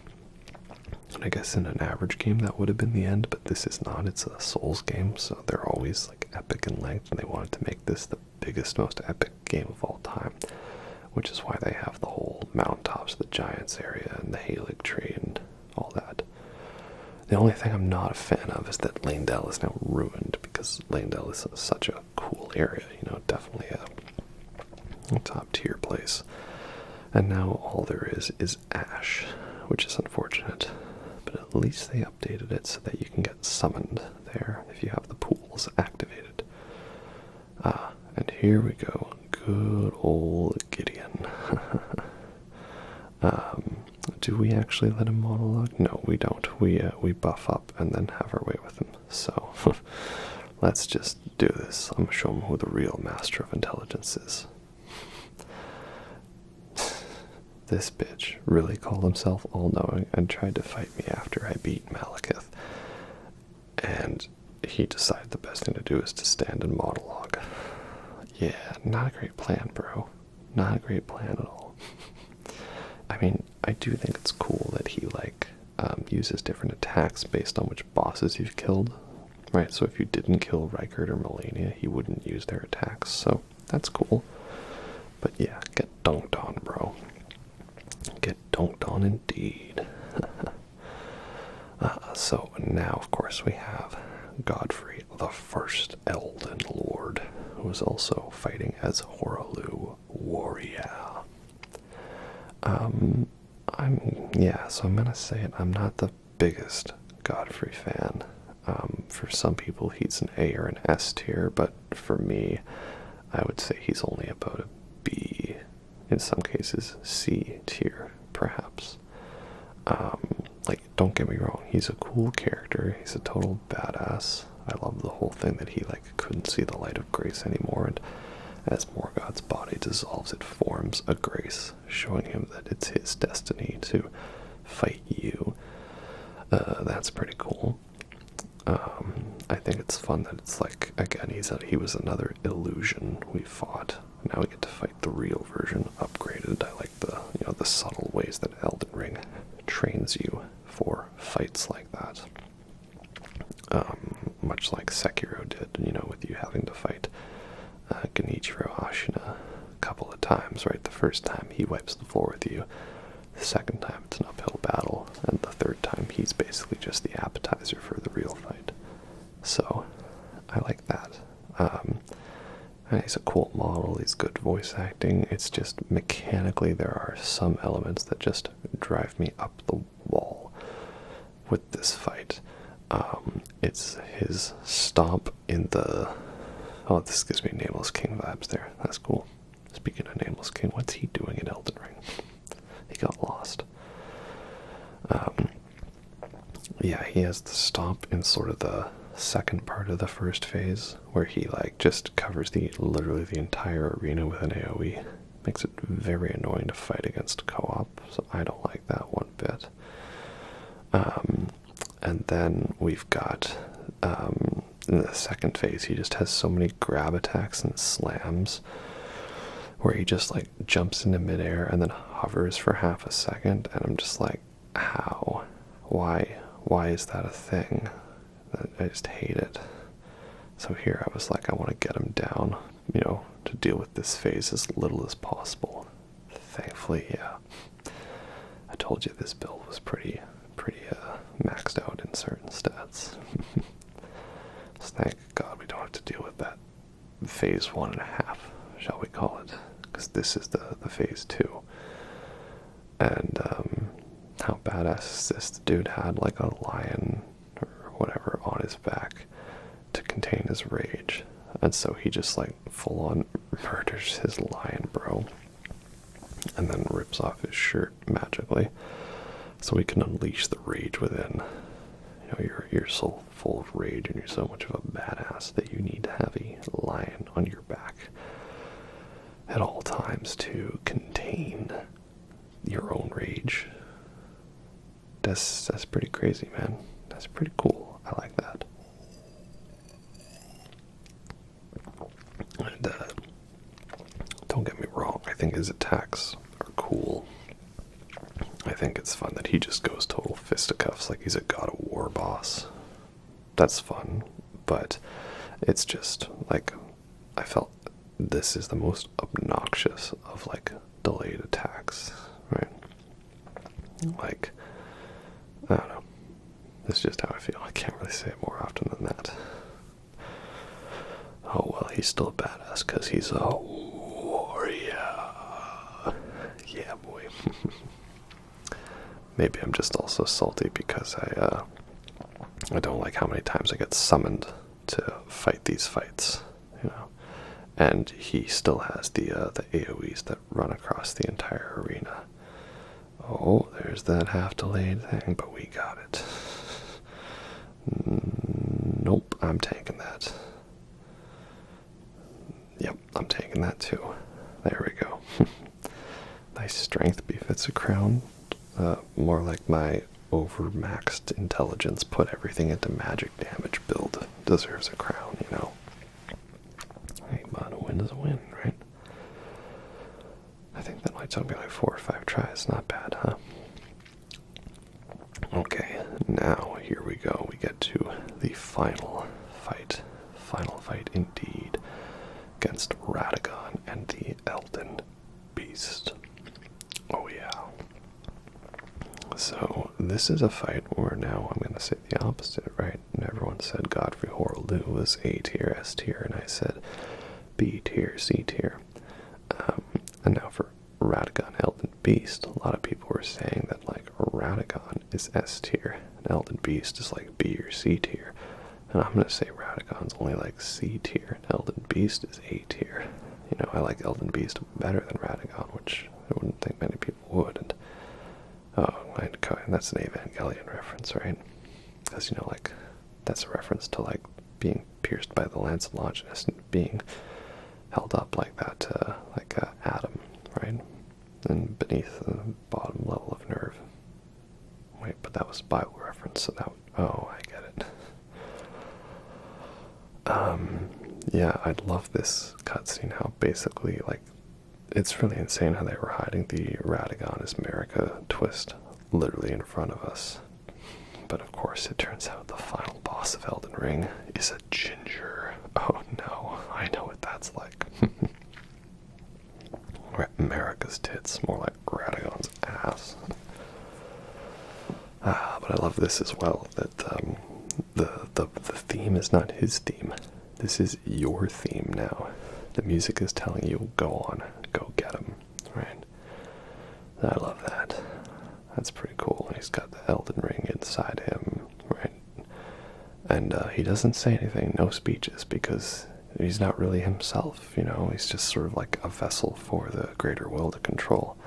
So I love that. But how's the actual fight? Well, it's okay. I just feel that Radagon suffers kind of from those same problems that, like, Godfrey Horreldu does, a little too many delayed attacks.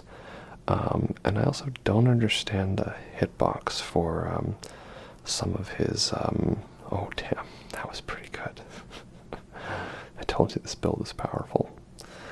I don't understand the hitbox for some of his, like, flying attacks. Like, I don't know if it's when I play online, if it's like a weird lag, but it seems to me there's certain, like, attacks of his, like his triple ground pound slam, you know, where it's like that third attack, it's like, it's impossible to dodge.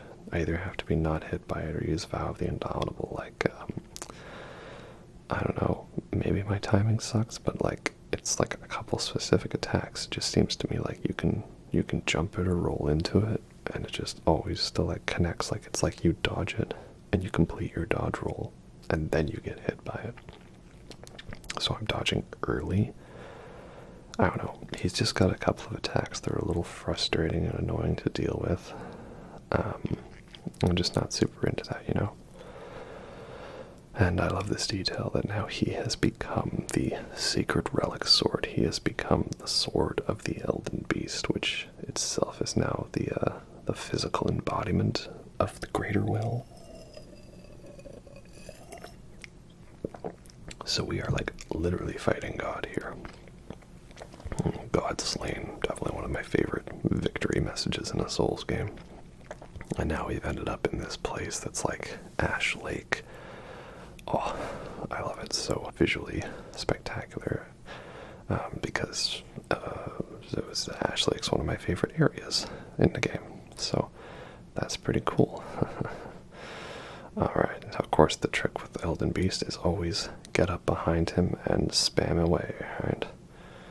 As long as you actually hit your targets. Or you can just not get hit, thankfully. But that is good. And, yeah, this really is one of the best weapons. Like, oh, Stagger Elden Beast, absolutely. Don't mind if I did, that's always fun to be able to do. But, of course, now he's going to run away and he's going to get me. Now, this fight was done, of course, pre-Shadow of the Erdtree, so it was before they added in that you could ride Torrent during the fight.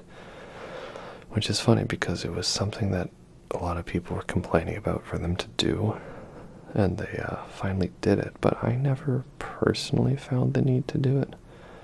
I don't know. I always found Elden Beast to be like a tough fight, but like of a decent level. The only thing I originally had a problem with was the OG Elden Stars.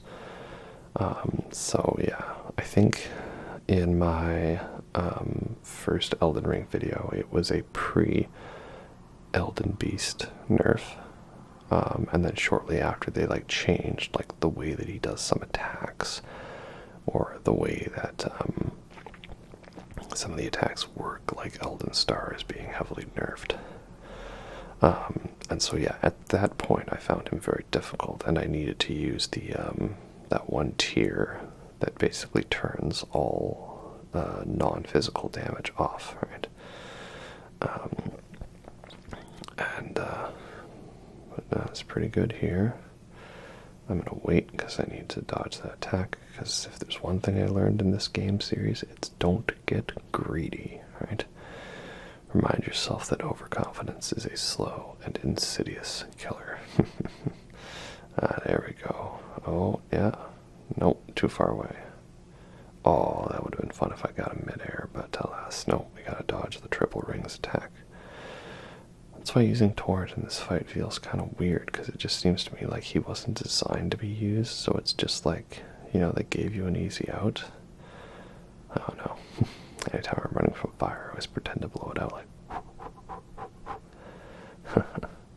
And a good old Sekiro Divine Dragon lasers dodging, you know.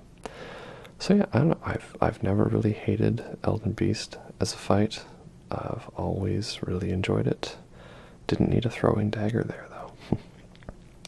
I thought he was a really good, fun conclusion to the game.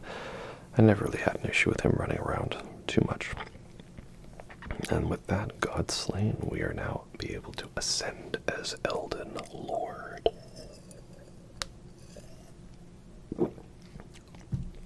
Of course, this puts us into the Ending Matron 3000, where we determine which ending is it we want to be able to use. Don't forget to pick up your runes here if you had any, because otherwise they're gone forever, because this is your last chance to be able to use this before you choose what ending you want. So, what ending shall we do first? We shall mend the Elden Ring, which is the default ending. This is the Age of Fracture, I believe. Which is just simply like, hey, we did it, right? We mended the Elden Ring, and we became the Elden Lord. And that's that. Yes, I do have the blood-soaked gloves, right? This is Oppenheimer. Got blood on my hands, right? My hands are dirty. You know, there was an attempt at making a thematic idea of a build. I'm not sure if I succeeded in that well or not. So yeah, that's all for bosses. Now it's just all about endings, right? And there we go. The Elden Ring is repaired, and we shall now become the new Elden Lord and govern the land. Though that does make me wonder, can we put the Rune of Death back? The Rune of Death is unbound. Originally it was taken out of the Elden Ring and sealed away so that people would never die and their souls would instead return to the Erdtree, which is actually just like a big giant alien brain parasite sort of thing, feeding its roots off of all of the corpses that you see in the catacombs, right? So by mending the Elden Ring, did we also put the Rune of Death back? I don't know. But there we go. Tarnished became the Elden Lord from the lands between. It's interesting because this is kind of like a neutral ending. It's not really the best ending per se. It's basically just, and then the cycle continues. It was the Age of Fracture. Oh yeah, there we go. Elden Lord, alright.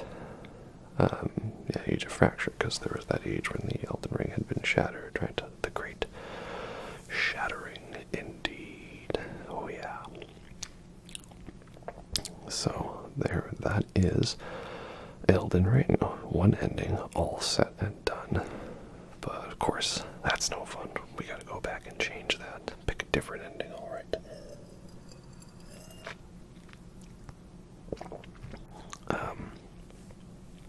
I guess I gotta play Astrobot because it won Game of the Year. Next, we shall use the Mending Rune of the Fell Curse, which is the Dung Eater ending. Of course, you get this by, following the Dung Eater and, implanting him, shall we say, with the Seed Bed Curse, thus allowing him to die and produce the Rune of the Fell Curse. And I guess this is just that he wants, like, it's the Incredibles ending, right? When everybody is cursed, no one will be, or something like that. I always found the Dung Eater's ending a little odd. I never really liked to do it by choice. That's also because I liked screwing him over and getting him as a summon and, giving the potion to him. Even if it meant needing to hold off on Ronnie's quest for a while until I could get there. So there we go, the Curse Bed Seed. And, yeah, so this is definitely a quote-unquote bad ending per se. Definitely one of the evil ending of sorts. And you can kind of hear this from Morgott's narration, that he sounds very little disappointed, sort of in shock, like, bro, really? You picked this ending? But it does get us a really cool skybox, and that's really spooky indeed. Kind of like the skybox we see in the Lich Dragon Fortissax fight. I think it would have been cool if, like, depending on what ending you chose, like, affected the skybox for you. Because as it is, like, I originally thought when I was seeing footage of people having beaten the game and having the tree on fire, that was like a choice you could make. The curse that defined our age. Oh yeah. Blessing of despair, indeed. Yeah, the age of despair. Yeah, I thought maybe it was like a thing you could do, but no, it's basically kind of like Bloodborne, where, like, you reach a certain point in the game and now it's just like your hub area is on fire from here on out. But, oh well, that's just how it is. I would have liked it if Frenzied Flame Ending made it so that you got a Eye of Sauron head. Next we shall use the Mending Rune of the Death Prince. I guess it is kind of nice that there's not, like, specific like ideas or what is it, like elements attached to one specific ending. Items and stuff, goodies. On one hand, I could see that being fun as, actually making it so the ending you chose mattered. also, I could see that being annoying. And, you know, if you had to get all the items, you had to beat the game like 6 times, right? Because I think that's how many endings you've got. You've got 4 rune endings, and then a 5th one for Ronnie, and then a 6th one for the Frenzied Flame. I don't know, that could have been a little annoying if they tied like certain items to certain endings, right? Because as it is, I'm using save scumming to record all of these. Yeah, I don't know. I don't know how that would have been. But in either case, now we have used the Mending Rune of the Death Prince, the one that Fia was able to generate by laying with Godwin. You know, shall we say... And I guess this one is just more like, hey, it's okay to be undead. The undead have rights too. Perhaps something like that. I think that's the idea behind it. I don't know. Morgott also seems to be a little disappointed in us here, right? Because the age of the Duskborn. He seemed a little more happy in the Age of Fracture. I don't know if you would consider this a bad ending or not. Right? You know, stay the persecution of those who live in death. The undead, the skellies, right? I don't know. The way I see it is Ronnie's emo and Fia is goth. That's sort of the breakdown I have for it, I guess. But anyway, that's no fun, so why don't we do that all over again elsewhere, right? Next up, I think the last one we have is the Mending Rune of Perfect Order. So, like, this is the one that Goldmask devised by him, like, conversing with the Greater Will. And he devised a new rune that would, like, I guess, fix the issues of what was lost in translation between the Greater Will and the people and the fingers, right? Like cutting out the middleman sort of thing. But then that's interesting because like the Greater Will had left us and, you know, no transmissions were to be received from Meter, who was the one actually controlling the fingers. So that makes me wonder, is this the work of Meter? Well, probably not. This looks too happy and good of an ending, you know, a rune of perfect order. I don't know. So essentially this is like the mend of the rune, but do it better. The rune is mended, but it's actually in a good way. It's like not maintaining the status quo. It's changing it to something better. So I guess this is a preferred ending, technically, right? We've got mend the rune is maintain status quo. Perfect order is create a better status quo. Duskborn and Blessing of Despair is like, hey, what if we just, you know, made things worse? And then we've got 2 others that are a little bit different, you know, kind of messing with the set dressing, shall we say. And I feel like, yeah, Morgott's a little happier at us, perhaps. I don't know. Age of Order. I guess that's what Morgott would want, right? Like, I'm not wrong, that is the same voice actor. Like, it's not necessarily meant to be him, but it is his actor who plays Samuels from Alien Isolation, right? I think. I don't know. So those are the 4 rune endings, and lastly that brings us to the 2 special endings. A little bit different. Now, of course, we ended it on Ronnie's ending last time, a good happy ending. So here we will be doing Ronnie's ending next. I wonder how many people, you know, accidentally got this because they just saw a summon sign and just clicked it, because it's not like the game actually gives you an opportunity to back out of it. It just says summon Ronnie. Yes. Okay, here we are. We're good to go. So the idea with this one is that essentially we're saying goodbye to the whole, you know, Elden Ring Golden Order. we're going to create a new order, the Age of Stars. And Ronnie is going off to the moon, I guess. We're going to go on a little adventure here and there. A bloodborne adventure. Oh, yeah. Oh, maybe that's what Night Reign's got something to do with, you know, the Reign of Night. This is the canonically Elden Stars, Age of Stars ending has been determined that that's what it's going to be. So here, Ronnie does not, you know, fix the shattered Marika Elden Ring. Instead, she decides to negate all of this, right? So, yeah, we're supposed to, like, free everybody, I guess. I guess it's kind of, this gives me Evangelion vibes. I know, right? Shocking.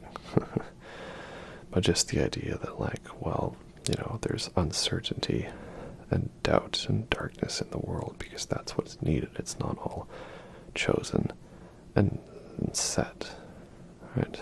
The chill of the night that encompasses all reaching the great beyond. What's the line? Into fear, doubt, and loneliness, because these are just, you know, things that exist. But then I've also heard that, like, there's some mistranslations here from the Japanese version, but I don't recall exactly what the changed words were, so make of that what you will. In any case, it's definitely a cool ending, you know. We get married, we get the Dark Moon Greatsword, we get to go to the moon, we get to go on a 1,000-year voyage through the stars. Yeah, I would say this is definitely a good ending, probably the preferred one that most players have done, which is funny because it requires quite an extensive guide to do. Fair Consort Eternal, but not Dear Eternal Consort, I think. So I think what you have to do is you have to go talk to the doll Ronnie at the Grace where you met Ronnie originally, and then she'll say something different. Perhaps. I don't know. So, yeah, that again is another Elden Ring ending, but of course, we did my Oppenheimer playthrough, right? We had a style we wanted to do with it, and we knew what ending we were going for there.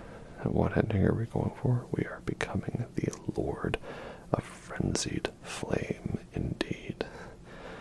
So if you've taken in the Frenzied Flame, you can only pick that ending unless you cure it, which requires you to use Miquella's Needle. Now, how do you get it? You have to defeat Malenia, having done Millicent's quest, and return the needle to her, so it becomes complete. And then you have to take the needle to Crumbling Farm Azula and use it in the arena for Dragonlord Placidusax. So it is a pretty crazy, lengthy thing you need to do, but I do like that in that regard. So if you do that, you don't have to get this ending. But if you don't, then the Frenzied Flame is now ready to take over everything. See? Oh, move out of the way, Midra. No. I am the Lord of Frenzied Flame. Do you remember, Albert, when I came to you about those calculations? We thought we would create a chain of events that would destroy the entire world. Yes, I remember. What of it? I believe we did. Oh dear. So yeah, this is the Frenzied Flame ending, the Nuke the World ending. This is not a good ending, because this is not like a sort of, you know, oh, we'll just purge the world of the bad. No, this is like a Noah's Ark sort of destroy everything and everywhere, and not like a let's try again. No, it's just gone for good. But it does get us this shot, which could be one of the most metal images I've seen in a FromSoft game. That is so metal, I love it. What a creepy, crazy note to end on, and you thought the Shura ending was dark. I was never a big fan of the Shura ending, though. I don't like the bosses you fight, and I don't like how the game ends 2/3 of the way through. It just, no, not into it. Oh well. And, yeah, for those those who are saying it's a good ending, no, we kind of killed Torrent while doing this, right? Torrent hath chosen poorly. That's the whistle to summon Torrent, so, yeah, we're kind of not good people, you know? And now I finally get to see the cutscene of Melina deciding that she's going to hunt us down. And it still makes me wonder who exactly she is, you know? Because now, like, we'll see her one eye is better fixed, I think, or her eyes have switched. Which one is bad, or no, it's open again. It's deliver what is yours, destined death. You know, I will find you, and I will kill you. Oh yeah, very cool indeed. So you don't get that if you get her to sacrifice herself and then take in the Frenzied Flame. So, there you go. And there we have it. That was Elden Ring remastered video. All bosses plus DLC. But that is, of course, all bosses, like, just of individual ones, not, like, literally every boss, because, well, let's see, my all bosses Shout of the Erdtree video was 2 hours, and my all bosses regular Elden Ring video was 8 hours, so we would have been looking at literally a double the amount of content here, a 10-hour video, and I don't think you need that. You guys don't even get a full 8 hours sleep, I'm leaving it at 8 hours. But yeah, so I hope you don't mind that we did it that way. It just seemed to me like, superfluous, unnecessary to have to, show 10 Erdtree Avatars and 10 Knights Cavalries and 2 Death Knights and 2 Great Bears, right? I think we did a good balance of hitting up everyone who was unique.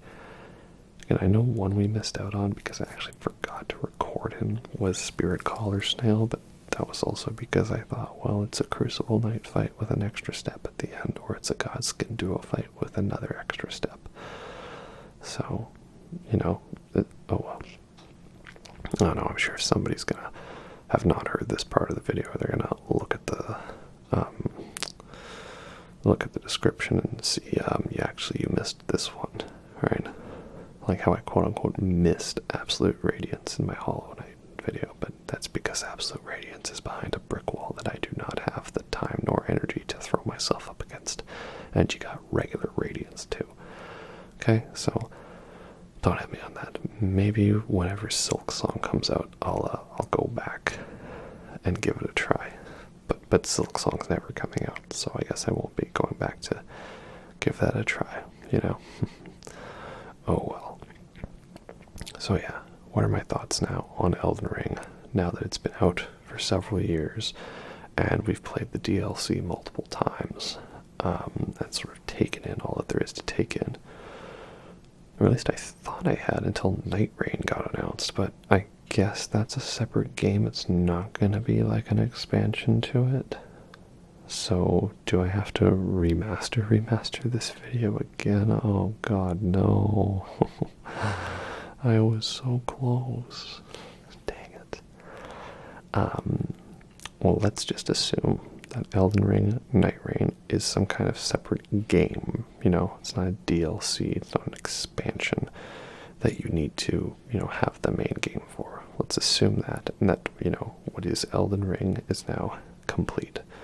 I love this game so much. I do have some criticisms of it, and there are parts that annoy me, but that can be said for almost every FromSoft game, and I take them as they are, and yeah, it was quite a fun experience. I literally could not stop playing this game. I could just jump into it at any time and play it and enjoy it, and I was always coming up with fun new builds and characters because the open worldness allowed you to be able to create characters and, take things in such a crazy random order that it was just so much fun.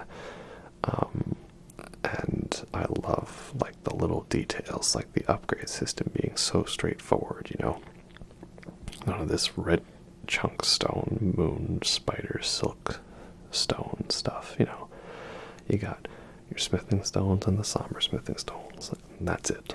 Nice and easy.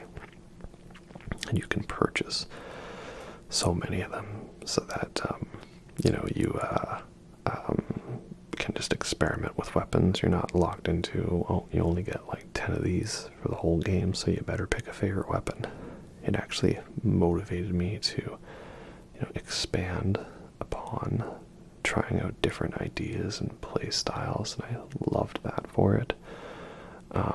The only thing I guess is that, yeah, on replays, the open world changes from one of exploration to one of checking off boxes. But that's most open world games. You can't fault it for that, and that's never going to take away from my first playthrough experience with the game. So, yeah, wonderful indeed. Yeah. Do I like it more than Bloodborne? That is really tough. I've definitely played it more than Bloodborne at this point, if you can believe that. And they're very two different styles of games, like Bloodborne is a very straightforward, pretty linear game with a couple of bits of branching here and there, but for the most part, it's a very straightforward one, not nearly as branching as Dark Souls 1 or 2. And it's just got a very straightforward style. It's very simple, there's not that many weapons, and there's not as many stats to level up, right? It's very straightforward, and there's no equip load or equipment weight, right? Armor is just for show, for looks, or for slight stats. It's a very streamlined game, whereas Elden Ring is back to being big and open and insane. They're two very different games, so I don't know, but this is one of my all-time favorite games. I'm hoping whatever this Night Rain game is can be interesting. Probably have to do a video on that, depending on the content of it. And, yeah, we're getting close to the end, so we'll start wrapping it up now. Yeah, I loved it. It was great. It was awesome. And, thanks for joining me again on another Elden Ring bosses video. I guess I may or may not make a Elden Ring areas video, including the DLC, and I may or may not do another joking waifus video. But we'll see. I'm just glad I was finally able to get this one out and done in time. Always fun to have a good giant New Year's celebration, your reward for making it through the year, So yeah, we'll see what 2025 brings. I don't really know what I'm going to work on next. I don't know. It was mainly the year of Mass Effect and Metal Gear for me, and we did all those already. Those are done. So we'll just have to see where we go from there. But yeah, Elden Ring, definitely my favorite games of all time list. Love it so much. Very fun to play it now with the DLC. Thanks for sticking with me for all of y'all and all this time. Hope y'all enjoyed yourselves, and hope this one lived up to the hype. So, yeah, I think we're almost there. Did I make it to 5 hours? That was the goal. We were going for 5 hours on the dot. We'll see if we did. Might just add a couple extra seconds just to make it that way, because that's what I do. So, hope you all enjoyed that, and I'll catch you next time.